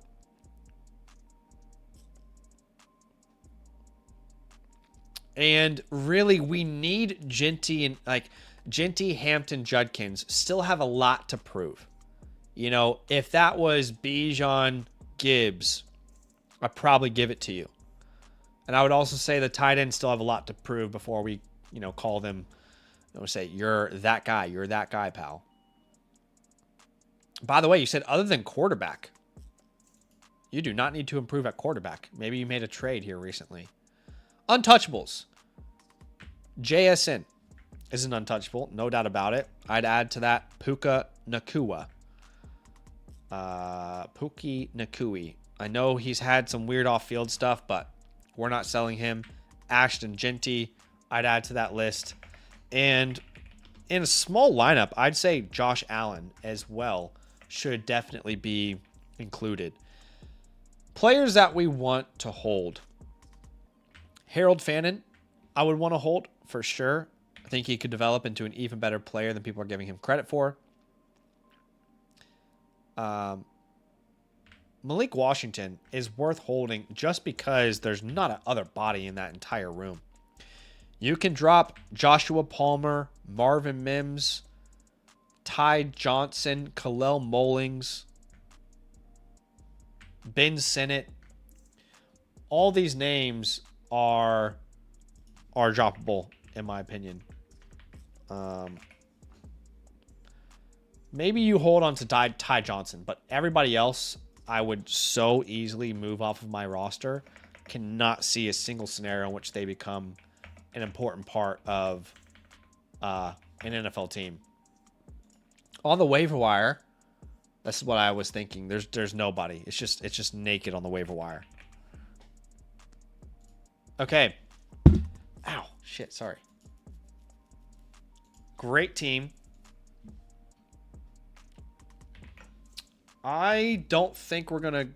Wow, you have a lot of picks in 2026. I don't know why it took me a second to realize that. Like, you have no picks in 2027, a lot of picks in 2026. I prefer that to be the opposite way around. But we can come up with a game plan for those picks.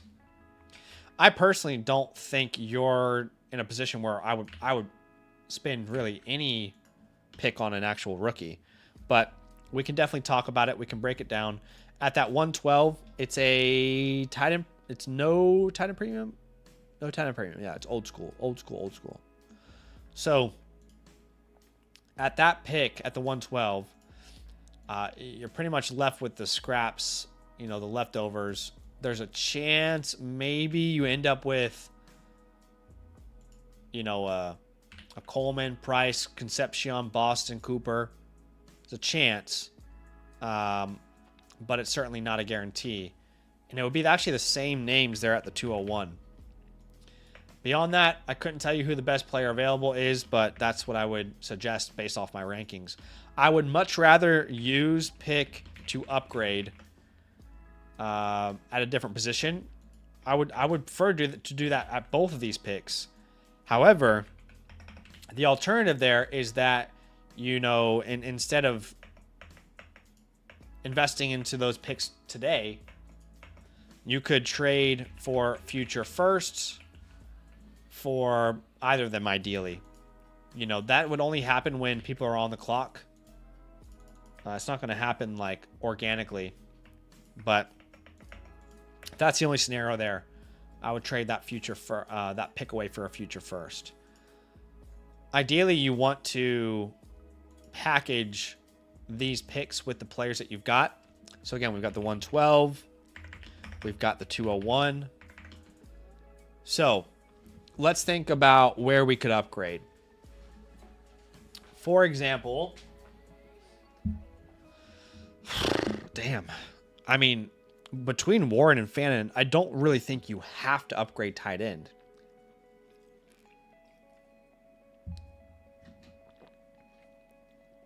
I think I would maybe want to upgrade Quinshon Judkins if I was to upgrade anyone. So let's jump straight into the chalkboard here. And let's think about what Judkins plus the 112 could net us. Could that get us into Ken Walker range? Could that get us into James Cook range? Could that get us into a Jonathan Taylor range? Right? Then in this format with no PPR, I mean, imagine these guys who get these carries, get these goal line touches. These guys are super valuable. And you could add the 201 to that as well. I mean, shoot, in this format, you would definitely send the 201 for Derrick Henry. Like 100%. He's worth the risk as a contender there. But I think we primarily just want to upgrade across the board. Devonta Smith. I mean, can we package Devonta Smith plus the 112 and grab... let me put Devonta Smith.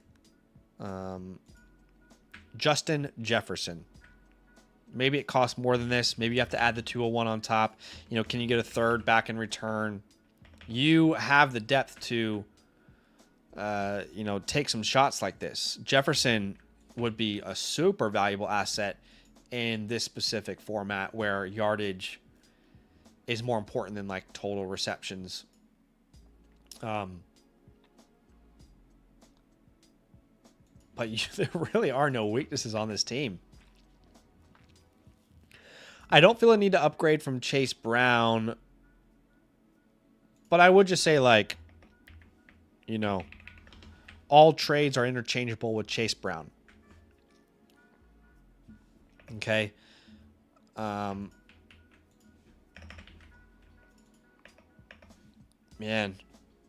Jefferson, I'm trying to think, like, George Pickens might be an awesome fit for this team. Can you do Devonta Smith plus the 201 for a George Pickens? George Pickens. That might be worth your time. Imagine the yardage he's going to put up in Dallas year 2. Could be even better year for him. But that's, quite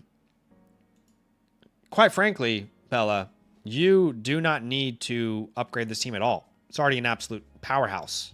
So there's really not a need to upgrade this team. You can, but it's already just stacked to the brim with talent. I mean, we could explore like a Tyler Warren plus the 112 for Brock Bowers. Right? I mean, we could explore something like that.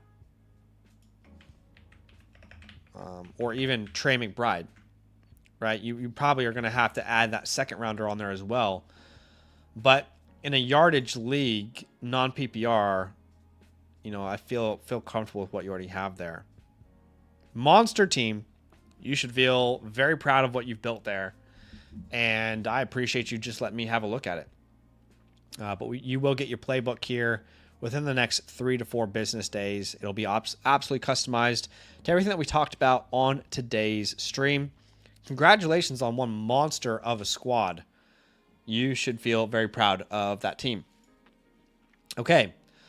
I think I'm going to do one more tonight, and then I've got a stream not tomorrow but the day after, so that will be your guys' Wednesday night, and I'll cover the rest of them on that stream. It's incredibly humbling how many reviews we're getting, but it's also hard to keep up with. But I love that you guys want to hear from me. I genuinely appreciate that so much. So Sacco 88 is probably going to be the last one we'll do here tonight. It's also about to be 2 p.m. and I haven't eaten anything. So, okay, this is a 1 quarterback 10 team start 8 small lineup, meat and potatoes, small league, small lineup. Not only is it a small lineup, but it's a small league. It's only a 10 teamer. Your team name is Sarvin Saukat, which I don't really know what that's in reference to, but I love it. And we will walk through this review together. He says, last season was my first year of Dynasty. Need ideas on how to improve team, especially running backs to compete. Got way too many quarterbacks, but best offer so far has been Dart for Dak, 27-second Emmanuel Wilson on 307. Without picks or players need, trades need to cut a couple players. Well, first off, that trade for Dart is pretty affordable. We'll talk about it. I think both myself and Sammy would be willing to pay that.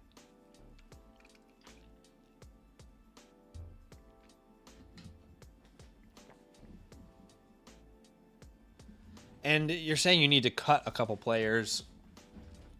Yeah, it's going to be tough because you've got all players that you would typically want to roster. Okay. Untouchables. Jamar Chase, Malik Neighbors, Trey McBride, Ashton Genty.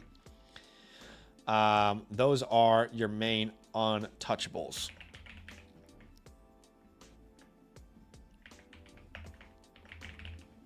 Neighbors, Chase. Okay, just making sure we've got the right list here.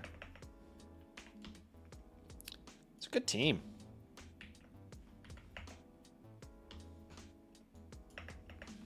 Really good team. Okay, players I would hold on this team. I'd like to hold Jordan James for sure. I don't know. It might just be me, but I think Jordan James might be one of the best holds in Dynasty today. Probably going to be the RB2 to CMC. And I do think Brandon Ayuk deserves to be held still, hoping that he plays for the Commanders this year. If you need to drop someone, you can drop Marshawn Lloyd. That's the first name that I saw that I was like, yeah, we can get rid of him. In a one quarterback league, I was going to say like maybe Matthew Stafford, but no, not with those quarterbacks available on the waiver wire. I wouldn't really want to drop anyone else. If you absolutely had to, it might be Stephon Diggs, but I think he's probably going to rejoin the Patriots if I had to guess. No one on the waiver wire I'm all that interested in. Okay. You are absolutely, without a shadow of a doubt, a contender. I don't doubt that at all. Your starting lineup would be Hurts, Dak, Genty, Jacobs. I'm looking at the wrong team. You know what? I appreciate you, the Prometheus. Thanks for saying something. I just wasted so much time. I apologize.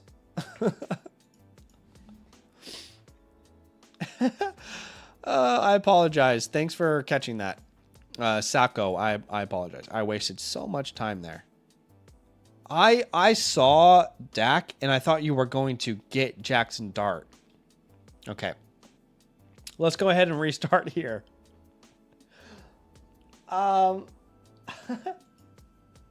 Untouchables would be Drake May, Justin Jefferson. All right, those are your untouchables. Your easy drops on this team. Oh, yeah, we got some names that we can drop. Keon Coleman. With all due respect, Bryce Young. I don't think he's going to be worth much. I think you could probably drop him to the waiver wire. You could even drop LaQuint Allen if you needed to. I would prefer to hold him if you can. And then Torrey Horton. I don't want to drop Torrey, but I'm just saying, like, if you don't have any other options, right? There are no players on the waiver wire I am that interested in. You're still a contender, though. You'd be starting May, Mahomes, Henderson, Brooks. We got to figure out that RB2 spot. Jefferson, London, Kraft, and you'd be flexing a Dunze. Wait, it's one quarterback?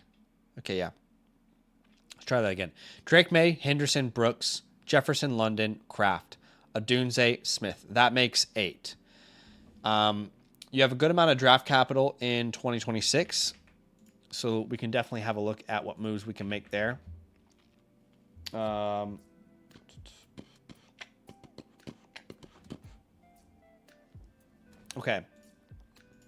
I probably, if I were you, man, would be trying to trade these picks for running backs.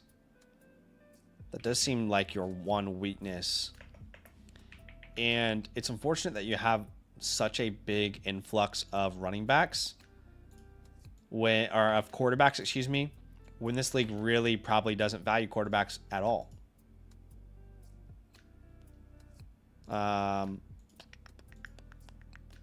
Okay. Overall team grade as of today. It's a good team. Just the running back room is where it falls off. Good amount of draft capital. You know, I like how you're going to be able to add youth here. I would probably get you at like that B flat range. Feels kind of fair. And I do think you are a contender still. So go B flat. We'll go contender. Let's jump into that chalkboard or into the war room. I'm sorry. And come up with a game plan for your rookie draft. At the 102, it's going to be one of the big 3 wide receivers. You're not going to be drafting Mendoza in a 1 quarterback league. At the 106, probably in this sweet spot of Sadiq, Concepcion, Cooper, Boston, that kind of range. Beyond that, I don't know whatever the best player available is where you would go. At the 102, I'd much rather trade for a vet running back. I would prefer to do that with both of these picks, honestly.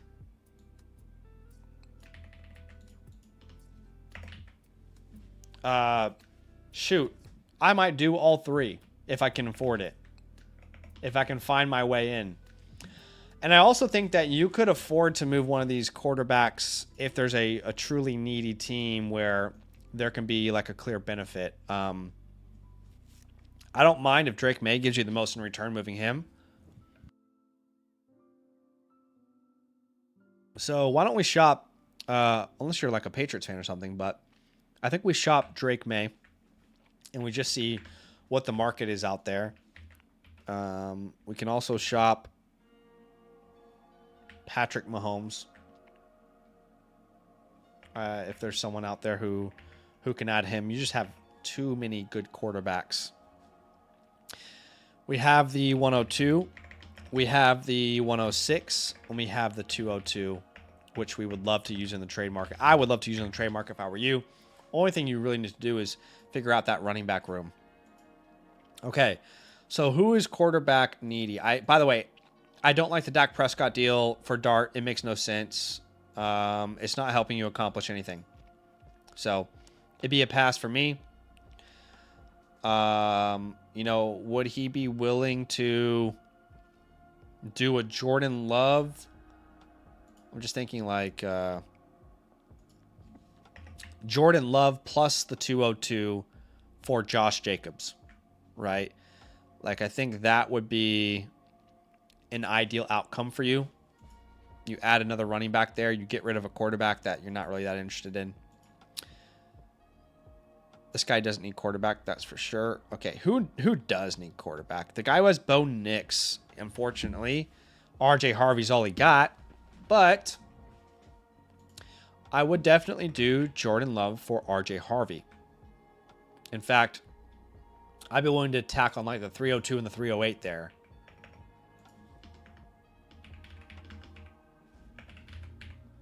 You've already kind of needing to consolidate. Okay, Justin Herbert's probably fine. Trevor Lawrence, Kyler Murray's probably fine. Jaden Daniels probably fine. Josh Allen definitely fine. Stroud. The Stroud owner has James Cook. Okay. What if we tried for James Cook and Javonte Williams? Here's what we're going to do. We're going to attack the 102. 102 plus the 106 plus Jordan Love. All right. We want James Cook plus Javonte Williams. I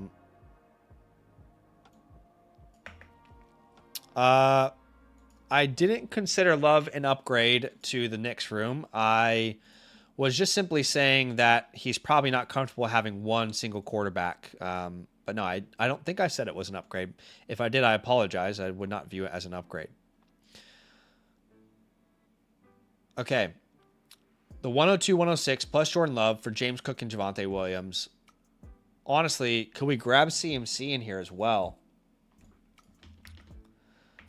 And then you send it back in addition your 202.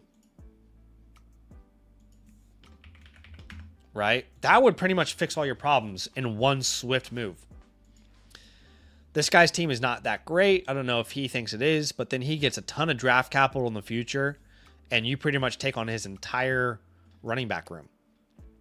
And you have a bunch of options to start at running back at that point. That would be great. If they don't want to give up their entire running back room, you know, could you do the 102 plus Jordan Love, remove CMC, instead remove Javonte Williams? What's possible? I think he's a potential really good trade partner for yourself. Last team has Burrow, so they're not really going to be interested in a quarterback. But look, with these picks, like the equivalents, at the 102, you're going to be, at minimum, wanting a James Cook. If not James Cook, then you're going to be wanting, shoot. Could you do like the 102 plus the 106 and get into, well, what about the 102 plus the 202? Does that get you to Omarion Hampton? Is that possible? That would be awesome. At the 106, you're looking at single names like Javonte Williams. Javonte Williams makes a lot of sense. If not Javonte, I'm thinking of Saquon Barkley. At the 202, it's Derrick Henry.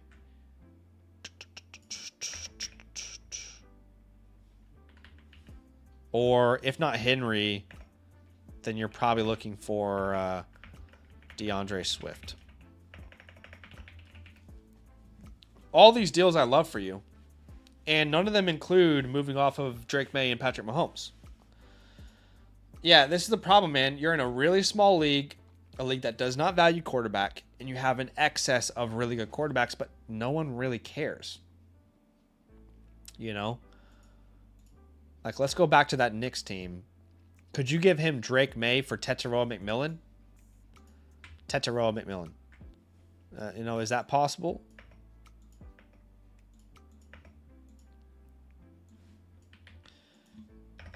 Who else needs a quarterback?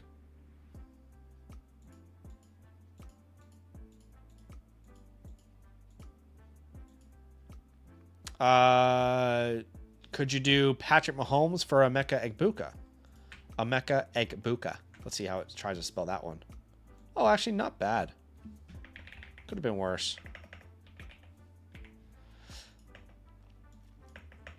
I like all these deals for you. Quite frankly, my friend, if you only had May and Love, or May and Dart, or Dart and Mahomes, or Mahomes and Love, like you have an excess. It's just I don't know that you can really move them. I mean, the simple one there is sending Mahomes for, a future 27 first. That could work. But yeah, I think you've got a ton of assets, a huge amount of assets that you can play around with. My ultimate goal would be using those rookie picks to build a running back room. And then from there, you might be able to even consolidate. You might be able to package, a May Javonte if you add him, a May Devonta Smith, a May Kraft, and you might be able to package them there. But I definitely think you're a strong contender. Some of these moves are only going to push you stronger into that contending window. But I appreciate you, my friend. Thanks for letting me look at the squad. It was a fun one.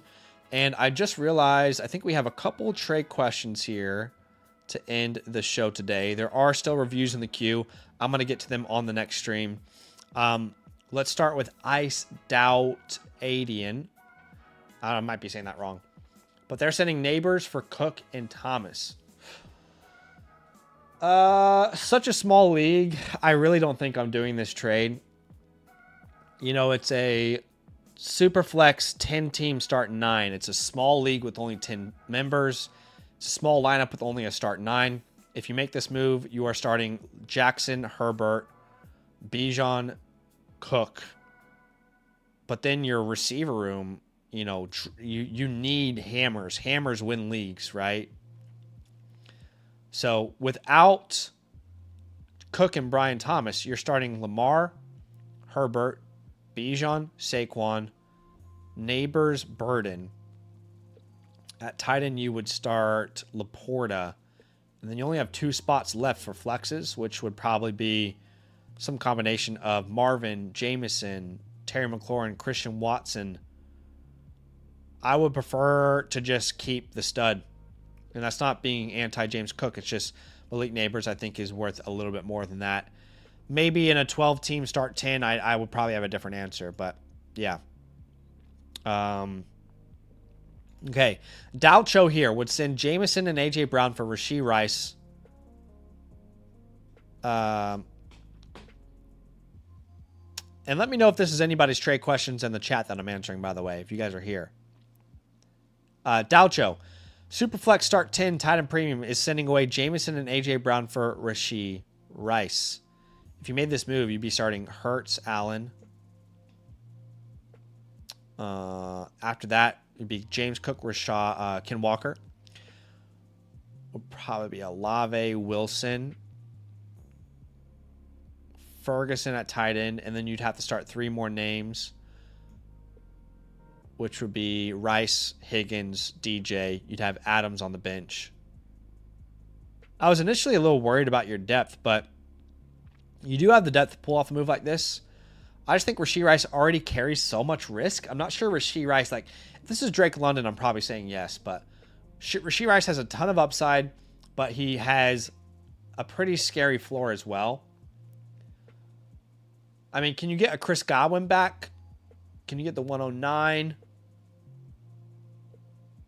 Can you get a RJ Harvey if you sent back a Jordan Mason or Rashad White or something? Overall, I'm not opposed to it. You have the depth to make the move, but you are really betting on Rashee Rice not being a knucklehead off the field, which I can't promise you is going to be the case. But guys, I appreciate you so much hanging out. Thanks for hanging out with me. We do have a real money, high stakes draft this time next week, next Monday. The drawing is officially open at landleagues.com. Okay. If you've never been to landleagues.com, check it out. It's the one-stop shop for land dynasty community leagues. If you want to be a part of a league that matters, we have great commissioners here, a league that you can truly invest in. I just dropped the Kratos League today. Okay, just today it dropped, and you can see there was a little bit of an announcement there.